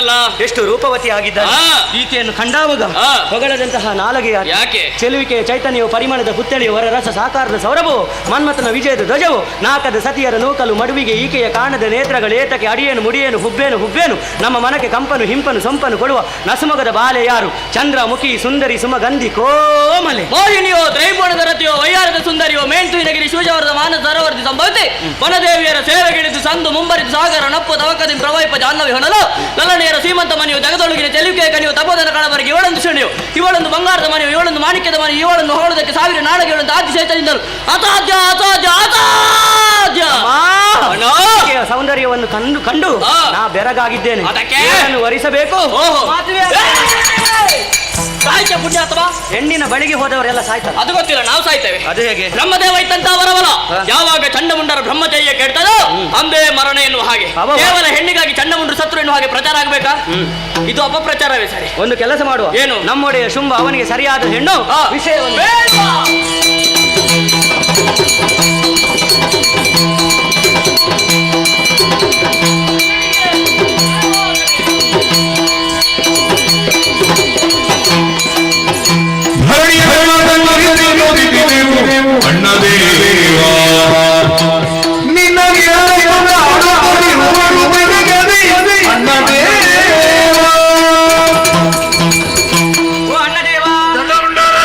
ಆಜ್ಞೆಯನ್ನು ಪಡೆದು ಮೂರು ಲೋಕವನ್ನು ಸಂಚರಿಸಿದವರು ನಾವು. ಎಲ್ಲಿ ಹೋದ್ರು ಕೂಡ ನಿನ್ನನ್ನೇ ಹೊಗಳುತ್ತಾ ಇದ್ದಾರೆ. ಈ ಮಾತನ್ನು ಕೇಳಿದವಾಗ ಮನಸ್ಸಿಗೆ ಸಂತೋಷವಾಯ್ತಣ್ಣ. ಮೂರು ಲೋಕವನ್ನು ಸಂಚರಿಸಿದ ಪರಿಣಾಮವಾಗಿ ಹಸಿವು ಬಾಯಾರಿಕೆ ಆಯ್ತಣ್ಣ. ನಮ್ಮದೇ ಆದಂತಹ ಕದಮವನವನ್ನು ಪ್ರವೇಶ ಮಾಡಿ ಅಲ್ಲಿರುವ ಮೃಗವನನ್ನೆಲ್ಲ ಕರೆದು ಊಟವನ್ನು ತಿಂದು ಆಯಾಸವನ್ನು ಪರಿಹರಿಸುವುದಕ್ಕೆ ತುಹಿನಗಿರಿಯನ್ನು ಏರಿದಂತಹ ಸಂದರ್ಭ ಒಂದು ವಿಶೇಷ ಅಣ್ಣ. ನೇರವಾಗಿ ತುಹಿನಗಿರಿಯನ್ನು ಏರಿದ್ದೇ ತಡವನ್ನು ನಮ್ಮ ನಾಸಿಕಕ್ಕೆ ಬಡಿಯಿತು ಒಂದು ಪರಿಮಳ, ಕರ್ಣಕ್ಕೆ ಕೇಳಿಸಿತು ಒಂದು ಸ್ವರ. ಅದನ್ನೇ ಹಿಡಿದು ಮುಂದುವರಿದಂತಹ ಸಂದರ್ಭ ನೇರವಾಗಿ ತುಹಿನಗಿರಿ ಕದಂಬವನವನ್ನು ಪ್ರವೇಶಿಸಿದವನ್ನ. ಅಲ್ಲಿ ಒಬ್ಬಳಕ್ಕೆ ಹೆಣ್ಣು ಉಯ್ಯಾಲೆಯಲ್ಲಿ ಕುಳಿತುಕೊಂಡು ಗಾಯನವನ್ನು ಪಾಡುತ್ತಾ ಇದ್ದಾಳೆ. ಅವಳ ಗಾಯನವೂ ಅದ್ಭುತ, ರೂಪವೂ ಅದ್ಭುತ. ಅವಳನ್ನು ವರಿಸುವುದಿದ್ರೆ ನೀನೇ ಸೂಕ್ತವಣ್ಣ.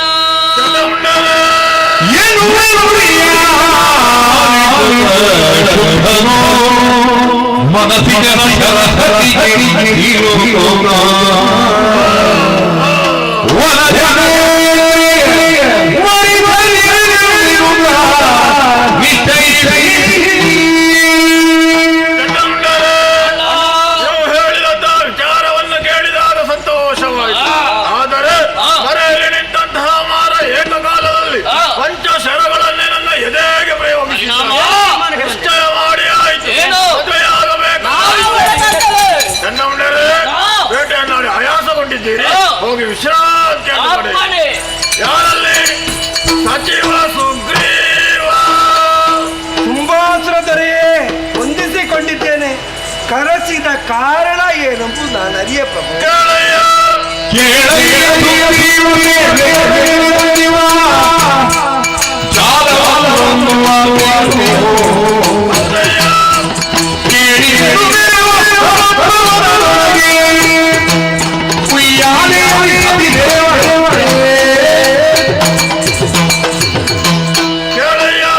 ಶ್ರೇಷ್ಠ ಸುಗ್ರೀವ. ಕುಂಭಾಸುರದೊರೆಯೇ, ನಮ್ಮದೇ ಆದಂತಹ ಕದಂಬವನದಲ್ಲಿ ಚಿನ್ನದ ಉಯ್ಯಾಲೆಯಲ್ಲಿ ತರುಣಿಯೋರ್ವಳೆ ಕುಳಿತುಕೊಂಡು ಗಾಯನವನ್ನು ಮಾಡುತ್ತಾ ಇದ್ದಾಳೆ. ಒಬ್ಬಳೋಕೆ ತರುಣಿ ಅಲ್ಲಿದ್ರೆ ನಮಗೇನು ಪ್ರಭು, ನಮಗೇನು ಪ್ರಭು. ಅವಳನ್ನೇ ಮದುವೆಯಾಗಬೇಕೆಂಬ ದೃಢ ಸಂಕಲ್ಪವನ್ನು ಹೊಂದಿದವ ನಾನಿದ್ದೇನೆ. ಮದುವೆಯಾಗಬೇಕೆಂಬ ಇಚ್ಛೆ ಪಟ್ಟಿರುವೆಯೋ? ಹೌದು. ನಂದಿನಿಯ ಕಿಲಿಗೆ ಬರಮಾಡಿಕೊಂಡೆಯೋ? ನೇರವಾಗಿ ನೀನು ಅಲ್ಲಿಯವರೆಗೆ ಹೋಗಬೇಕು. ನಿನ್ನದಾದಂತಹ ಚಾಣಕ್ಷಮತೆಯಿಂದ ಸಂಧಾನದ ಮೂಲಕ ಆಕೆಯ ಮನವೊಲಿಸಿ ಇಲ್ಲಿಯವರೆಗೆ ಕರೆದುಕೊಂಡು ಬಾ. ಶುಂಭನ ಆಜ್ಞೆ ಹೋಗಿ ಬಾ.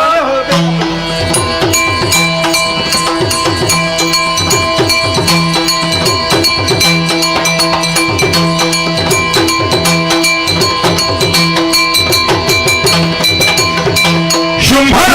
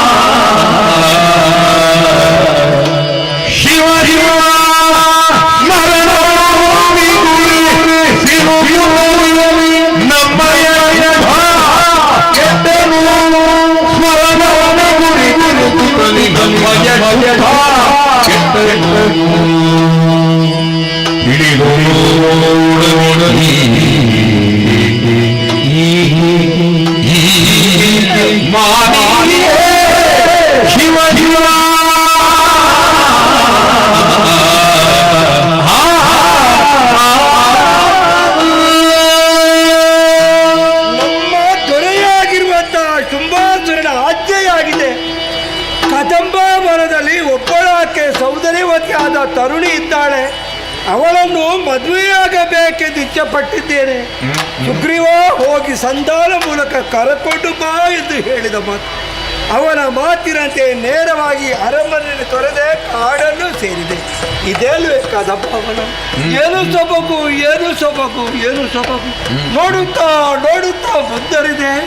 ಬೆಳೆದುಳಿದಂಥ ಮರಗಳನ್ನು ಕಂಡರೆ ಸಾಲದ, ಆಕಾಶವನ್ನೇ ತುಂಬಿಸುತ್ತಿದೆಯೋ ಎಂದು ಕಾಣುತ್ತದೆ. ರೆಂಬೆಗಳು ಎಲ್ಲ ಚಪ್ಪರ ಹಾಕಿ ಸುತ್ತುವರಿದು ಬಿದ್ದಿದೆ. ಅಷ್ಟು ಮಾತ್ರವಲ್ಲ, ಬಳ್ಳಿಗಳು ನೆಲದಿಂದ ಮೇಲೆ ಮರಗಳು ಅಪ್ಪಿ ಮೇಲೆ ಹರಡಿ ಹೋಗಿದೆ. ಕೆಳಗೆ ನೋಡುತ್ತಿರುವ ಓಹೋ ದುಷ್ಟ ಪ್ರಾಣಿಗಳು, ಎಷ್ಟು ಸಾಧು ಪ್ರಾಣಿಗಳು, ಅಲ್ಲಿ ತುಪ್ಪ ಝೇಲ್ಕಾಡ. ಓಹೋ, ಇಷ್ಟು ಅನ್ಯೋನ್ಯತೆಯಲ್ಲಿ ಈ ಕಾಡು ಇರಬೇಕಾದ ಕಾರಣ ಏನೋ ತಿಳಿದಕ್ಕೆ ಸಾಧ್ಯ. ಹಾಗಾದರೆ ಇಲ್ಲಿಯ ಮಹಿಮೆಯೋ ಏನು? ನಮ್ಮ ತೆರೆ ಬಯಸಿದ ಹೆಣ್ಣು ಒಬ್ಬಳಾಕಿದ್ದಾಳೆ ಎಂದು ಹೇಳಿದ್ದಾನೆ. ಎಲ್ಲಿ ಅಂತ ಹುಡುಕುತ್ತಾ ಹುಡುಕುತ್ತಾ ಹುಡುಕುತ್ತಾ ಬರುತ್ತಿರುವ ಎಲ್ಲಿಯೋ ಹುಡುಕುವುದಕ್ಕೆ ಸಾಧ್ಯ. ಅಲ್ಲದು ಬೆಳಕು ಕಾಣುತ್ತದೆ ಇಲ್ಲ. ಓಹೋ, ಪರಿಮಳಯುಕ್ತವಾದಂತಹ ಗಾಳಿ ಈ ಕಡೆಗೆ ಬೀಸುತ್ತಿತ್ತು. ಸೂರ್ಯ ಚಂದ್ರನು ಒಮ್ಮೆ ಪ್ರಕಾಶಕ್ಕೆ ಬಂದರೋ ಉದಯಿಸಿದರೋ ಎನ್ನುವಾಗ ಕಾಣುತ್ತಿದೆ. ಅಲ್ಲಿ ಒಬ್ಬಳು ತರುಣಿ ನಮ್ಮ ತೆರೆ ಬಯಸಿದ್ದು ಇವಳನ್ನೇ ಆಗಿರ್ಬೋದು. ಇವಳು ತರುಣಿಯೇ?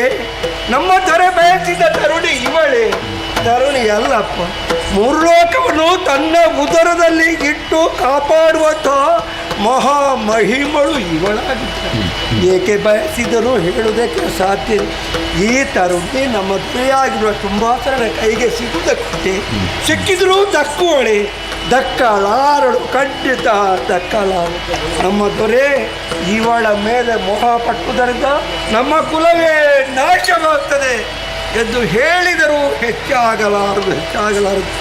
ನಾನು ನನ್ನೊಳಗೆ ತರ್ಕಿಸಿಕೊಂಡ್ರೆ ಏನು ಪ್ರಯೋಜನ? ನಾನು ಬಂದ ಕಾರ್ಯವು ಎಸಗಬೇಕಲ್ಲ. ಏನೇ ಆಗಲಿ ಅವಳ ಪಾದ ಕೆಳಗಿ ಬೇಡಿಕೊಳ್ಳುತ್ತೇನೆ. ಜನನಿ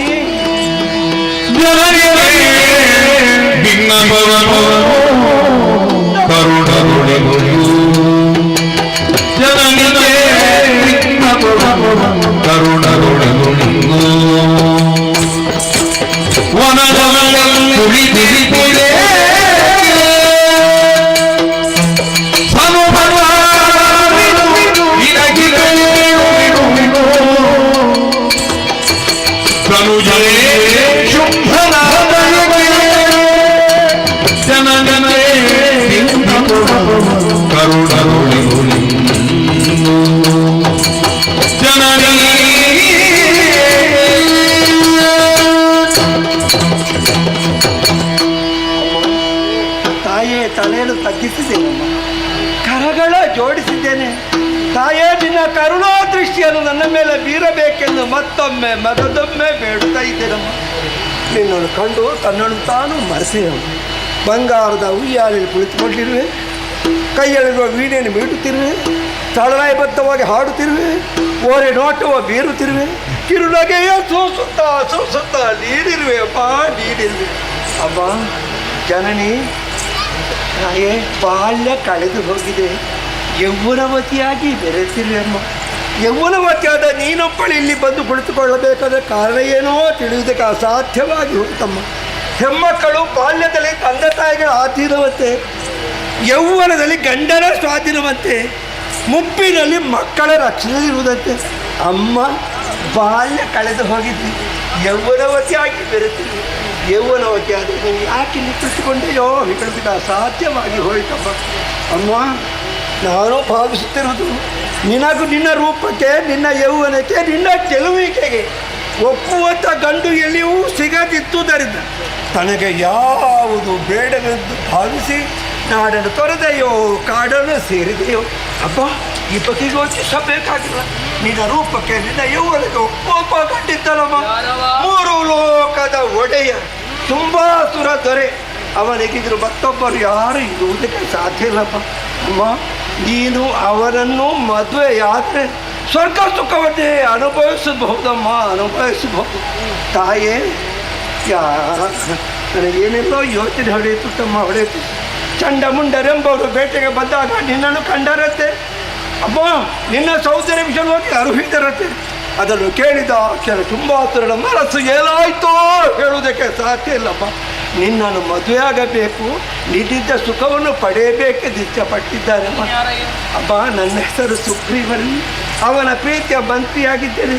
ನನ್ನಲ್ಲಿ ಹೇಳಿದ ಮಾತು, ತರಣಿಯೊಬ್ಬಳು ಕದಂಬವನದಲ್ಲಿದ್ದಾಳೆ ಸೌಂದರ್ಯವತಿ, ಅವಳನ್ನು ಹೋಗಿ ಸಂತಾನ ಮೂಲಕ ಕರಕೊಂಡು ಬಾ ಎಂದು ಹೇಳಿದ ಮಾತು. ಅವನ ಮಾತಿನತೆ ನೇರವಾಗಿ ಇಲ್ಲಿಗೆ ಬಂದಮ್ಮ, ನಿನ್ನನ್ನು ಕರಕೊಂಡು ಹೋಗುವುದಕ್ಕಾಗಿ. ತಾಯೇ, ನೀನು ಬರುವೆಯಾದರೆ ನಿನ್ನನ್ನು ಅಂದನವನ್ನೇರಿಸಿ ಚಂದದಲ್ಲಿ ಕರಕೊಂಡು ಹೋಗ್ತಾನಮ್ಮ. ಬರ್ಬೇಕಮ್ಮ,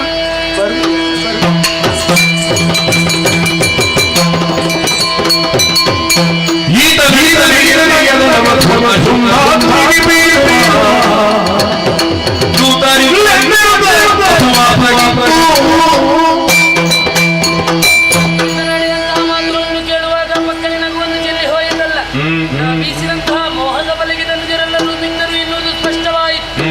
ನಡೆದರೆ ದುಷ್ಟ ಶುಂಭಾಸುರನಿಗೆ ವಿಷಯವನ್ನು ದುಡುವವರಾರಿದ್ದಾರೆ. ಕರುಣಾರಸವನ್ನು ಮೀರಿ ಅಸುವನ್ನು ನೀಡುತ್ತೇನೆ.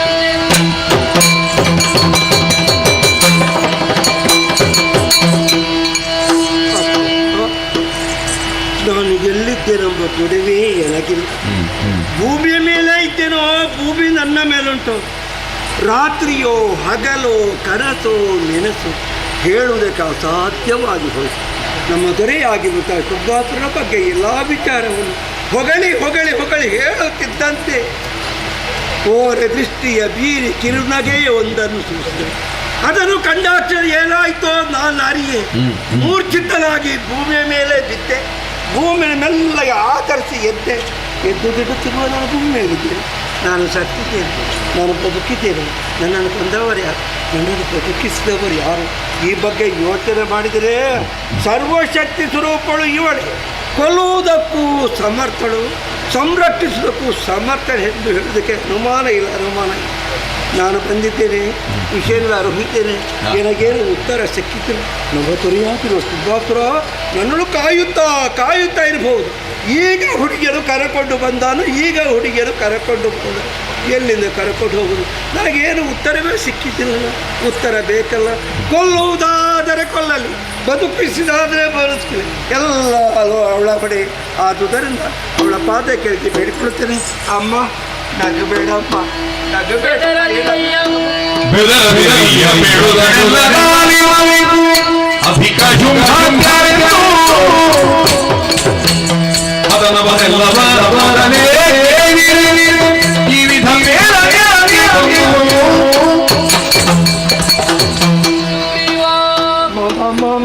ನಗಬೇಡಮ್ಮ, ನಗಿಸುತ್ತಿಲ್ಲ. ಮತ್ತೊಮ್ಮೆ ಕೊಲ್ಲುವೆ ತಾಯೇ, ಕೊಲ್ಲದಿರಮ್ಮ, ಬೆದರಬೇಡ.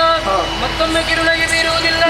ಸಂಧಾನ ಕಾರಣವಾಗಿ ಬಂದವನು ನೀನು. ಹೌದಮ್ಮ, ಉತ್ತರ ಬೇಕಲ್ವೇ? ಉತ್ತರ ಕೊಡುತ್ತಿದ್ದ ಸಂಗ್ರಾಮಿ ಯೋ ಮೇ ದರ್ಪಂ ವ್ಯಪೋಹತಿ ಯೋ ಮೇ ಪ್ರತಿಫಲೋ ಲೋಕೆ ಸಮಯ ಭರ್ತಾ ಭವಿಷ್ಯತಿ. ಯಾವಾತನು ನನ್ನನ್ನು ಯುದ್ಧದಲ್ಲಿ ಜಯಿಸುವನು, ಯಾರು ನನ್ನ ಗರ್ಭವನ್ನು ಹೋಗಲಾಡಿಸುವನು, ಯಾರು ನನಗೆ ಪ್ರತಿದ್ವಂದ್ವಿಯು ಅಂತವನಿಗೆ ಸುಮಮಾಲಿಕ್ಕೆ ವಿವಾಹವಾಗ್ತೇನೆಂಬ ಹಾಗೆ ಬಾಲ್ಯದಲ್ಲಿ ನಾ ಕೈಗೊಂಡಂತಹ ಪಣ ನಿನ್ನ ಶುಂಭವೀರನೇ. ಹೌದಪ್ಪ, ಶುಂಭ ಬಲಾಢ್ಯನೇ. ಅವರಿಗೆ ಮಿಗಿಲಾದವರು ಮತ್ತೊಬ್ಬರು ಭೂಲೋಕದಲ್ಲಿ ಯಾರು ಇರುವುದಕ್ಕೆ ಸಾಧ್ಯವೇ ಇಲ್ಲ. ಮಾತಾಡಿ ಪ್ರತ್ಯಕ್ಷ ಶಂಭು ಹೇಳಿದು ಬಂದರೂ ಕೂಡ ಅಳುಕುವವಳು ನಾನಲ್ಲ. ಯುದ್ಧ ಮುಖೇನವಾಗಿ ಗೆಲ್ಲಲಿ, ಹೋಗಿ ಹೇಳು ನಿನ್ನ ಒಡೆಯನಿಗೆ. ಅಮ್ಮ, ನಿನ್ನನ್ನು ಮದುವೆಯಾಗಬೇಕಾದ್ರೆ ನಿನ್ನಲ್ಲಿ ಯುದ್ಧ ಮಾಡಿ ಗೆದ್ದುಕೊಳ್ಳಬೇಕಮ್ಮ. ನಿನ್ನನ್ನು ಗೆದ್ದುಕೊಳ್ಳುವವರಿದ್ದಾರಮ್ಮ, ಗೆದ್ದುಕೊಳ್ಳುವವರಿದ್ದಾರೆ. ಏನು ಮಾತು ಹೇಳುವುದಕ್ಕೆ ಸಾಧ್ಯ ಇಲ್ಲ. ಗೆದ್ದುಕೊಂಡವರ ಕೊರಳಿಗೆ ಹೂವಿನ ಮಾಲೆ ಹಾಕಿ ಒರೆಸ್ತಾರೆ ಅಂತ ಹೇಳುತ್ತೀಯಮ್ಮ. ಯಾರ ಕೊರಳಿಗೆ ಯಾವ ಹೂವಿನ ಮಾಲೆ ಹಾಕುತ್ತೀಯೋ ಹೇಳುವುದಕ್ಕೆ ಸಾಧ್ಯ ಇಲ್ಲ. ಅಮ್ಮ, ನನ್ನಲ್ಲಿ ತಪ್ಪು ಬೆಳೆಸಬಾರದಮ್ಮ. ನನ್ನ ಇಚ್ಛೆಗೆ ನಾನು ಯಾವುದನ್ನೂ ಆಡಿದಿಲ್ಲ. ಸಹೋದರಿಯಾಗಿ ನಾವು ಶುಭಾಸನ ಹೇಳಿದ ಮಾತನ್ನೇ ಆಡಿದ್ರೆ ಹೊರತು ಬೇರೆ ಏನು ಆಡಿದಿಲ್ಲ ತಾಯಿ. ನನ್ನಲ್ಲಿ ತಪ್ಪಿದ್ದರೆ ಕ್ಷಮಿಸಬೇಕೆಂದು ಬೇಡಿಕೊಳ್ಳುತ್ತಿದ್ದೇನೆ ಅಮ್ಮ. ನಿನ್ನನ್ನು ಕಂಡ ಮೇಲೆ ನನಗಿನ್ನೂ ಯಾವುದು ಬೇಕಾಗಿದೆ ಅಮ್ಮ, ಯಾವುದು ಬೇಕಾಗಿ ಸಂತೋಷಗೊಂಡೆ. ನನ್ನ ಕಣ್ಣು ಪುಲಕಿತವಾದ ಮನು ಮುನಿಗಳಿಗೂ ಗೋಚರ ಸೋಡಂತೆ ಇಂದು ನಿನ್ನನ್ನು ಕಂಡೆ ಸಂತೋಷಪಟ್ಟೆ ತಾಯಿ, ಸಂತೋಷಪಟ್ಟೆ. ನಿನ್ನ ಪಾದಕೆರೆಗೆ ಬೇಡಿಕೊಳ್ಳುತ್ತೇನೆ. ಯಾವ ಸಂಪತ್ತು ಬೇಡ, ಯಾವ ದೇಹ ಬೇಡ, ಮೋಕ್ಷ ಒಂದನ್ನು ಕರುಣಿಸೆಂದು ಮತ್ತೊಮ್ಮೆ ಮಗದೊಮ್ಮೆ ಬೇಡ.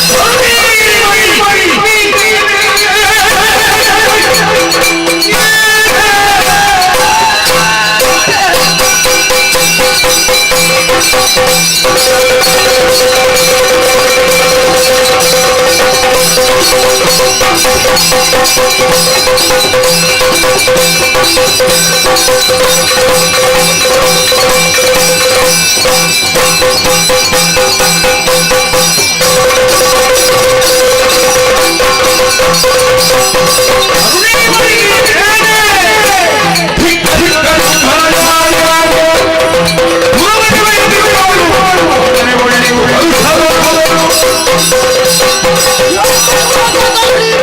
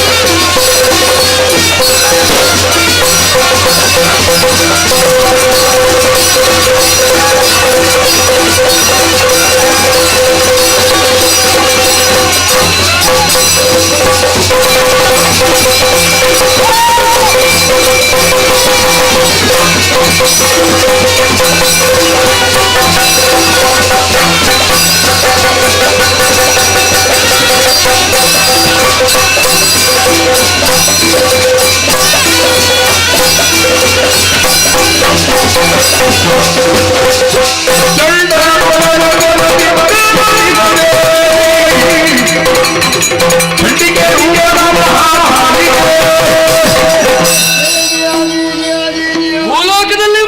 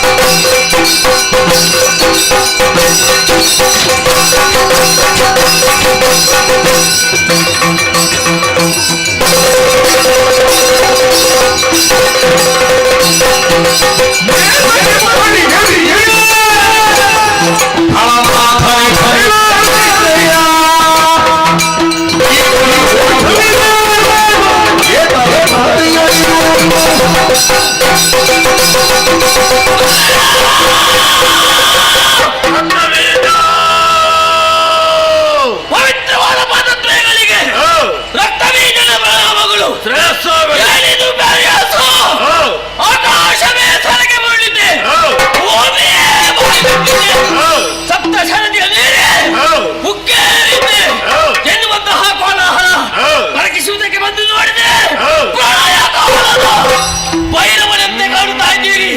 ರಥವನ್ನು ಏರಿ ಕೈಯಲ್ಲಿ ಆಯುಧವನ್ನು ಧರಿಸಿ ಹೊರಟಿದ್ದೀಯಲ್ಲ, ಎಲ್ಲಿಗೆ?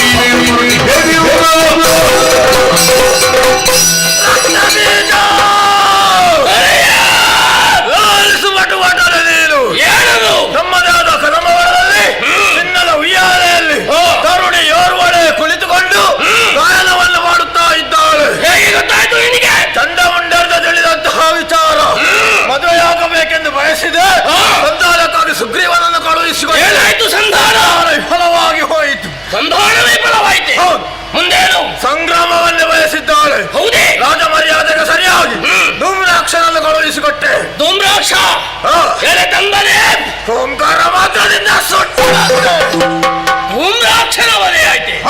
ಮುಂದೇನು ನಿರ್ಧಾರ ಕೈಗೊಂಡಿದ್ದಿ? ಗಂಡುಗಳಿಗಲಾದ ಚಂಡಮುಂಡರನ್ನೇ ಕಳುಹಿಸಿಕೊಟ್ಟೆ.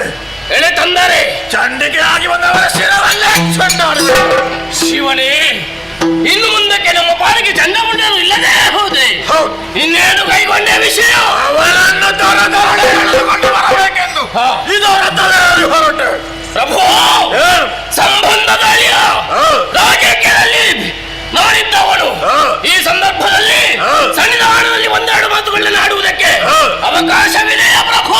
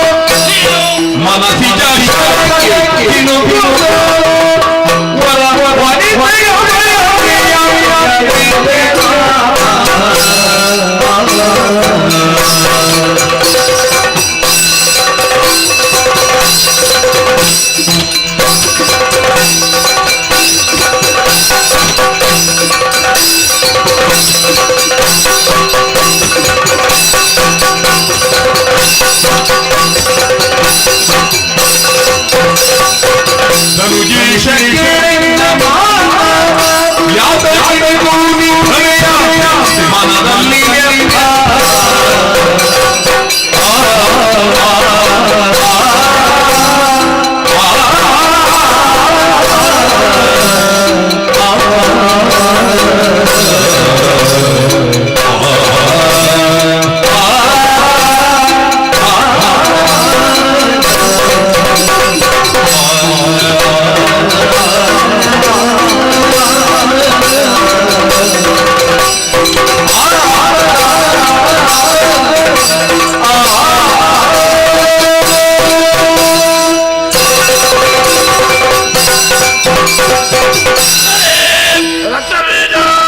ಮತ್ತೊಮ್ಮೆ ಪವಿತ್ರವಾದ ಪದದ್ವಯಗಳಿಗೆ ನಮಸ್ಕರಿಸಿಕೊಂಡಿದ್ದೇನೆ. ಜಿಯೋ, ಸಾಧಿಸಿದರೆ ಜೀವನವು ದೇವನಾಗಬಲ್ಲ ಅನ್ನುವುದನ್ನು ಲೋಕಕ್ಕೆ ಮುಖಕ್ಕೆ ತೋರಿಸಿಕೊಟ್ಟವನು ನೀನು. ನಮ್ಮ ಕುಲದಲ್ಲಿ ಈ ಮೊದಲು ಅದೆಷ್ಟೋ ಮಂದಿಗಳು ಹುಟ್ಟಿದ್ದಾರೆ, ಬೆಳೆದಿದ್ದಾರೆ, ಅಳಿದು ಹೋಗಿದ್ದಾರೆ. ಆದ್ರೆ ಅವರು ಯಾರೂ ಕೂಡ ಧನುಜೇಶ ಎನ್ನುವಂತ ಹೆಸರನ್ನು ಗಳಿಸಿದವರು ಯಾರೂ ಇಲ್ಲ. ಗಳಿಸಿದ್ದು ಹೌದಂತಾದ್ರೆ ಅದು ನೀನು ಮಾತ್ರ. ಧನುರ್ದೇವಿಯ ಗರ್ಭವನ್ನು ಪಾವನಗೊಳಿಸಿದವನು ನೀನು. ಮೊದಲು ಧನುಕುಮಾರಕನಾಗಿದ್ದವ, ಈಗ ಹಾಗಲ್ಲ, ಧನುಜೇಶ ಅನ್ನುವಂತ ಹೆಸರಿಗೆ ಪಾತ್ರನಾದವನು ನೀನು. ಪ್ರಭು, ಒಂದು ಕಾಲದಲ್ಲಿ ರಕ್ಕಸರಾದಂತ ನಮಗೆ ದಿಕ್ಕು ದೆಸೆ ಇಲ್ಲದೆ ಎಲ್ಲೆಲ್ಲೋ ಕಾಡುಗಳಲ್ಲಿ ತಿರುಗಾಡ್ತಾ ಇದ್ದವರು. ವಾಸ ಮಾಡುವುದಕ್ಕೆ ಸರಿಯಾದ ಯೋಗ್ಯವಾದ ಸ್ಥಳ ಇರಲಿಲ್ಲ, ಉಣ್ಣುವುದಕ್ಕೆ ಇರಲಿಲ್ಲ, ಉಡುವುದಕ್ಕೆ ಬಟ್ಟೆ ಇರಲಿಲ್ಲ. ಆದ್ರೆ ನಿನ್ನ ನಾಯಕತ್ವದಲ್ಲಿ ನಾವೆಲ್ಲರೂ ಉನ್ನತವಾದ ಸ್ಥಾನಮಾನವನ್ನೇ ಒದಗಿ ಪಡೆದುಕೊಂಡಿದ್ದೇವೆ. ಈ ಹೊತ್ತಿನಲ್ಲಿ ನಿಲ್ಲುವುದಕ್ಕೆ ಯೋಗ್ಯವಾದ ಸ್ಥಳ ಇದೆ, ತಿನ್ನುವುದಕ್ಕೆ ಆಹಾರ, ಉಡುವುದಕ್ಕೆ ಬಟ್ಟೆ, ಆಮೇಲೆ ಚಿನ್ನದ ಬಟ್ಟಲಲ್ಲಿ ಉಣ್ಣುವಂತಹ ಯೋಗ ಭಾಗ್ಯ ಕಲ್ಪಿಸಿದ ಹೌದಂತಾದ್ರೆ ಅದು ನಿನ್ನಿಂದ ಮಾತ್ರ ಸಾಧ್ಯ. ಪ್ರಭು, ಕಾಡನ್ನು ಸೇರಿ ವಿಧಾತನ ಕುರಿತು ತಪಸ್ಸನಾಚರಿಸಿದವ ಯಾರಿಗೆ ಬೇಕಾಗಿ? ನಿನಗೆ ಬೇಕಾಗಿಯ? ಅಲ್ಲ, ಸಮಸ್ತ ದಾನವರ ಏಳಿಗೆಯನ್ನು ಬಯಸಿದವನು ನೀನು. ದಾನವರ ಮೇಲೆ ಬರಬೇಕು, ಅವರು ಒಳ್ಳೆದಾಗಬೇಕು ಎಂಬ ಉದ್ದೇಶವನ್ನು ಇಟ್ಟುಕೊಂಡವನು ನೀನು. ಪ್ರಭು, ಮದುವೆಯ ಸಮಯದಲ್ಲಿ ನೀನು ಮದುವೆ ಆಗುವುದಕ್ಕೆ ಮನಸ್ಸು ಮಾಡಿದವನಲ್ಲ. ಯಾವ ಹೆಣ್ಣು ಮಕ್ಕಳನ್ನು ನೋಡಿದ್ರು ಕೂಡ ನನ್ನ ತಾಯಿ ಧನುರ್ದೇವಿಗೆ ಸಮಾನ ಅನ್ನುವ ಹಾಗೆ ಯೋಚನೆ ಮಾಡುತ್ತಾ ಇದ್ದವನು ನೀನು. ಈ ಸಂದರ್ಭದಲ್ಲಿ ಕೇವಲ ಚಂಡಮುಂಡರು ಹೇಳಿದ ಮಾತ್ರಕ್ಕೆ ನೀನು ಮರುಳಾದೆಯ ಪ್ರಭು. ಯಾಕೆ ಹೀಗೆ ಮಾಡ್ತಾ ಇದ್ದಿ ಹೇಳು?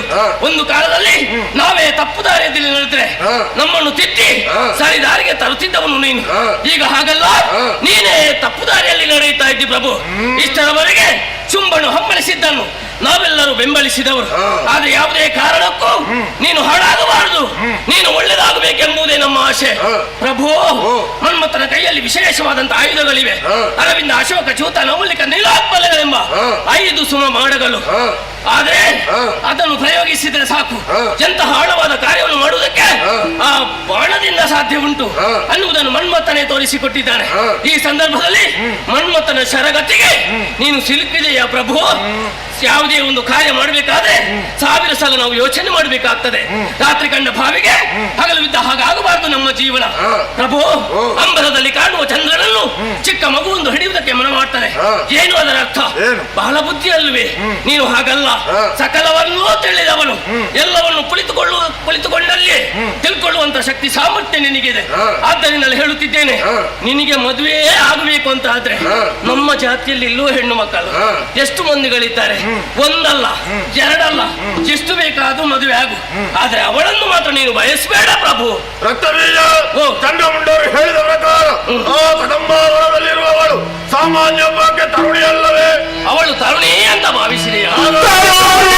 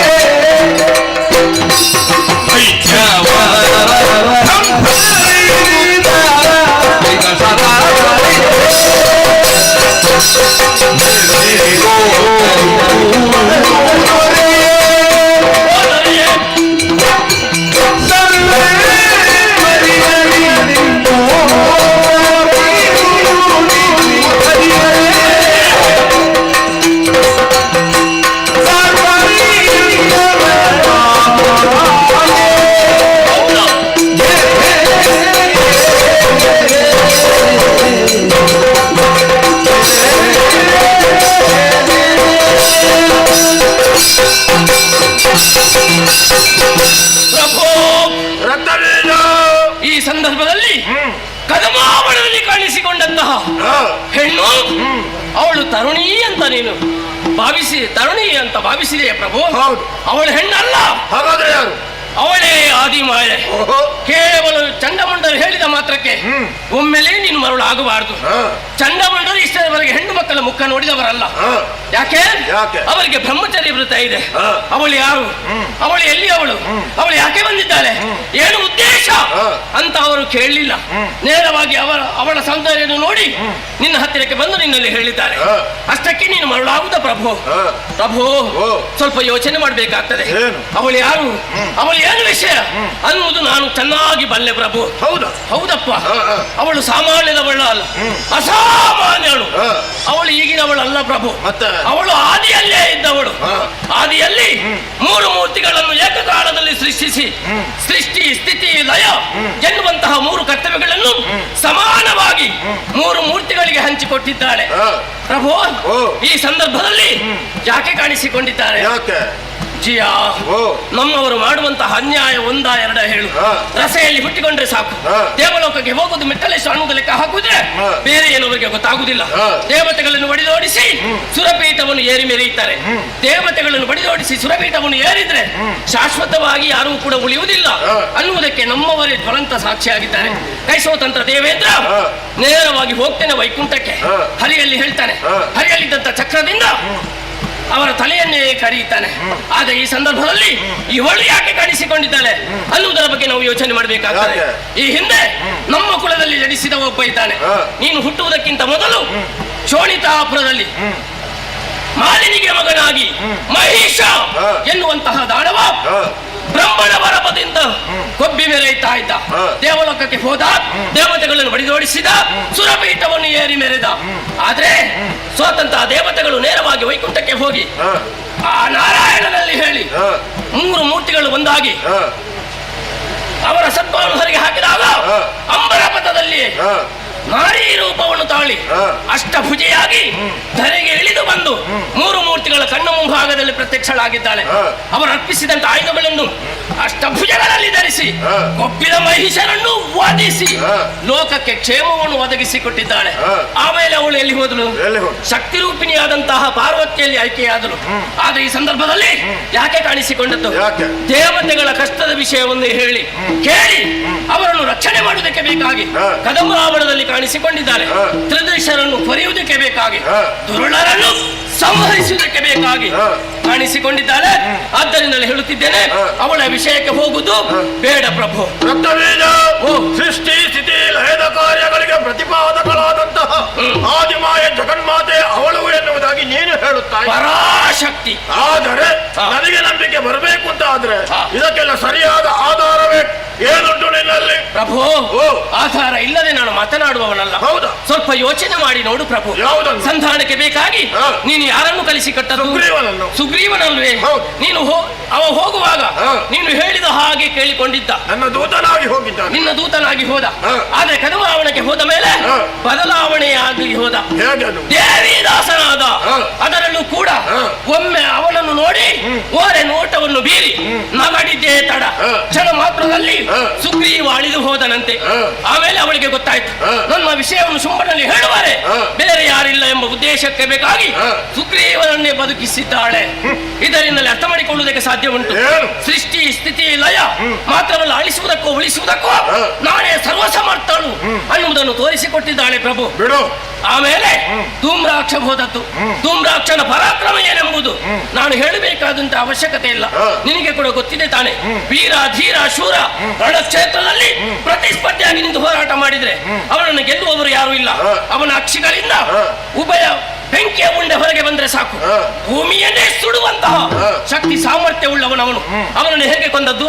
ಕತ್ತಿಯಿಂದ ಕರೆದು ಕೊಂದತ, ದೊಣ್ಣೆಯಿಂದ ಪಡೆದು ಕೊಂದತ, ಕೇವಲ ಹುಂಕಾರ ಮಾತ್ರದಿಂದ ಕೊಂದಿದ್ದಾಳೆ ಅಂತ ಆದ್ರೆ ಅವಳ ಶಕ್ತಿ ಸಾಮರ್ಥ್ಯ ಏನೆಂಬುದು ಸ್ವಲ್ಪ ಯೋಚನೆ ಮಾಡಬೇಕಾಗ್ತದೆ. ಆಮೇಲೆ ಹೋದದ್ದು ಚಂಡಮುಂಡರು, ಬ್ರಹ್ಮನ ವಿಶೇಷವಾದಂತಹ ವರವನ್ನು ಪಡೆದವರು, ಸಾಮಾನ್ಯದವರಲ್ಲವರು ಕೂಡ ಅಸಾಮಾನ್ಯರೇ.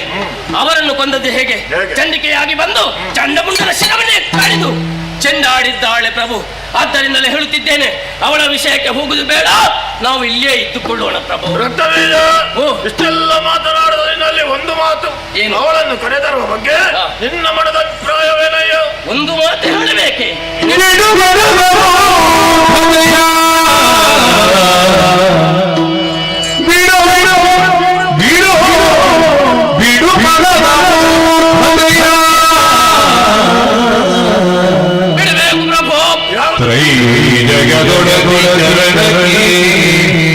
ಭಕ್ತಿ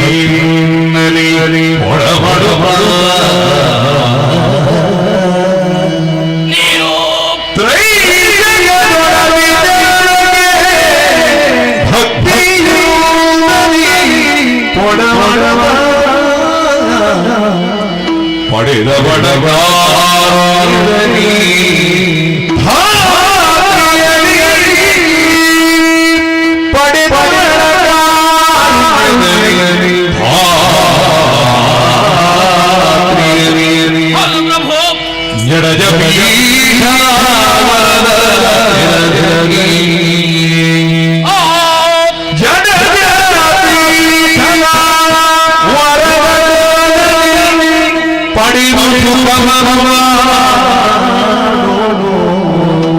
ಹೌದು ಪ್ರಭು.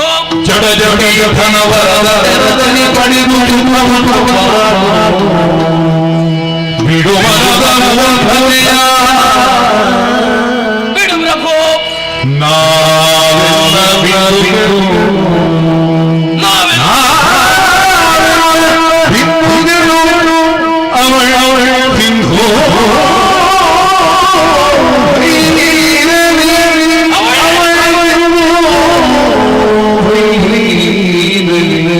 ಹೌದು ಪ್ರಭು.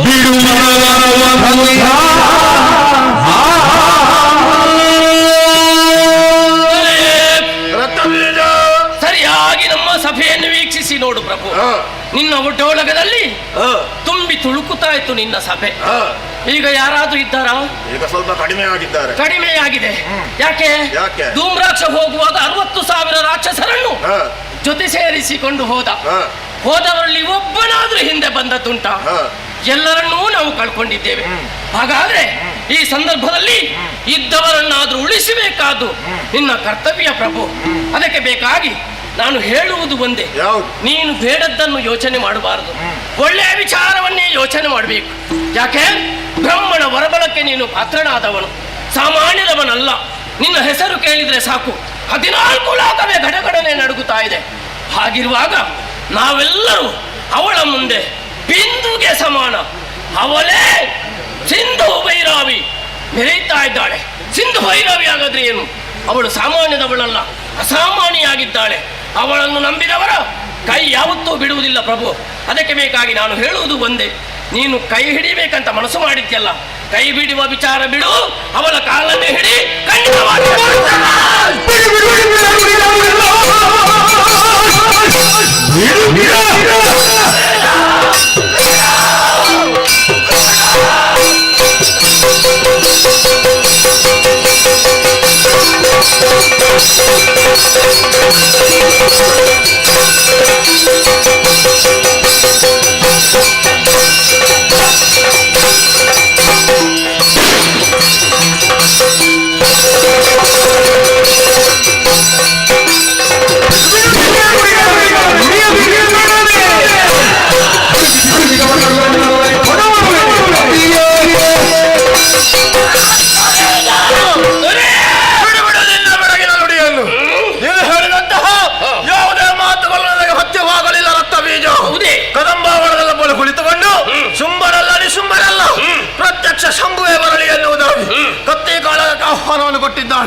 ಮಾತ್ರವಲ್ಲ ನಮ್ಮವರನ್ನೆಲ್ಲ ಕಳುಹಿಸಿಕೊಟ್ಟರೆ ಮಾರಣ ಹೋಮವನ್ನು ಕೈದಿದ್ದಾಳೆ ರಕ್ತ ಬೀಜ. ನಮ್ಮವರನ್ನೆಲ್ಲ ಕಳೆದುಕೊಂಡಂತ ಈ ಸಂದರ್ಭದಲ್ಲಿ ನನ್ನ ಕರುಳನೆ ಕಿತ್ತು ನನ್ನ ಕೈಯಾರೆ ಹೊರಗಸಿದಂತ ಅನುಭವ ನನಗಾಗುತ್ತಾ ಉಂಟು. ಆದರೆ ಈ ಸಂದರ್ಭದಲ್ಲಿ ಏನು ಹೋಗಿ ಅವಳ ಕಾಲಿಗೆ ಹೊರಗಿದ್ದೇನೆಂದಾದರೆ ನಮ್ಮವರೆಲ್ಲ ಏನು ಭಾವಿಸಿಯಾರು? ಏನು ಒಂದು ಕಾಲದಲ್ಲಿ ತ್ರೈಲೋಕ ವಿಜಯಿ ಶುಂಭ, ಲೋಕ 14 ನಡುಗಿಸಿದವ ಶುಂಭನೇಕೋ ದೇವ ಎಂಬ ನೆಗಲ್ತೆಗೆ ಹೊತ್ತರಾದ ಶುಂಭ ಕೇವಲ ಒಬ್ಬಕ್ಕೆ ಹೆಣ್ಣಿಗೆ ಹೆದರಿ ಮೂಲೆಯಲ್ಲಿ ಕುಳಿತ ಎನ್ನುವಂತಹ ಲೋಕಾಪಾದಕ್ಕೊಳಗಾಗುತ್ತೇನೆ ರಕ್ತ ಬೀಜ. ನಿನ್ನ ಮಾತುಗಳನ್ನೆಲ್ಲ ಕೇಳಿದಾಗ ಸರಿಯಾಗಿ ಅರ್ಥವಿಸಿಕೊಂಡಿದ್ದೇನೆ. ಏನು ಅರ್ಥ ಮಾಡಿಕೊಳ್ಳಿ? ಈ ಸಂದರ್ಭದಲ್ಲಿ ನಿನಗೆ ಬೇಕಾದದ್ದು ಬದುಕು, ಅಂಜು ಮುರುಕ ಪ್ರಾಣ ಹೇಳಿ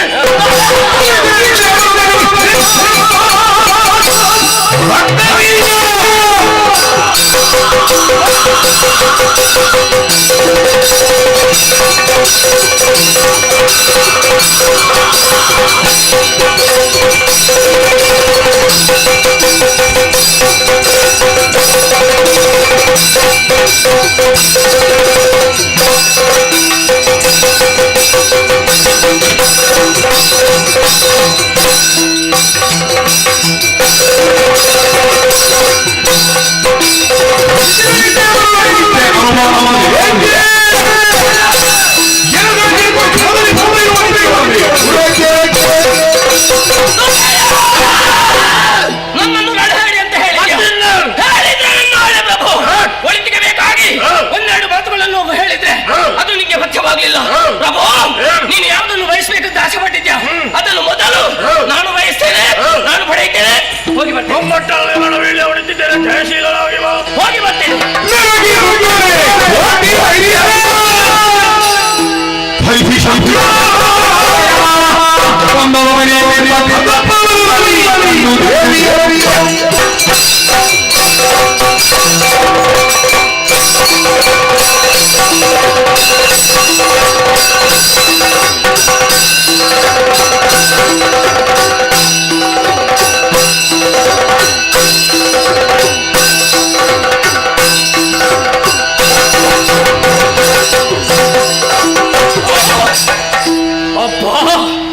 ಶೋಣಿತಾಪುರದಿಂದ ಹೊರಡುವ ಸಂದರ್ಭದಲ್ಲಿ ಕೋಟಿ ಕೋಟಿ ದೈತ್ಯರನ್ನು ಜೊತೆ ಸೇರಿಸಿಕೊಂಡು ಉತ್ತಮವಾದ ರಥವನ್ನು ಏರಿ ನಾವೆಲ್ಲರೂ ಒಂದೇ ಮನಸ್ಸಿನಿಂದ ನೇರವಾಗಿ ಕದಂಬಾವನಕ್ಕೆ ಬಂದಿದ್ದೇನೆ. ಇದು ಕದಂಬಾವನ ಹೌದಲ್ವೋ? ಸಂಶಯವಾಗುತ್ತಾ ಇದೆ. ನಾನೇನು ಈ ಕದಂಬಾವನಕ್ಕೆ ಹೊಸತು ಬಂದದ್ದ? ಈ ಹಿಂದೆಯೂ ಬಂದಿದ್ದೇನೆ, ಈಗಲೂ ಬಂದಿದ್ದೇನೆ. ಆದರೆ ವ್ಯತ್ಯಾಸ ಕಾಣುತ್ತಾ ಇದ್ದೇನೆ ಅಲ್ವಾ? ಈ ಹಿಂದೆ ನೋಡಿದ ಕದಂಬಾವನಕ್ಕೂ ಈಗ ನೋಡುವುದಕ್ಕೂ ತುಂಬಾ ವ್ಯತ್ಯಾಸವಿದೆ. ಮಧ್ಯಾಹ್ನವಾದರೂ ಕೂಡ ಸೂರ್ಯನ ಪ್ರಕಾಶ ಭೂಮಿಯನ್ನು ಸ್ಪರ್ಶ ಆಗ್ತಿರ್ಲಿಲ್ಲ. ಕತ್ತಲಮೆಯಾದಂಥ ಕಾಡಿನಲ್ಲಿ ಕೋಟಿ ಸೂರ್ಯರೇ ಏಕಕಾಲದಲ್ಲಿ ಉದಿಸಿ ಬಂದ ಹಾಗೆ ವಿಶೇಷವಾದಂತಹ ಬೆಳಕು. ಈ ಕಾಡು ಮಧ್ಯದಲ್ಲಿ ಬೆಳಕು ಹೇಗೆ ಬಂತು? ಯಾರು ವ್ಯವಸ್ಥೆ ಮಾಡಿದ್ದು ಎಂಬುದು ನನಗೆ ಅರ್ಥವಾಗುತ್ತಾ ಇಲ್ಲ.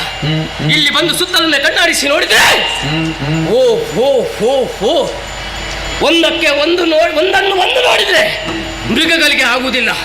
ಆದರೆ ಎಲ್ಲವನ್ನೂ ಮರೆತು ಈ ಸಂದರ್ಭದಲ್ಲಿ ಒಂದೇ ರೀತಿಯಲ್ಲಿ ಎಲ್ಲ ಒಂದು ಕೂಡಿ ಆಟ ಮಾಡುತ್ತಾ ಇದೆಯಲ್ಲ. ಓ ಆ ಬದಿಗೆ ನೋಡಿದ್ರೆ ಮುಂಗಿಸಿಯ ಜೊತೆಯೆಂದು ಹಾವೊಂದು ವಿಧ ವಿಧವಾಗಿ ಕುಣಿದು ಕುಪ್ಪಳಿಸುತ್ತಾ ಇದೆ. ಈ ಬದಿಯನ್ನು ನೋಡಿದ್ರೆ ಕಾಡಿನ ಕೇಸರಿಯಾದಂತಹ ಕೇಸರಿಯ ಜೊತೆ ಜಿಂಕೆಯ ಮರಿಯೊಂದು ಕುಣಿದು ಕುಪ್ಪಳಿಸುತ್ತಾ ಇದೆ. ಹಾಗಿದ್ರೆ ಅರ್ಥ ಏನು? ಇಲ್ಲಿ ಎಲ್ಲವೂ ಒಂದೇ ಜಾತಿಯಲ್ಲಿ ಬದುಕಬೇಕು ಎಂಬ ಉದ್ದೇಶ. ಹಾಗಿದ್ರೆ ಈ ಬದಿಯಲ್ಲಿ ನೋಡಿದ್ರೆ ಓಹೋ ನಮ್ಮೋಣೆಯಾದಂತಹ ಧೂಮ್ರಾಕ್ಷನ ವಧೆ ಓ ಆ ಜಾಗದಲ್ಲಿ ಆಗಿದೆ ಅನ್ನೋದ್ರಲ್ಲಿ ಯಾವುದೇ ಅನುಮಾನ ಬೇಡ.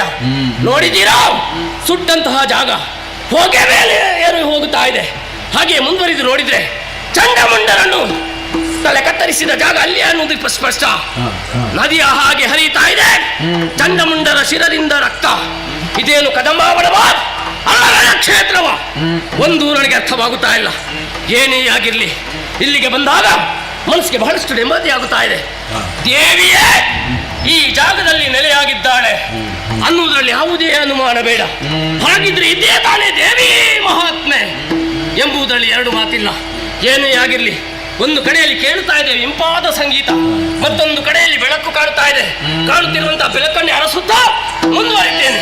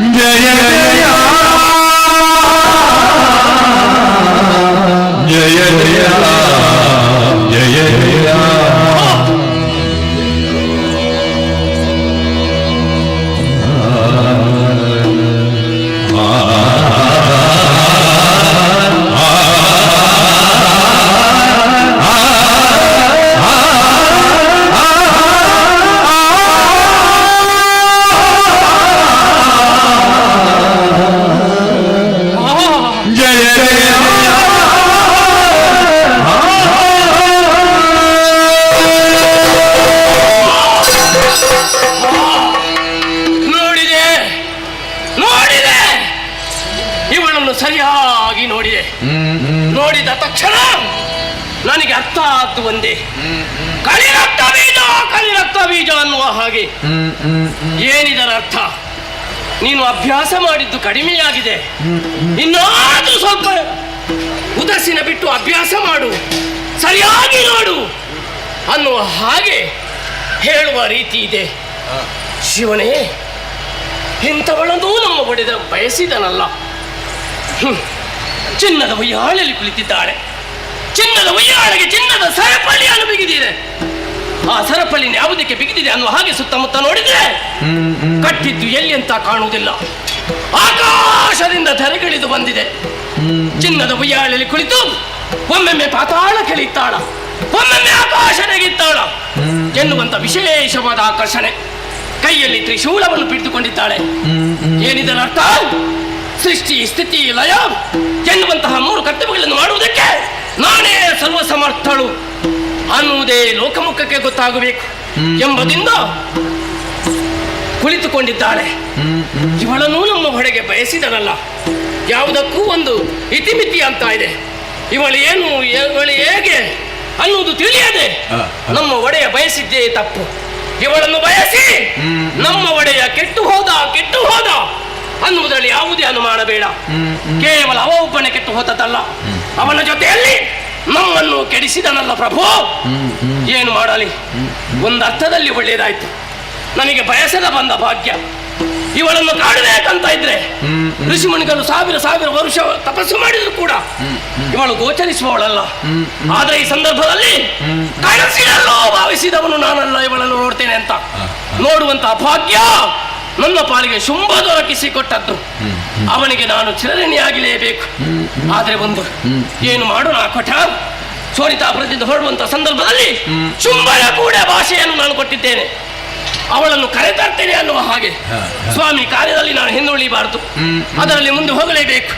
ಇಷ್ಟರವರೆಗೆ ಬಂದವರು ಎಲ್ಲರೂ ಕೂಡ ಶಕ್ತಿ ಪ್ರದರ್ಶನ ಮಾಡಿದ್ದು. ಇಲ್ಲಿ ಶಕ್ತಿ ಮುಖ್ಯ ಅಲ್ಲ, ಇಲ್ಲಿ ಭಕ್ತಿ ಮುಖ್ಯ ಅನ್ನುವುದೇ ಗೊತ್ತಾಗ್ತಾ ಇದೆ.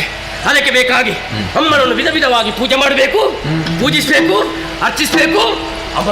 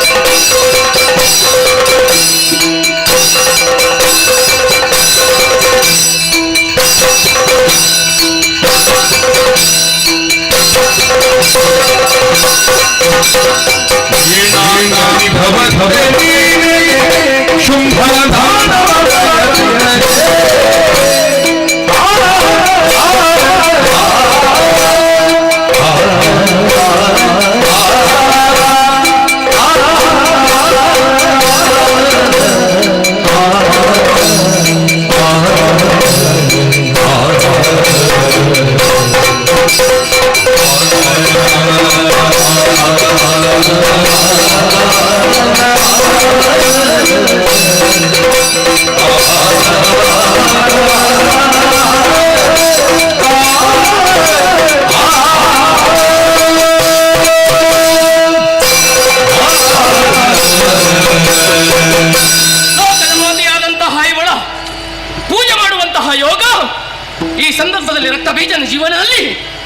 ಒದಗಿ ಬಂದಿದೆ. ಅದನ್ನು ಯಾವತ್ತೂ ನಾನು ಮರೆಯ ಕೂಡದು. ಅಮ್ಮನ ಪೂಜೆ ಮಾಡಲೇಬೇಕು.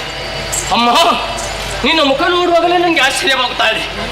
ಕ್ಷಣಕ್ಕೂ ಒಂದೊಂದು ರೂಪದಿಂದ ನೀನು ಕಾಣಿಸಿಕೊಳ್ಳುತ್ತಾ ಇದ್ದೆ. ಮೊದಲು ಪ್ರಫುಲ್ಲ ಮದನೆಯಾಗಿ ಮುಖ ಗೋಚರಿಸ್ತಾ ಇತ್ತು. ಈಗ ಹಾಗಲ್ಲ, ಚರಕ್ಕದ ಹುಣ್ಣಿಮೆಯ ಚಂದ್ರನ ಹಾಗೆ ಶೋಭಿಸ್ತಾ ಇದೆ ನಿನ್ನ ಮುಖ. ಅಮ್ಮ, ಮತ್ತೊಮ್ಮೆ ಪವಿತ್ರವಾದ ಪಾದತ್ರಯಗಳಿಗೆ ವಂದಿಸಿಕೊಂಡಿದ್ದೇನೆ. ತಾಯೇ, ನಿನಗೆ ನನ್ನ ಬಗ್ಗೆ ಗೊತ್ತಾಗಲಿಕ್ಕೆಲ್ಲ, ನನ್ನ ಪರಿಚಯವೇ ಸಿಗಲಿಕ್ಕೆಲ್ಲ. ನಾನು ಬಂದದ್ದೇ ಈಗ. ನಾನು ಇಲ್ಲಿ ಅವನಲ್ಲಮ್ಮ, ಶೋಣಿತಾಪುರದಿಂದ ಬಂದಿದ್ದೇನೆ. ವರ್ತಮಾನ ಕಾಲದಲ್ಲಿ ನಮ್ಮ ಒಡೆಯ ಶುಂಭ ಅಸುರಕುಲ ಬಿಂಬ ನಮಗೆಲ್ಲ ಆಧಾರ ಸ್ತಂಭನಾಗಿ ಬೆರೆಯುತ್ತಾ ಇದ್ದವ. ಅವನು ನಿನ್ನನ್ನು ನೋಡದೆ ಮರುಳಾಗಿ ಹೋಗಿದ್ದಾನೆ. ನಿನ್ನನ್ನೇ ಮದುವೆ ಆಗಬೇಕಂತ ಹಂಬಲಿಸಿದ್ದನಮ್ಮ. ಅದಕ್ಕೆ ಬೇಕಾಗಿ ಸಂಧಾನಕ್ಕೆ ಸುಗ್ರೀವನನ್ನು ಕಳಿಸಿಕೊಟ್ಟನಂತೆ. ನೀನು ಸುಗ್ರೀವನ ಸಂಧಾನವನ್ನೇ ಮುರಿದು ಯುದ್ಧವೇ ಬದ್ಧ ಅಂತ ನೀನು ಹೇಳಿದ್ದೀಯಂತೆ. ಒಮ್ಮೆ ಸುಗ್ರೀವನನ್ನು ಕೊಂದಿದ್ದೀಯಂತೆ, ಆಮೇಲೆ ಬದುಕಿಸಿದ್ದೀಯಂತೆ. ಬರುವಾಗ ಸರಿಯಾಗಿದ್ದ, ನಿನ್ನಿಂದ ಶೋಣಿತಾಪುರಕ್ಕೆ ಹೋಗುವಾಗ ಬದಲಾವಣೆಯನ್ನೇ ನಾವು ಕಂಡಿದ್ದೇವೆ. ಯಾವಾಗ ನೋಡಿದರೂ ಕೂಡ ನಿನ್ನ ನಾಮಸ್ಮರಣೆಯನ್ನೇ ಮಾಡ್ತಾ ಇದ್ದಾನೆ. ಅಮ್ಮ, ಆಮೇಲೆ ಧೂಮ್ರಾಕ್ಷರನ್ನು ಕಳಿಸಿಕೊಟ್ಟಿದ್ದಾನೆ ನಮ್ಮ ಒಡೆಯ ಶುಂಭ. ಕೇವಲ ಓಂಕಾರ ಮಾತ್ರದಿಂದ ನೀನು ಕೊಂದಿದ್ದೀಯಂತೆ. ಆಮೇಲೆ ಚಂಡಮುಂಡರ ಸಂಹಾರ. ಈಗ ಹಾಗಲ್ಲ, ಬಂದವ ಸಾಮಾನ್ಯದವನಲ್ಲ, ಅಸಾಮಾನ್ಯ ವ್ಯಕ್ತಿ. ಬರುವಾಗಲೇ ಚಿನ್ನದ ರಥವನ್ನು ನಿನ್ನ ಕಣ್ಣ ಮುಂಭಾಗದಲ್ಲಿ ತಂದು ನಿಲ್ಲಿಸಿದ್ದೇನೆ. ಯಾಕೆ ಬೇಕಾಗಿ ನಿನ್ನನ್ನು ಸಂಭ್ರಮದಿಂದ ಕರ್ಕೊಂಡು ಹೋಗಬೇಕೆಂಬ ಉದ್ದೇಶ.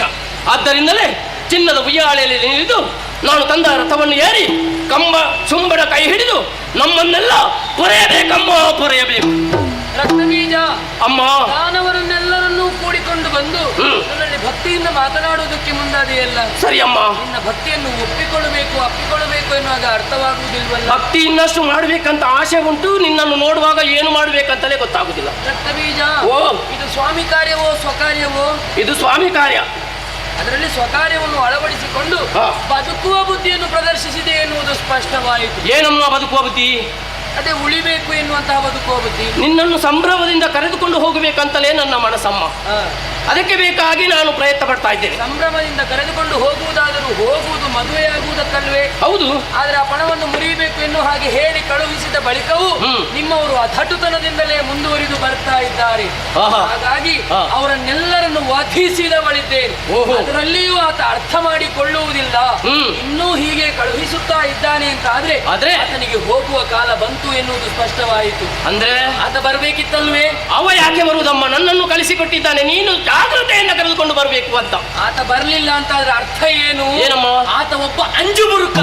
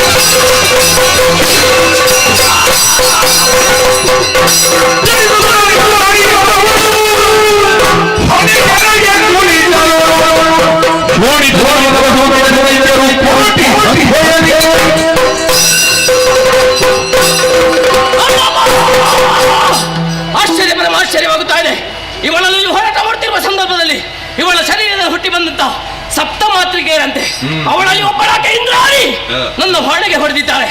ಹೊಡೆದ ರಭಸದಿಂದ ನನ್ನ ಹಣೆ ಹೊಡೆದು ಧಾರಾಕಾರವಾಗಿ ರಕ್ತ ಸುರಿತಾ ಇದೆ. ಸುರಿತಿರುವಂತ ರಕ್ತವನ್ನು ಕೈಯಲ್ಲಿ ಒತ್ತಿಡ್ದಿದ್ದೇನೆ. ಯಾಕೆ? ಬ್ರಹ್ಮನ ಬರಬಲ ಪರೀಕ್ಷೆ ಮಾಡಬೇಕು.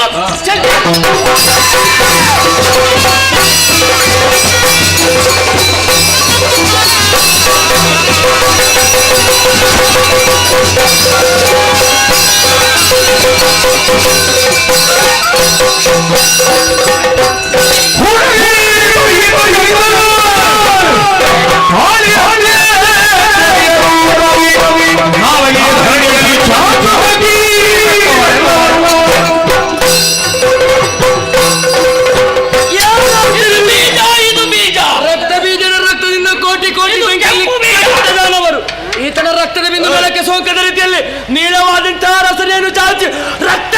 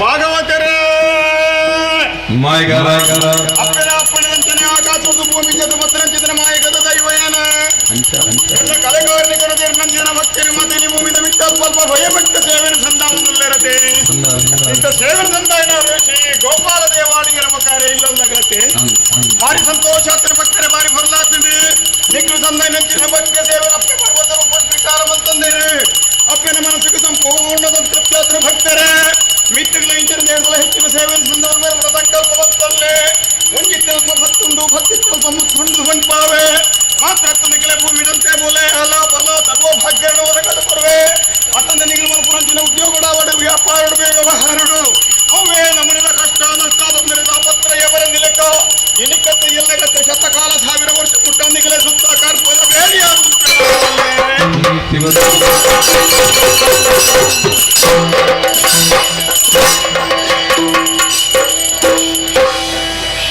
ಓ ಭಾಗವತರೇ ಭಾರಿ ಸಂತೋಷ ಬಾರಿ ಪೊರ್ಲು ಎಲ್ಲೇ ಪ್ರಾಯಗಳು ಎತ್ತರದ ಜಾಗಡಿಕೊಂಡು ಮಲ್ಲ ಬುಧರಿಗೆ ಒಂದು ಕೊರುಣ ಮರೆ ಒಂದುಲ್ಲರೆ ಭಾಗವತರೆ ಅವು ಒಕ್ಕಡೆ ಗತ್ತು ಜೀರ ಸಾಧನದ ಬಲಾಪೆನ ಪೂರ್ಣಾನುಗ್ರಹ ಒಂಜಪ್ಪನ ಬತ್ತು ಜೋಕ್ಳಿಗೆ ಬತ್ತು ಬುದ್ಧಿಗೆ ಭಾಗವತರೆ ಅಂಟಿನಲ್ಪ ಬತ್ತಪ್ಪ ಜೋಕ್ಳ ಮಲ್ಲ ಕೂಟೊಡಿತ್ತೊಂದು ಹಿರಿಯಗಳ ಓಡಿತ ಅನುಭವನು ಪಡೆ ಒಂದು ಕಿರಿಯಗಳು ಕತ್ತಿನ ಪಂಚತ್ತಿಂಚಂದು ಬಂದು ಕೊರೊಂದು ಪ್ರತಿ ಇವರಿಲ್ಲ ರಂಗೋಡು ಮೇರೆ ಪಿಳೆ ಕಮಲ್ತಾರೆ ಅಪ್ಪನ ಮಹಿಮೆ ಪತ್ತು ಊರು ಹೊರಪಿಳೆ ಕಮಲ್ತಾರೆ ಭಾಗವತರೆ ಮಿತ್ತಿಗೆ ಹೆಂಚನೆ ಭಕ್ತಿ ದಪ್ಪನ ಸೇವನೆ ಮತ್ತೊಂದು ಬರ್ತಾರೆ ನಾಳೆ ಕೀರ್ತಿ ನಾಲ್ಕು ಊರು ಸೂತರ ಕವನ ಗಮನ ತಂದೆ ಈ ನಾಲ್ಕದ ಕುರಿತು ಸರಸ್ವತಿ ದೇವಿ ನೆಲೆದರಿಯ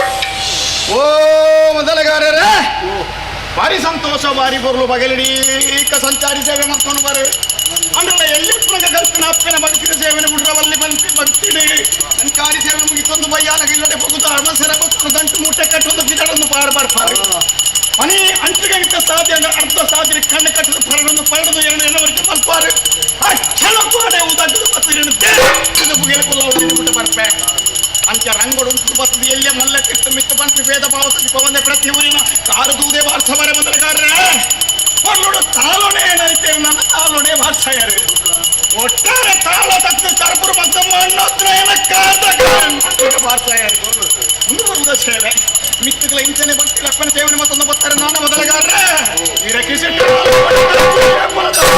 ನಮ್ಮಲ್ಲೇ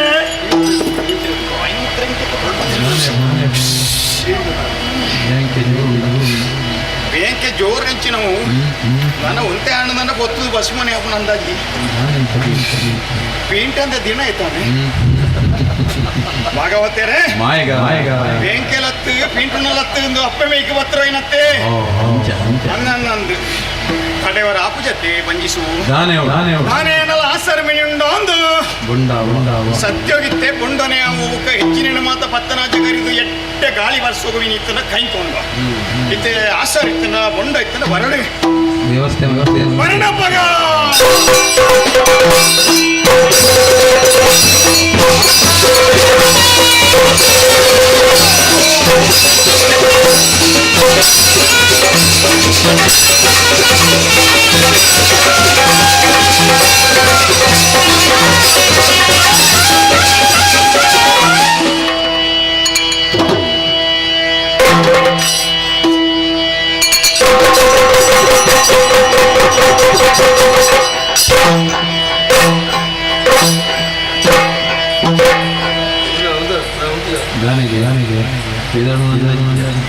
పోయిపోయింది కారమిని దుమ్ము దుమ్ము వైపునే భాగవతరే మనస్సొంజి ಬೀರನೆ ವೈಪುಣಲೆ ನಮ್ಮ ಉಳ ಮನಸ್ಸು ಅಂತರಾತ್ಮ ಇನ್ನು ತೃಪ್ತಿ ಪಡಿಸೋರ ನಮ್ಮನೆ ಜನ್ಮ ಹೊಡೆದು ಸಾಧ್ಯ ಅಲ್ಲೇ ಆ ಸರಿ ನಮ್ಮ ಕೊಟ್ಟೆ ಬಂಜಿ ಮೋನೆ ಇರ್ಲೈತೆ ನಾಡ್ದು ಹಾಗೆ ಬೋಡಿತನಾಗ್ಲೇ ಪೂರ ಸುರುತಾಗ್ಲೇ ಕೊರಿಯೇ ಹಾಲು ಅರಟೆ ಮತ್ತ ಮುದರಗಂದು ಗಾದೆಗೆ ಎಂದಾರ ಎಂಕ ಕೇರಿಗ ನಗಲೆ ಅಂಚಿನ ಕುಚ್ಚಿದ ಮಂಡೇನ ಒಂಜಿದೀಯೇ ತುಮಗ ಬರ್ಪೆ ಪತ್ತನಜೆ ಕರಿಯಡು ಹೋಯ್ಕಲ್ಲ ಮಧ್ಯರಾತ್ರಿಗೆ ಬತ್ತು ನೀನು ನಿದ್ದೆ ದಿಪ್ಪ ಬರ್ತದೆ ಎಂಕಟ್ರ ಗೊತ್ತು ಜೀ ನಂಗೆ ಬರ್ಪೇರ್ಸೋಗು ಸೇವೆಗೆ ಜನ ಓಡತ್ತೆ ಒಂಜಿ 4 ಜಿನ್ಲ ಮಲ್ಲೆ ಜೀ ಇಂಬೆ ಒರಿಯ ಇಕ್ಕಿಂದ ನನ್ನ ಬೋಂಡೆ ಅಡಿ ಇಂಬೇನು ಓಡೆಗಳ ದೀವಲಿ ಹಾಕೊಂಡಲ್ಲೇ ನಮ್ಮ ಒಂಜಿ ಮಲ್ಲ ಕಂಬಣಿ ಇಂಬಿ ಮೇಟಿ ಓಡ್ಲ ಉಲ್ಲಿ ಮಠದ ಪುಚ್ಚಲ್ಲೇ ಅಲ್ಪಲಲ್ಲೇ ಮುಲ್ಪಲಲ್ಲಿ ಅಂಡ ಪಾತೆರ ಮಾತ್ರ ನಂಗೆ ಅರ್ಥ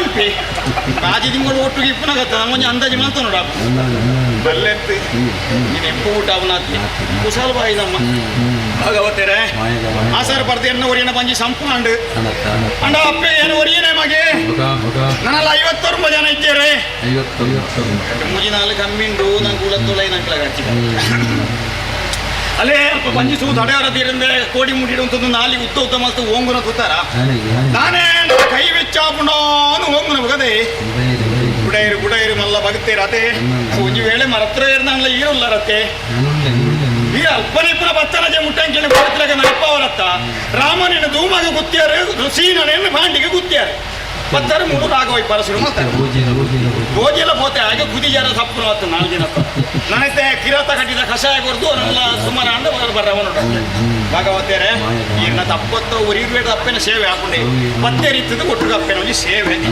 ಅವು ಐಂಬಿ ಒಂದು ಮಾತಿರೋ ನಮ್ಮನ್ನ ಕುಡ್ದು ಬಾಡೇರೆ ಸೇವೆ ಅಂಜಿ ಪೊರುಡು ನಡತ್ರ ಹೋತೆ ಬಾರಿ ಮಲ್ಲ ಸಭೆ ಐತೆ ಗೋಡೆ ರಾತ್ರಿ ಒಣಸ್ಸಿಗೆ ಮಾತ್ರ ಸಕ್ಕರೆ ಬೇಕು ಬಿಜಿಂದ ರಾಶಿದಳೆ ಇದ್ದಿದುಲೆಗೆ ಸುಖಿದ ಗಂಡಗು ಕುರಿ ಬುಡ್ಲೆಕ್ಕ ಕಲಗಟ್ಟಲು ಪೂರಗಾರಿಂತಿರೋದು ನತ್ತ ಕಾರಣದಾನೆ ನರಮನಿ ದಿನ ಪೋಯ್ಲೆಕ್ಕನಿ ಬುದ್ಧಿವಂತೇನೆ ಒಂದು ವರ್ಪನು ಅಲ್ಲ ಬುದ್ಧಿವಂತಿಗೆ ಎಡ್ಡೇನೆ ಅತಿ ಬುದ್ಧಿವಂತಿಗೆ ನಾನೇ ಬಂದು ಪಟ್ಟ ಬುಳೆಯಿನ ಬಿತ್ತುಗಳ ಒದ್ದಿಗೆ ಪಾದಿಡು ಮಾಡಿದು ಸುಡೋಡು ಗಾದಿಗೆ ಅಂತಾರೆ ಅಂಚನೆ ಈ ಪಟ್ಟ ಕಲ್ತನಾಗಲಿ ಬತ್ತೇರಿ ಬನ್ನಗರಿ ತಯಾರಾತು ನಂಗೆ 10 ಜನ ಬಟ್ಟನಾಗಲಿ ಪೊರುಳು ಬೇಯ್ಪದಿ ತೀರ್ತೆ ಪೊರುಳೂಡೆ ಬೂಸು ಕೊಟ್ಟೇರಿ ಐದುಕ ಬತ್ತೇರಿ ಸಾತ್ರದಕ್ಕ ಒಂದು ಒಂಜಿಗಳಿಗೆ ಆಟದು ಏನು ಆಟಲಾಂಡೆ ಒನಸಿಗೆ ಒನಸಿಲಾಂಡೆ ನಿದ್ರೆಗಳು ನಿದ್ರೆಲ್ಲ ಅವಡೊಂದು ಅರ್ಥಡೆಲ್ಲ ಗೊಂದು ಹೋತಿರತ್ತೆ ಒಯ್ನೆಗಳು ಪೊರುಳು ಜೆಪ್ಪರ ಬುಡ್ರು ಎಂದು ಕೇಳ್ತಾರ ಇಲ್ಲಡೆ ಬೋದು ಬಜೆ ಬಿಡ್ಬೋದು ಜೆಪ್ಪರ ಮಾಯ ಕೊಡಬಹುದು ರಾಜಿ ರಾಜಿ ಬಿಜಿನಕ್ಕೆ ತುಚ್ಚರಸರು ಮಲ್ಪೆ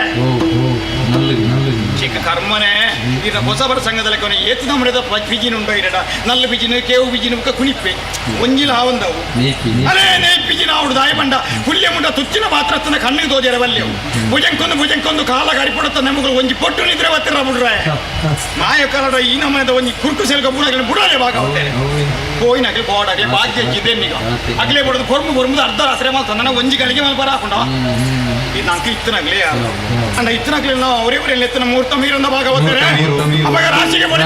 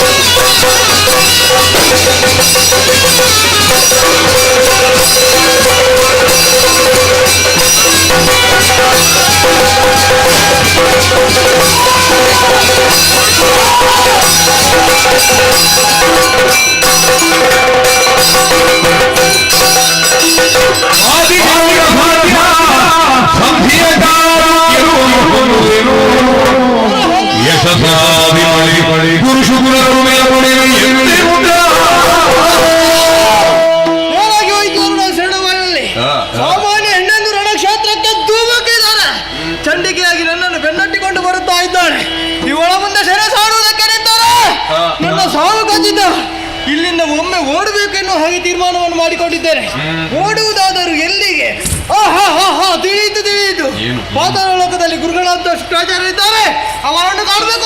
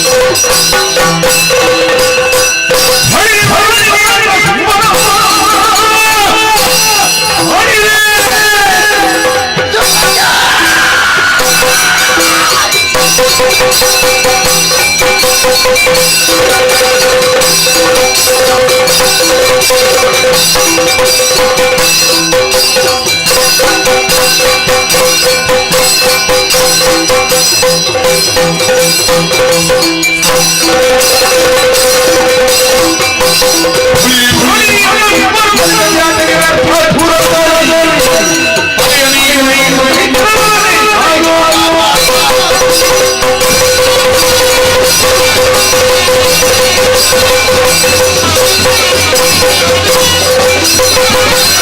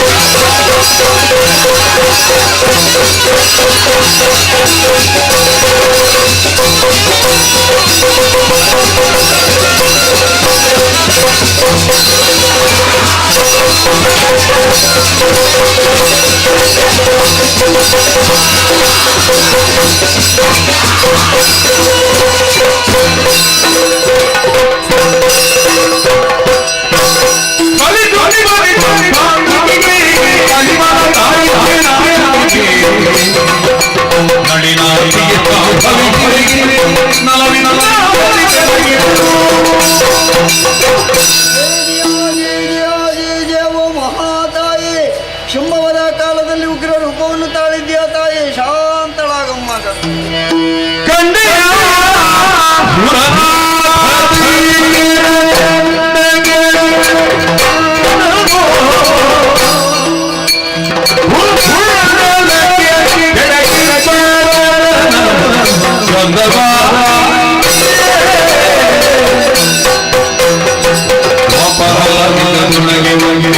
ಶ್ರೀಪತಿಯ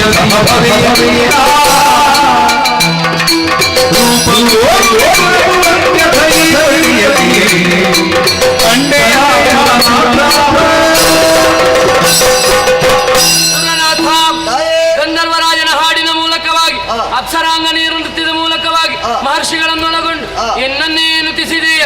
ಇದು ಶಾಂತಳಾಗಿದ್ದೇನೆ ಕಂಡೆಯ. ನಿನಗಿತ್ತಂತಹ ಮಾತಿನಂತೆಯೇ ದುರುಳದಾನವರನ್ನು ನಿಗ್ರಹಿಸಿ ಅವರ ಶಿಲೆಗಳನ್ನು ಚೆಂಡಾಡಿದ ಬಳಿದ್ದೇನೆ. ಸ್ವರ್ಗಲೋಕ ಪುನರಪಿ ನಿನಗೆ ಪ್ರಾಪ್ತಿಯಾಗಿದೆ. ನಿಶ್ಚಿಂತೆಯಿಂದಲೇ ನಾಕವನ್ನಾಳು ಮಗನೇ. ತಾಯಿ, ನಿಮ್ಮ ಬಳಿಯಲ್ಲೇ ಇಷ್ಟರವರೆಗೆ ನಾವು ಇದ್ದುಕೊಂಡವರು. ದುರುಳರ ಭಯ ದೂರವಾಗಿದೆ. ಮುಂದೊಂದು ದಿನದಲ್ಲಿ ಲೋಕದಲ್ಲಿ ಬಲಿಷ್ಠರು ಹುಟ್ಟಿಕೊಂಡಾಗ ನಿನ್ನ ಮಕ್ಕಳಾದಂತಹ ನಮಗೆ ನಿನ್ನ ದರ್ಶನ ಭಾಗ್ಯ ಯಾವಾಗ? ಈ ರೂಪದಿಂದ ನಾ ಕಾಣಿಸಿಕೊಳ್ಳುವುದಿಲ್ಲ. ಮುಂದೊಂದು ದಿನ ದ್ವಾಪರ ಯುಗದಲ್ಲಿ ಶ್ರೀಹರಿಯ ಸಹಭವೆಯಾಗಿ ಮಾಯೆ ಎನ್ನುವಂತಹ ಹೆಸರಿನಿಂದ ಕ್ಷಣದಲ್ಲಿ ಕಾಣಿಸಿಕೊಳ್ಳುವುದಕ್ಕಿದ್ದೇನೆ. ರಣಕ್ಷೇತ್ರದಿಂದ ಓಡಿ ಹೋದಂತ ಋಣದಾನವ ಮುಂದೊಂದು ದಿನ ಬರಬಲಾನ್ವಿತನಾಗಿ ಬಂದಾನು. ಕಲಿಯುಗದ ಆದಿಭಾಗದಲ್ಲಿ ಲಿಂಗರೂಪಿ ಭ್ರಮರಾಂಬಿಕೆಯಾಗಿ ನಿಮಗೆಲ್ಲರಿಗೂ ಕಾಣುವುದಕ್ಕಿದ್ದೇನೆ. ಅದುವರೆಗೂ ಮಣಿದ್ವೀಪದಲ್ಲಿ ನೆಲೆಯಾಗುತ್ತೇನೆ. ಲೋಕಕ್ಕೆ ಮಂಗಳವಾಗಲಿ. ಅದೃಶ್ಯಳಾಗುತ್ತೇನೆ, ಅದೃಶ್ಯಳಾಗುತ್ತೇನೆ, ಅಗೋಚರಳಾಗುತ್ತೇನೆ.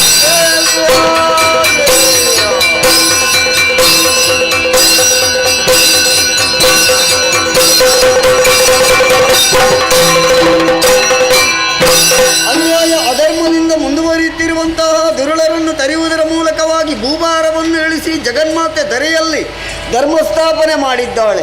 ಅಂತಹ ಪುಣ್ಯಕಥೆಯೇ ದೇವಿ ಮಹಾತ್ಮೆ. ದೇವಿ ಮಹಾತ್ಮೆ ಎನ್ನುವಂಥ ಪುಣ್ಯ ಕಥಾಭಾಗವನ್ನು ಯಾರು ಆಡ್ತಾರೋ, ಆಡಿಸ್ತಾರೋ, ಕೇಳ್ತಾರೋ, ಕೇಳಿಸ್ತಾರೋ ಅಂಥವರೆಲ್ಲರಿಗೂ ಕೂಡ ಕಥಾಂತರ್ಗತವಾದಂಥ ಮಹಾಪ್ರಸಾದವನ್ನು ಸಮೀಕರ ಮಾಡಲಿಕ್ಕೆ ಹಾಕುತ್ತಾ ಈ ಪುಣ್ಯಕಥೆಗೆ ಮಂಗಳ ಹಾಡುವರೆ ಸಭೆಯಿಂದಪ್ಪಣೆಯನ್ನು ಬೇಡುತ್ತೇವೆ. ಭದ್ರಂ ಶುಭಂ ಮಂಗಳಂ.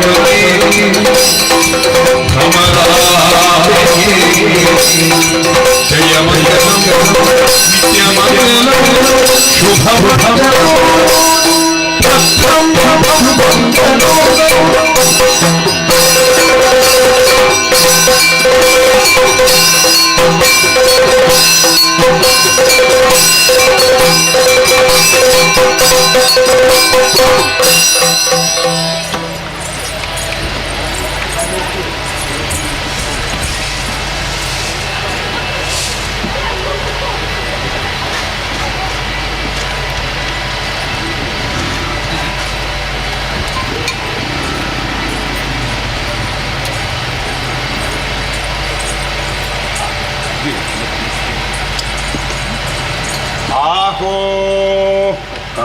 ಮಹಾರಾಜ ಶ್ರೀಗಳಾದ ಶ್ರೀ ಗೋಪಾಲ ದೇವಾಡಿಗರವರು ಮತ್ತು ಮನೆಯವರಯ್ಯ